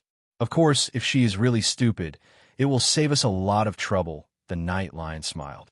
Will she go to the yin sea immediately? The goddess asked doubtfully. I hope she will go as soon as possible. The sooner she goes, the better for us. The night lion sighed helplessly and said, The Pale Moon Maiden's role is not to guide Danny Rise to do anything, but to confuse her sense of danger and give her a sense of urgency. She wants her to do something she is destined to do as soon as possible, take everything away from Balerion. Danny Rise is a powerful demigod who has comprehended many songs of laws. Even if we hide the plan by interfering with fate, when danger comes, a god sense of danger will always sense it. The Pale Moon Maiden has become a double agent. Danny Rise will think that the sense of danger comes from the preaching team and confuse the real source of the danger. As for Balerion, the Night Lion's expression was grave. The dragon and magic civilization has caused the time of this era to be greatly shortened, but this does not mean that the Valeglia civilization is useless. In fact, in hundreds of millions of years of history, it is also the most glorious, the most powerful, the most energetic, and the most hopeful civilization. If Balerion is the starting point of the dragon and magic civilization, then Danny Rise is the final product of the Valeglia civilization. When one side occupies all of the other side's bloodline and soul, it means that the true crystallization of the Valeglia civilization is born. The winner will evolve greatly, and her talent and power will be raised to an unimaginable level. The former first god Balerion, and now the most talented and fastest growing god Danny Rise. If the two become one, the goddess' face turned pale, and her voice trembled. If Danny Rise really devours Balerion, the gods will be finished. No god will be her match, not even the oldest god of darkness in the Far East. Night Lion nodded bitterly. Danny Rise also understands this, so she will go to the Smoke Sea to devour Balerion sooner or later. This is also her instinct, a necessity of fate. Because of this, the real battlefield will always be in the Smoke Sea. If we set a trap there, we will definitely be able to ambush her. When her Song of Fire increases to the speed of a turtle, when she feels the pressure from the Righteous Alliance, she will think of Balerion. Since she will go to the Smoke Sea sooner or later, why use a double agent to provoke her? The goddess muttered. Night Lion said helplessly, The difference between early and late is too big. Danny Rise's so-called slow cultivation is still frighteningly fast for others. If she is allowed to cultivate while killing deviant ghosts, a few years later, I am afraid she will step into the trap of the bear hunters. Tell me, who will be the unlucky one, the Megalosaurus or the unlucky hunters like us? The goddess was silent. Tom is on her side. Night Lion grabbed his golden mane and said with a painful expression, If she is not dead after 10 years, no matter what the situation is, I will immediately return to the Far East and hide in the boundless dark land. I will escape as far as the world is big. Don't say such discouraging words. Your plan is in progress, and the future is beautiful. The goddess threw herself into his arms and comforted him softly. Yes, At least for now, everything is under my control. The lion head suddenly stood up and strode to the bedroom with the goddess in his arms. He opened the curtain and came to the bedside. He frowned as he looked at the sleeping naked man and said coldly, "Reese, it's time to change the prince." After that, he threw the goddess on the other side of the bed and held Chui Ji's six-pack waist with his big palm. It was like a child pinching the middle of a deep-fried dough stick. Like a child biting a deep-fried dough stick, the lion head opened his big mouth and bit off Chui Ji's head. Crunch! Blood spurted out and covered the lion head's face. The prince's limbs twitched unconsciously. The goddess next to him leaned on the bed and supported her head with her hands, smiling as she watched the two lovers become one.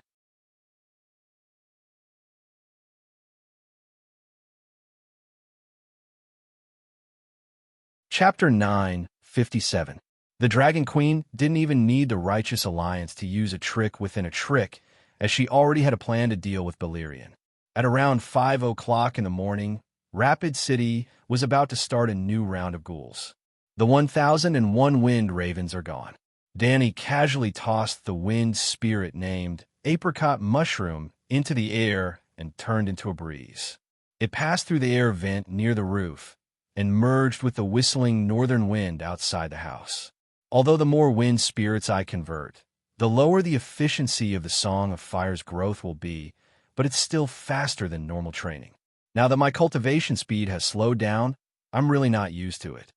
She stretched her body and spoke to the large raven on the vase. If you absorb the green prophet seal, your soul should be able to reach the same level as the mother goddess. With a powerful soul and your talent that has been pushed to the limit by the fishwood seed paste, your training speed will reach the limit, Bran said. I still have to wait for a few days before I can absorb the green prophet seal. I have to wait until I divide the faith space into two and turn heaven and hell into real entities. Dragon Queen opened her arms and let the two centaur maids help her put on the pterosaur skin lining and the tile armor. What do you want to do? Bran asked curiously. The essence of the green prophet seal is the combination of the green prophets will to protect the Westeros. If I want to absorb it, I have to first destroy the will to protect the Westeros and the world. If I think about it carefully, the will to protect the world is the final legacy of the innumerable green prophets. It would be a pity to destroy it. Danny smiled bitterly.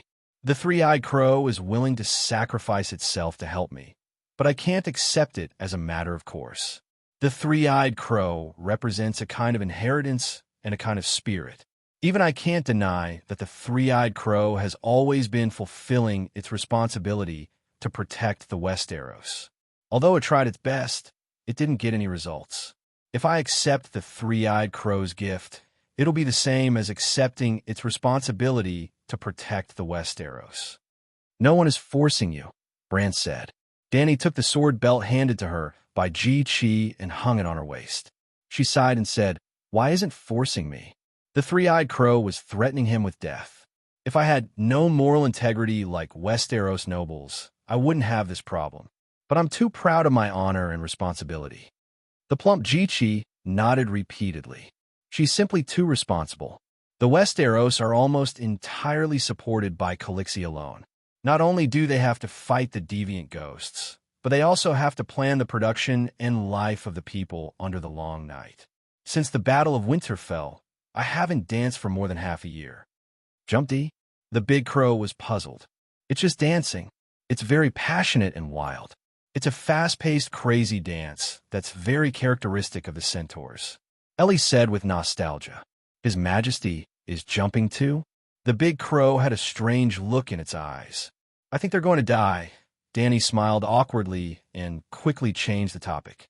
How much strength do you have left after you left the Westeros? I plan to take some time to go back to Slave Bay and organize some people to get rid of the sheep eggs in the Sea of Smoke. With my current strength, I should be able to get rid of the ancestor of Alleglia in the Deep Sea Trench.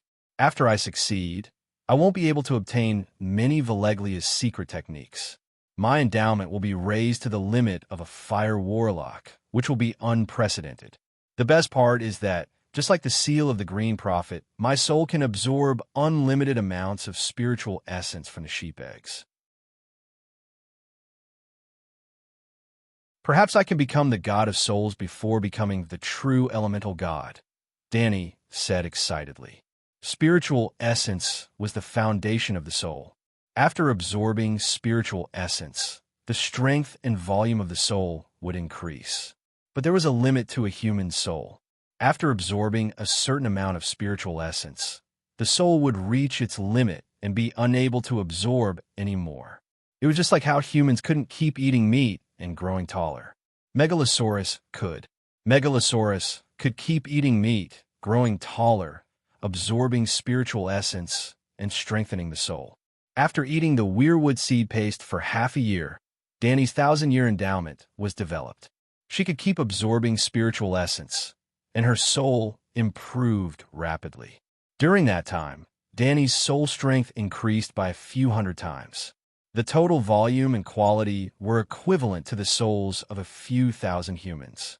It was equivalent to eating the weirwood seed paste, and her soul completed a 1,000-year growth in half a year. With such a terrifying soul, she could quickly become a wind and fire demigod. She could improve the song of Maxim without any bottlenecks, and was qualified to use the power of creation. The soul was the foundation of supernatural power. Her current achievements couldn't be separated from the bowl of weirwood seed paste that she ate in the cave. Without the powerful soul power of 1,000 years of hard work, Danny couldn't even stand in front of El Hiller and Frost God. Just like a normal human facing a megalosaurus, they would be stiff and dizzy. They would even wet their pants under the dragon's aura. During the Battle of Winterfell, the king of deviant ghosts appeared. Everyone felt a chill down their spines. Their consciousness was seized by fear, and they couldn't move. How could they fight in close combat? Even the strong-willed Erlu was not at a disadvantage because of the help of the demigod Aunt May. However, even after eating the weirwood seed paste, Danny's soul had reached its limit. Her innate talent had been fully developed, and the only thing left was to cultivate and improve her soul's quality. Of course, besides cultivating diligently, there were also treasures and miraculous encounters. For example, the second soul of the Ring of Wind could absorb the seal of the Green Prophet without limit. The first soul of a 9-color vortex could absorb 6,000 years of Great Wizard Valeglia's essence without limit, which was the sheep's egg. The spiritual essence of deviant ghosts could also be absorbed by the second soul of the Ring of Wind, but there were fewer deviant ghosts and more ghouls. The increase in soul size and quality was only a side effect of the seal of the Green Prophet and the Great Wizard's essence. Their true effects were more powerful. That was why Danny was drooling over Balerion. Hearing her thoughts, Bran dissuaded her in a low voice. Now is not the time. Your power hasn't reached the point where it can't be improved anymore. You still have a lot of room for growth. There's no need to risk your life in the smoke sea. I know it's dangerous. That's why I'm asking you. How much power do you have left after leaving the Westeros? Danny asked. If I go to the continent of Ursos where there's no weirwood, I'll be a shapeshifter with a strong soul, but no strength. Think about it. What can shapeshifter help you with? Bran said helplessly. Jichi fastened the queen's cloak and said casually, There's weirwood in Slaver's Bay. I want alive, Bran said calmly. It is alive, said Eerie. Impossible, Bran said firmly. Weirwood can't grow anywhere except in the Westeros. The weirwood on the pyramid of Meereen has sprouted. Everyone knows that, Jichi said excitedly. Everyone knows, Eerie said. Bran looked at Danny in confusion and said, Westeros are actually the Mother Goddess Kingdom. That's why there's weirwood in Westeros. Why is there a living weirwood in Meereen? I thought the Gate God's Kingdom was in the Noble Heart. Danny recalled the sacrificial ceremony before the city builder Brandon built the Great Wall. It happened in Hudgien, in the place now called the Noble Heart. Under the roots of the giant weirwood, there was a different space, similar to the space of the Seven Gods. In fact, that space was still there. It was the place where the Green Prophet stored the Green Spring. In the future, Dany could secretly pour a cup of the green spring into anyone she liked when they were born. After they were born, they would be another Stark. The so-called protagonist family of the Song of Ice and Fire had become a commodity that could be produced in a fixed amount in the eyes of the Dragon Queen. Well, Dany couldn't do whatever she wanted. She couldn't pour the green spring into the heads of the believers of the seven gods. If they didn't have enough faith in the old gods, the amount of green spring they could absorb was limited. You've been to the last sanctuary and know about the Goni's passages that are all over the underground. Haven't you ever wondered where those passages came from? Bran said. I thought they were formed naturally, Dany said. Think about it. What would a giant tree leave behind if its roots were completely rotten? If that tree grew for billions of years, infinitely large, and ran through the continent, what would happen? You mean there's a network of underground passages under the Westeros? They're all formed by the roots of the Gate God. Dany frowned. The big crow nodded and sighed. In the distant past, the Westeros were just a small island. As the mother goddess grew, the continent followed. The sanctuary existed for millions of years, and its main duty was to guard the world's gate. Before the sanctuary appeared, the task of guarding the world's gate was always undertaken by the mother goddess. Maybe it was because the world fell, or maybe the world will change the rules on its own accord. For some unknown reason, the true gods could no longer exist in the mortal world. As a result, the mother goddess shrank her roots and built a shelter under Huggian's main body, leaving behind countless underground passages on the continent. We Green Prophet are to the mother goddess, just like the seven angels are to the seven gods. We should take over the mother goddess's task. Millions of years have passed, and most of the passages have collapsed, but some are still preserved, especially the northern passages, because the northern part was the world's gate. The mother goddess invested more and more power there, and even sacrificed a part of her roots to build a sanctuary. That's how the fish seed paste you ate came about. So, do you understand why only the Westeros have fishwood? Why didn't the other gods dare or allow them to enter the Westeros? Why did the old gods born in the Westeros, such as Anami and the Storm God, call the mother goddess mother?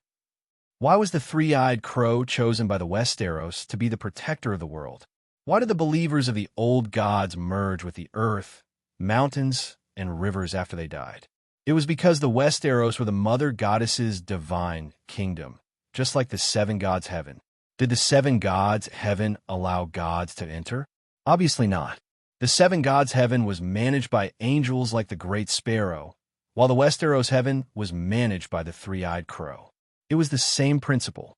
All the creatures in the Westeros, even the ancestors Undulls and Loinars who migrated from the Ursos continent, were considered the children of the mother goddess as long as they were born in the Westeros. The believers of the old gods lived in the heaven from birth, and death wasn't sad. It was just another way to merge with the heaven. The essence of shape-shifting wasn't to control someone or occupy someone's body. It was a gift given by the mother goddess to intelligent life, and it allowed living beings to communicate without being bound by the physical body. Only by becoming a wolf can you understand wolves better. Dany was deeply shocked and fell into a long silence. Jichi, on the other hand, stuck out her large chest and said in disdain, "Is the heaven of the old gods like this? Why do I feel like the people in the Westeros are living in hell?" The young and slender Ellie also pouted and said, "You can't tell anyone about this, or else the old gods won't have any faith. There's no hope in such a heaven."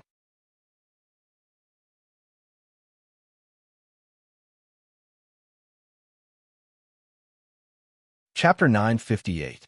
Dany shook her head and smiled bitterly when she heard the centaur Maid's disdain for the old god's heaven. The door god wasn't wrong. He succeeded. Before humans appeared, the Westeros were a paradise. It was a paradise where the children of the forest, the giants, the spirits of nature, and the strange creatures lived in harmony. The children of the forest's real name was the people who sang the praises of the earth. They had always been singing the praises of the earth, but they didn't build a civilization for millions of years. They didn't know how to smelt bronze, nor did they know how to grow wheat. They wore leaves woven from leaves, and relied on the most primitive harvesting, fishing, and hunting to survive. They seemed to be an inferior race. However, their intelligence and talents were superior to humans. They couldn't build a civilization because they lived in a civilization called Heaven on Earth, a civilization built by the door god. The centaur, maid, was stunned. She didn't seem to understand. Even Bran was shocked and puzzled. It's strange for you to have such thoughts. You have doubts about the door god's heaven as well? Dany asked with a smile. The big crow hesitated for a moment before it nodded lightly. Your realm is still lacking. Let me ask you, what will the seven gods' heaven look like in its final form? Dany asked. This. The big crow's pupils contracted. It muttered, the current heaven seems to be showing signs of becoming the Westeros from millions of years ago. The way of life and the structure of society are different, but it's not much different from the door god's heaven. Dany had a complicated expression. She sighed and said, if you hadn't reminded me, I wouldn't have discovered this embarrassing matter. The Westeros were originally heaven. It was only due to the invasion of foreign species that it became hell. The holy spirits of heaven were all killed, and devils took over. The devil's residence is, of course, hell. To the people who sang the praises of the earth, humans who were born with original sin are devils. This is also the thought of the Green Prophet who turned himself into the first generation of deviant ghosts. I didn't quite understand it before. Now that you've said it, they've become the holy Sayas who defended the God Nation, and we, the three-eyed crows, have become traitors, Bran said bitterly. It's a bit ironic, but that's the truth, Dany said disapprovingly. There's no right or wrong in this matter. It's just that we have different standpoints. Even if the Green Prophet killed all of his ancestors, would the other ghosts allow the Westeros to continue their heavenly lives? Bran shook his head and asked, what's with the weirwood in Meereen? It's the tree trunk that I cut off in the sanctuary. He had originally planned to use it to make a scabbard and a staff, but after seeing that it didn't wither for a long time, he put it in the backyard and raised it. I don't know why, but after the worshippers of the old gods paid their respects, they suddenly sprouted. And then, speaking of this, Dany's expression became a little strange. You know, Door God left all of his inheritance to me, including a part of his incomplete life imprint. The life imprint absorbed the talent in his space-time talent, leaving behind a portion of the life imprint residue. Bran seemed to have understood something and said with a complicated tone, your talent of creating life from fire is really terrifying. To the gods, the life imprint is only a name, and no one has really seen it. It's just a concept of nothingness, but it really exists. Just like how ordinary people can't see the souls of the dead in the world of the dead, other creatures can't come into contact with it. But not only can you see it, you can even make limited edits to it. Dany said regretfully, Door God's life imprint is too incomplete. I tried to burn it with fire, trying to burn it into an elemental tree, but it failed. When the Mother God's root and trunk were split in half of the life imprint was also missing. And 8,000 years ago, it really died, and the life imprint has been dissipating, so it must be even more incomplete now. But I really can't imagine you even burned the Mother God, Bran said bitterly.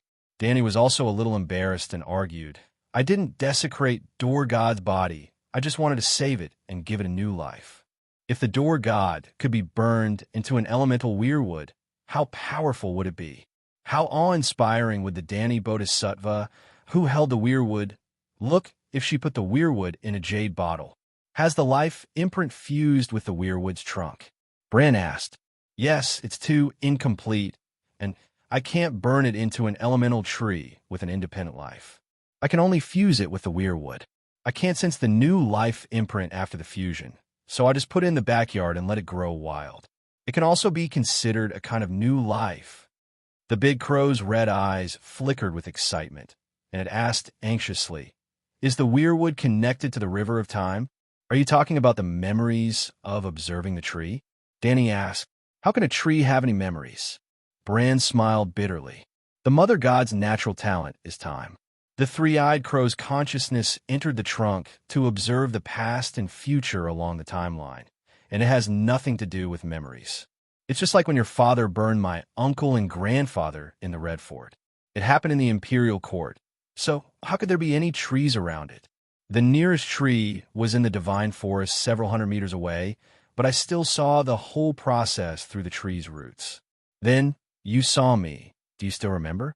Danny nodded. She had once entered the tree's roots to observe the tree's memories. It was in the sanctuary, and she had just eaten the weirwood seeds. When her consciousness entered the tree's roots, she saw many scenes, including the Red Fort's tragedy. When it was over, she met Bran, and her consciousness left the tree's roots and returned to the real world. Do you understand what this means? Bran sighed softly. If time is a river, and I go against the current and return to a certain point in the past, then no matter when you return to that point, we will still meet because that point is fixed. Danny understood what he meant. It was just like how a person from the Qing dynasty traveled to Xianyang in 1900 when Ing Zheng ascended the throne, and she traveled to Xianyang in 2020 when Ing Zheng ascended the throne. Even if there were 120 years between them, they could still see each other at the same time. If Danny saw Bran in the Red Fort's tragedy, then it meant that they weren't observing the tree's memories, but traveling through time.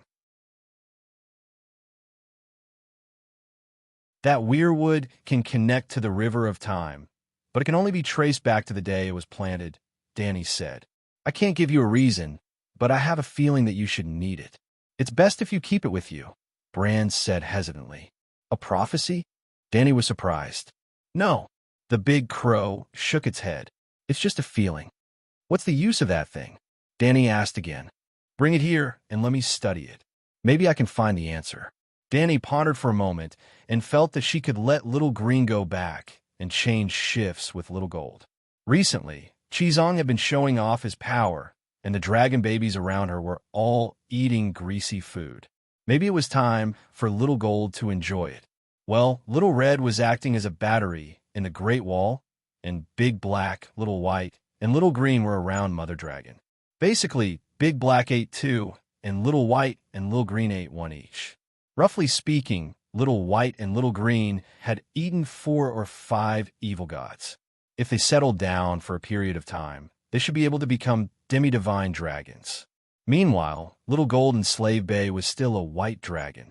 Danny felt that it was time for Little Five to come to Mother Dragon's side to nourish its body. Calixi, it's time to go down and eat breakfast, Ellie reminded. They were currently in Rapid City, where the Tully family lived. There was a volunteer group of 3,000 people stationed in the city. After breakfast, Dragon Queen was going to lead the soldiers to the Oak Hall in the south. There was a group of nearly 30,000 ghouls gathered in that area. After more than 2 months of Dragon Queen's purge, the deviant ghosts of the Westeros changed their tactics again. They no longer moved in large groups with more than 100,000 ghouls. Hundreds of medium-sized groups of 20 to 30,000 ghouls attacked in all directions, making Dragon Queen unable to deal with them all.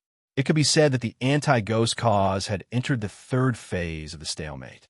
In the 1st phase, the Japanese formed a large army and advanced by leaps and bounds, sweeping away all the castles and human armies that dared to block their path. They couldn't wait to destroy the Westeros in 3 months. At this time, the number of ghouls killed by the humans was much lower than the number of ghouls born. It was equivalent to the outbreak period of the epidemic. In the 2nd phase, Dragon Queen rode the Megalosaurus and fought for 3,000 miles in a day. The Blade Storm turned the tide, and the deviant ghosts' rampant massacres were stopped. At this time, Danny killed an average of 100,000 ghouls a day. The number of ghouls born was lower than the number of ghouls killed. The epidemic reached a turning point. In the 3rd phase, deviant ghosts no longer gathered in large groups. It was equivalent to giving up on large castles temporarily. At this time, the number of ghouls slowly increased while the number of humans slowly decreased. It was barely in a stable period.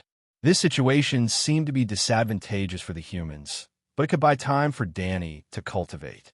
The humans could also take the opportunity to improve their supernatural powers.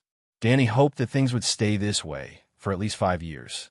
After 5 years, her power would increase by several times. She might be able to sing a complete song. After 5 years, the Magic Academy that had started to open on a large scale could cultivate thousands of worker bee wildfire mages. Danny entered the dining room and sat down at the dining table in front of the fireplace. Lord Ju came over one after another to greet her. Then he sat down next to her. While they were chatting, a will that represented death suddenly entered the world of death of the Westeros. It kept showing off its mutated divine power. Is someone looking for me? Danny had a thought. She came to a realization. Usually, if the other death gods did not steal the souls of the believers of the seven gods, even if they entered the Westeros, they would not attract the attention of the stranger.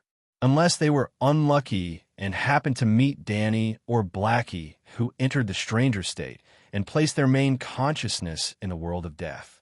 Of course, due to the existence of the three-eyed crow, even someone as powerful as Lalo would not personally go to the Westeros to receive his believers. Now, Danny had not absorbed 80% of the Green Prophet seal, nor did she enter the stranger state. Bran was still an incomplete three-eyed crow. If a death god sneaked into the Westeros, the two of them would not notice it. However, this death god kept emitting divine power waves that were different from the stranger state.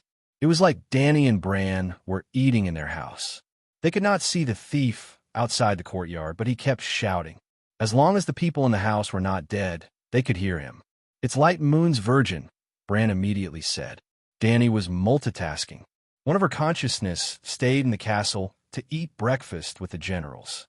The other consciousness put on the stranger's disguise and went to the place where the mutated divine power waves were emitted. It was the Stitch Sakura monster, who was anxiously and vigilantly looking around. A medium-length coat made of gray canvas hung loosely on his body. It was like a size 3X suit hanging on a size M doll. His eyes and mouth were sewn together with black hemp rope. "Your Majesty, I surrender to you. I lied to you. The gods have already formed an alliance, and their target is you."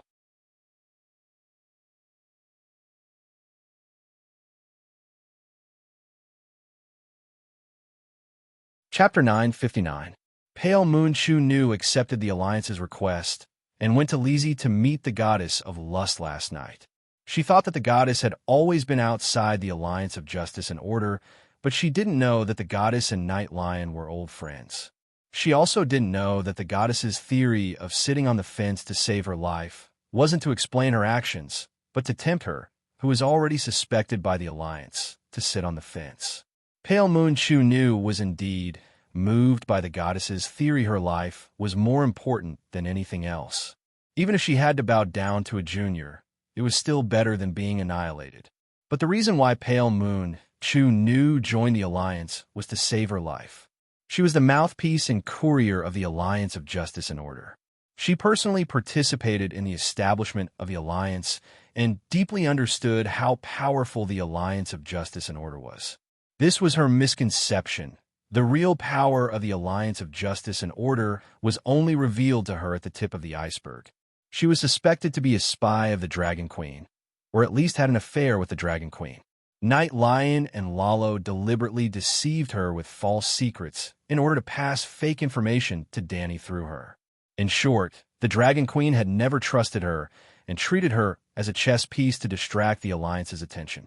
The alliance of justice and order thought that she was reliable at first, but when the pockmarked knight was captured alive by the Dragon Queen, she somehow regained her freedom. After that, the alliance of justice and order no longer trusted her and treated her as a chess piece to mislead the Dragon Queen. It was sad that the most persevering, talented, and accomplished Moonchan in history was just a dispensable chess piece in the eyes of the real boss. What was even more sad was that this chess piece thought that she was important and that her decision would affect the future of the world. She tossed and turned and couldn't sleep for a night. After thinking hard and hesitating for a while, she came to the Westeros the next morning. Mainly at midnight, she received a piece of news and was greatly stimulated. That night, The masked evil monk went on a killing spree in Tarosai and killed 3 gods in one breath, including the goddess of lust in Tarosai, Mirthia's spirit in Tarosai. Chizong was so cruel, but he was just a dog of the Dragon Queen. Pale Moon Chu Nu made a decision. She wanted to learn from the old senior, Mirthia's survival by sitting on the wall skill. Your Majesty, I'll be honest with you. I've lied to you before, and the gods have no intention of resolving their grudges with you. Of course, you also lied. You never gave up on the twilight of the gods' plan. Last time, I lied in the sea of grief as well. My goal was to lure you into the trap that the gods had prepared for you. Of course, you're still lying. You've never trusted me, and you've long known that the plan to kill the Black Mountain Goat was a conspiracy. Pale Moon Chu Nu spoke the absolute truth. When Dragon Queen heard the truth, she felt a little sick of it. Feeling wronged and angry, she said, "How did I lie? For the past few months, I've been fighting deviant ghosts in Westeros. I've never thought of provoking the gods. Why are you so sure that I want to create the twilight of the gods? And when we met in the Sea of Grief, I didn't suspect you at all. I really wanted you to gather information and then get rid of the Black Mountain Goat once and for all. But the incident in Casterly Rock City was too sudden, and the situation of the 7 countries against the ghosts completely collapsed. I can't give up the great cause of saving Westeros and saving the world just because of the Black Mountain Goat, can I?" Looking at her wronged and angry expression, and hearing her firm and resolute voice, Pale Moon Chu Nu's heart wavered. Could it be that I've misunderstood the Dragon Queen? If I've really misunderstood her, then should I still submit to her? If she's telling the truth, it means that she's a silly and sweet true saint. How can a silly and sweet king of evil gods defeat the cunning and vicious alliance of justice and order? Pale Moon Chu Nu's pale cheeks twisted. I didn't expect you to be a double agent. To think that I spared your life last time. She was still in a dilemma, but Dragon Queen had already put on a cold face and began to investigate her crime of betrayal. Well, Stranger showed her face today. With a halo of Super Mary Sue, her black hair almost absorbed the surrounding light, and her blood-red eyes were like a pair of searchlights. Although the skin on her cheeks was smooth and delicate, it was as white as a layer of white paint, the kind that was deathly pale. With this appearance, no one would believe that she wasn't the god of death. Of course, it had to be at a comic convention. In this world, in the eyes of the ocean god of death, Pale Moon Chu Nu, the current Dragon Queen was very non-mainstream. She didn't have the filthy, sloppy, rotten, strange, evil, dark, twisted temperament that the orthodox god of death had. Although she was non-mainstream, her aura was several times stronger than the last time they met, which made the orthodox god of death feel awe. Your Majesty, I've realized my mistake. Please forgive me. The Stitch Cherry monster knelt down and begged. The red-eyed, black-haired god of death didn't let him get up. Instead, she extravagantly used the divinity of death to condense a floating skull thrown in the air. She sat on it proudly and said coldly, "Tell me, who are the 7 giants of the Alliance of Justice and Order?" Looking at the black leather boots above her head, Pale Moon Chu Nu was a little depressed. But there was a huge, suffocating power of death coming from the throne, so she didn't dare to be angry. Your Majesty, where did you hear that there are 7 giants in the Alliance of Justice and Order? If the leaders of the Alliance are giants, there are only 3 of them, Lalo, Night Lion, and Pale Holy Child, the Stitch Cherry monster said doubtfully. If there are 3 giants, why don't they call themselves the Avengers Alliance? Dany said something that the other party didn't understand. Although she didn't understand, Pale Moon Chu Nu still explained honestly, if they're the Avengers, it means that the gods have been hurt by you. It sounds very passive, and the main reason why we formed the Alliance is to get rid of you before you hurt us. Well, that makes sense, Dany said disdainfully. Lalo has actually fallen to the level of being called a giant on the same level as ordinary gods. Your Majesty, do you have some misunderstanding about the levels of gods? Pale Moon Chu Nu was shocked. Night Lion and Pale Holy Child are not ordinary.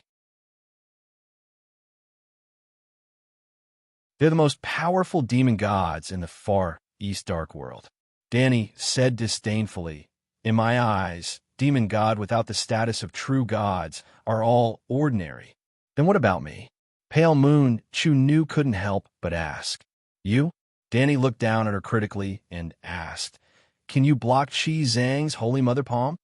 While I was dealing with Crocodile God and Pintos, I should have been able to, but later on, he advanced by another level. I might not be able to block his attack.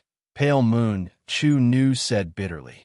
Then, in your eyes, what is a person who can't even block one attack from my underling? Danny asked again. Pale Moon Chu Nu was like a frosted eggplant, deflated. Your Majesty, generally speaking, gods are divided into 6 types. Wild gods, city gods, elementary law gods, intermediate law gods, top law gods, and true gods. I am considered one of the more powerful city gods. If we use aristocratic titles to classify gods, I can also be considered a count, she said tactfully. I thought gods were only divided into demigods and true gods, Danny said. Tell me, what do you define them? Wild gods are elementary demigods with divinity, but no priesthood. Without a priesthood, they can't even develop faith. When their divinity increases and their priesthood evolves, they can build temples and tell the general public about their priesthood so that they can receive worship from those who ask for it. Such gods need faith to grow, so they often build temples and develop churches and cities. Hence, they're called city gods. After their divinity evolves into priesthood, their priesthood will continue to increase. When their priesthood reaches its peak, if they have enough talent, they can comprehend the song of law. But many gods have already reached their peak, but they don't have talent and can't harmonize with the world's laws.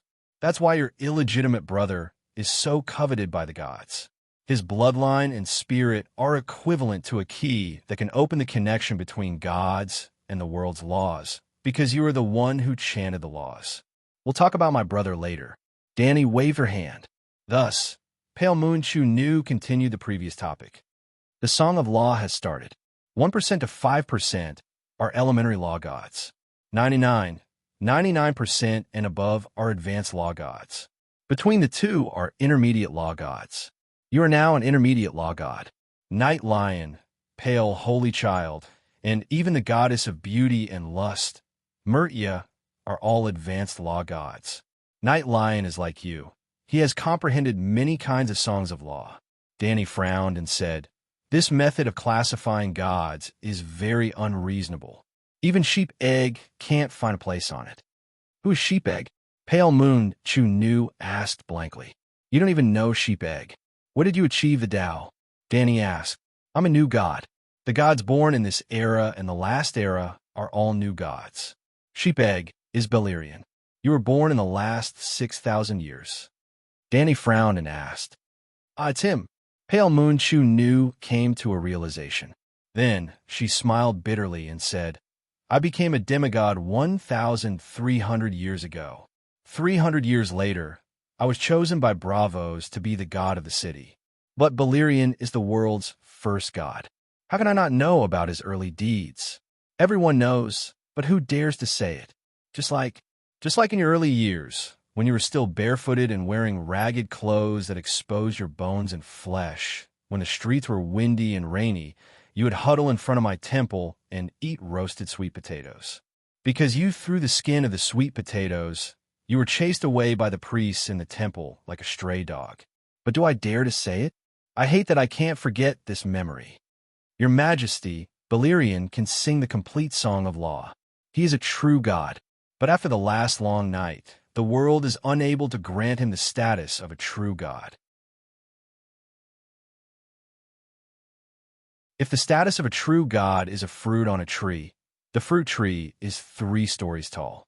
The world's energy level is 4 stories tall, and each story is 4 meters tall. Under normal circumstances, one could reach the fruit on the tree by climbing to the 3rd story. Beleriand had already reached the 3rd story. Unfortunately, the world's energy level had started to shrink. The story dropped from 4 meters to 3 meters. The fruit tree was still 12 meters tall outside the story, but it was only 9 meters to the 3rd story. At this time, if Balerion wanted to touch the fruit of a true god, he had to climb to the fourth story. What was the fourth story? In the past, the fourth story was the king of gods. The gods who had picked the fruit of a true god before the world pendant were still true gods. They were still on the third story. They held the fruit of a true god, but it dropped from 12 meters to 9 meters. But Balerion was more than 9 meters tall and was approaching 12 meters. So, he was one of the strongest gods in this era. Yes, I heard that some of the gods of darkness were closer to the fourth story than him, but their reputation was not as prominent as Balerion's. For example, the pale holy child, the night lion, and Lalo. Phew! The stranger Danny, who had a stern expression, immediately relaxed after hearing the last name. Shot a long sigh. You scared me. You were so serious about it and made it sound so mysterious. I thought the fourth story was high, so it's Lalo's height.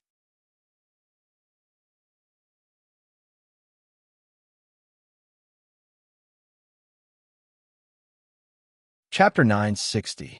Your Majesty, you said that Lalo had fallen and mingled with the night lion and the pale holy child.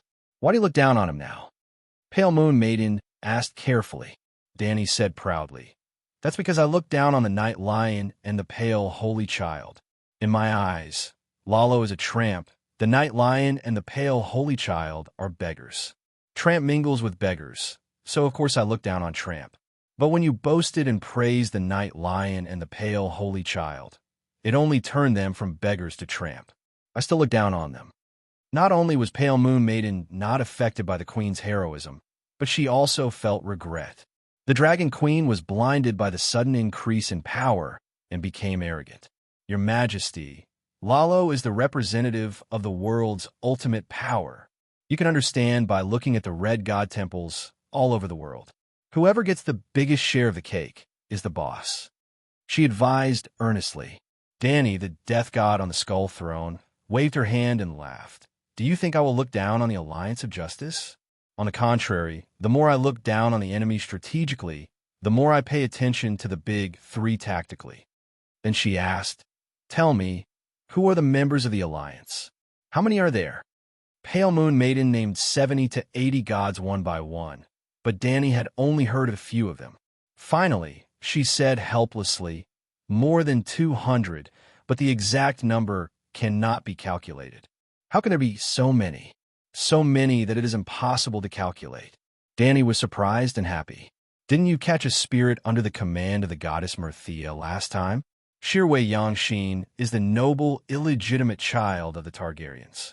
Taking this name, she has the responsibility to protect the honor of the Targaryens. In the end, this is the Targaryens' family business. What does it have to do with the goddess Mirthea? Dragon Queen said coldly, You snatched someone else's angel and said it had nothing to do with them. You are too overbearing. Pale Moon Maiden complained in her heart, but she explained, just like Mirthea, many powerful gods of the law have more than one spirit. A divine system like Mirthea, which had close ties with humans, could easily calculate the number of envoys. However, there were some hidden gods that the gods did not even know their real names, let alone the spirits in the gods' kingdom. As a result, the number of gods in the Alliance and their identities could not be fully calculated. They could only make a rough estimate, which was no less than 200. However, you should not underestimate those spirits. Spirits do not mean that they are weak. In fact, they are stronger than many wild gods. For example, your angel Matthew is also a spirit, but he can kill gods easily. Why are they targeting me? Danny looked innocent and asked in distress. Your Majesty, since things have come to this point, can't you be more honest? But he didn't dare to ask the Queen frankly. Instead, he asked euphemistically, Have you felt any sense of crisis in your spiritual sense recently? Danny pursed his lips and thought for a moment, then nodded and said, There have always been. There are always evil people who want to harm me.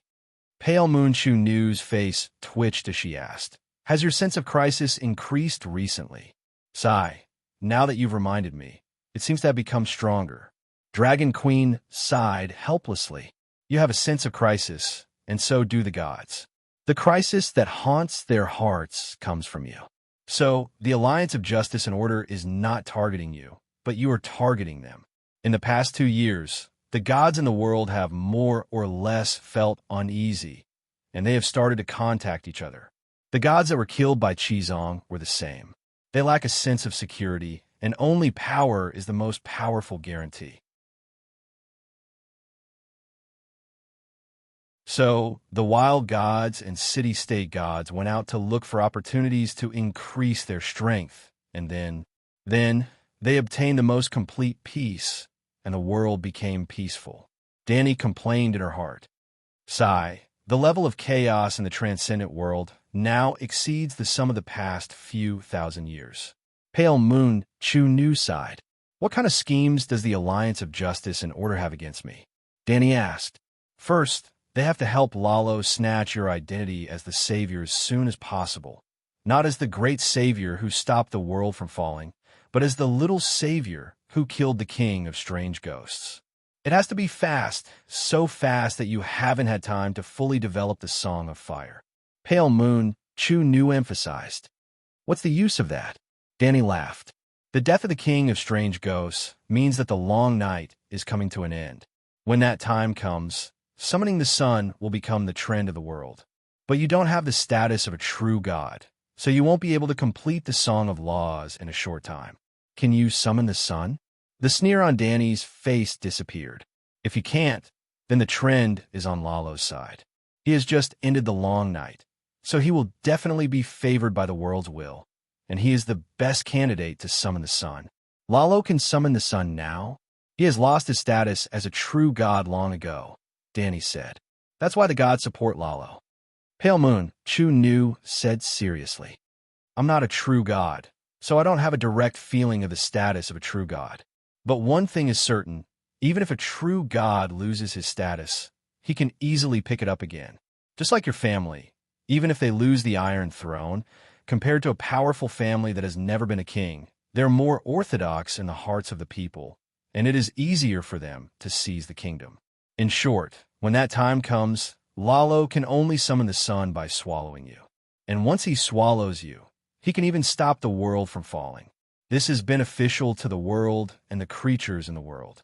So, are you willing to sacrifice for the world? Whether you are willing or not, the gods will force you.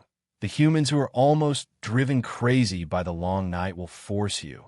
And all the creatures in the world who look forward to the sun will also force you. In this way, the worlds will begin to force you. Maybe, except for yourself, all the creatures in the world who have consciousness want you to sacrifice yourself. When that time comes, what will you do? What a good move. Danny sighed and asked, Bran, what do you think? A big black crow appeared on the handguard of the skull throne like bubbles. Three-eyed crow? Pale Moon Chu Nu was a little frightened and almost fled. The big crow glanced at her and said lightly, The plan of the Alliance of Justice and Order is not a problem, but it is not very feasible. Because your majesty has a firm will, even if all the humans die and the world is destroyed, your mind will not waver. What are you talking about? Am I so selfish? Danny said unhappily. This is not selfish. You are the future of the world, the real trend. As long as you can control the power of the first flame, all the humans die, the world is destroyed, and the river of destiny is cut off. It is just a matter of reopening the sky. The creation of the world is within your thoughts. How big of a deal is the destruction of the world? Bran said lightly. Not bad. Not bad, Bran. You are indeed the three-eyed crow. You can see the big picture and the trend clearly. Danny nodded with satisfaction. The creation of the world is too far away. Your Majesty, you have to be more realistic. You don't care about the reactions of the humans, but what about the will of the world? Pale Moon Chu Nu mumbled. Bran, you continue, Danny said. The will of the world is a stupid bitch. If you slap it a few times and spit at it now, it will hate you, but it can't do anything to you. After a few years, when you finish singing the complete Song of Fire, it will still come over and give you the greatest love.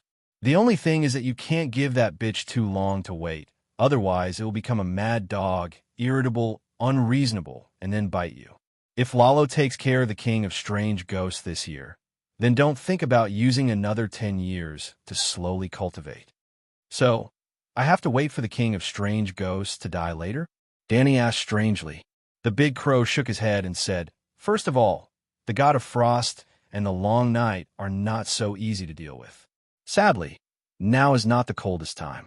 When the river is frozen, when the waves are calm, when the sea dies, when the wind stops, and when there is no difference in temperature between the inside and outside of the Great Wall, the real long night will come. Secondly, in the Westeros, no one can snatch the head of the king of strange ghosts from you. The king of strange ghosts may go to the continent of Ursos. Pale moon, Chu suddenly said. Bran was surprised. Why do you say that? Even I don't know its whereabouts. I'm not sure. Pale moon Chu frowned. I'm just a mouthpiece in the alliance. Lord Night Lion didn't tell me the whole plan. But as a moon singer, I heard some clues from some of his words. It seems that Night Lion is 100% sure that the continent of Ursos will also have strange ghosts. Bran said solemnly, "How is Night Lion so sure? The people of Bravos can't wait to set up a net on the narrow sea of 400 kilometers. Any iceberg from the trembling sea near the land can't escape their surveillance. I've also been paying attention to the surface of the narrow sea. Once there are signs of icebergs forming, I'll immediately send out a warning. I don't know. Even if His Majesty Night Lion wants to hide it, the Moon Singer's premonition can't detect it. Just like what you're going to do, I can't predict it." Pale Moon Chu said helplessly. The big crow closed its eyes, its consciousness searching the turbid river of fate. After a long time, it opened its eyes and said, "Fate didn't give a clear answer, but I suddenly have a very bad premonition in my heart. The situation seems to be really out of control. Your Majesty, you have to hurry up and sing the complete Song of the Law as soon as possible. Only then will you be in an invincible position. Find a chance to deal with Balerion?" Danny frowned and asked. On the same day, less than an hour apart, Bran was faced with the same problem twice. He wasn't as resolute as before. He hesitated and said, "Maybe I should really take a risk." This was Night Lion's purpose.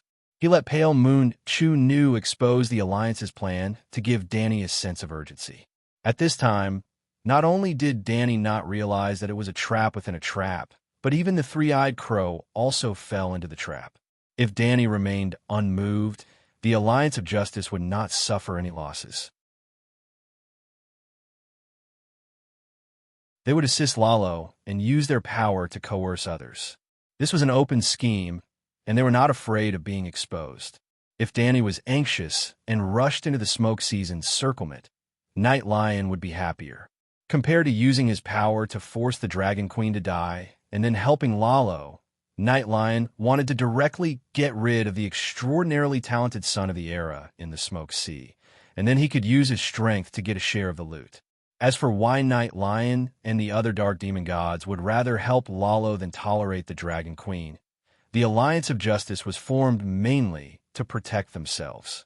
The Twilight of the Gods was definitely not an excuse that they made up to target the Dragon Queen. If you asked Danny to tell you the truth, when you sing the song of the law of wind and fire and become the strongest heavenly god in the world, when you can kill a large group of evil gods with a slap, will you kill them with a slap? Of course you will. Feeding the dragon babies, conflicting views, and fighting for supremacy in the divine world were all reasons. After living for hundreds of millions of years, those evil gods could not be NPCs and not sense the omens of death. Hence, Danny and the gods would definitely have battle. She could not lie to herself, and she could not lie to others. When Danny and Bran were silent, Pale Moon Chu continued. Using their power to coerce others is the Alliance of Justice's overall strategy. If they have the chance to kill you directly, they will definitely not let it go. For example, after the scripture team appeared, they came up with a new plan. You value your family so much, and you love your illegitimate brother so much. They plan to threaten his life and force you to save him. This way, they can set up a trap to ambush you. If you still do not appear when Tyrion is in danger, the Alliance will simply capture him and use him to threaten you. If you do not even accept the threat, the hundreds of gods will each use the cruelest means to torture him. They will make him suffer so much that he will wish he was dead. They will make you grieve so much that he will cry out miserably. They will make you lose the heart to cultivate, and they will make him beg for death. They will make you commit a grave mistake in extreme pain and sorrow. How cruel, how vicious the evil gods are. They hit where it hurts. They have my fatal weakness. The stranger Danny clutched her chest. Her face was filled with pain, embarrassment, fear, and confusion. You're tuning into the Warrior Lore YouTube channel. Don't forget to subscribe and join us on this journey to catch the most captivating stories.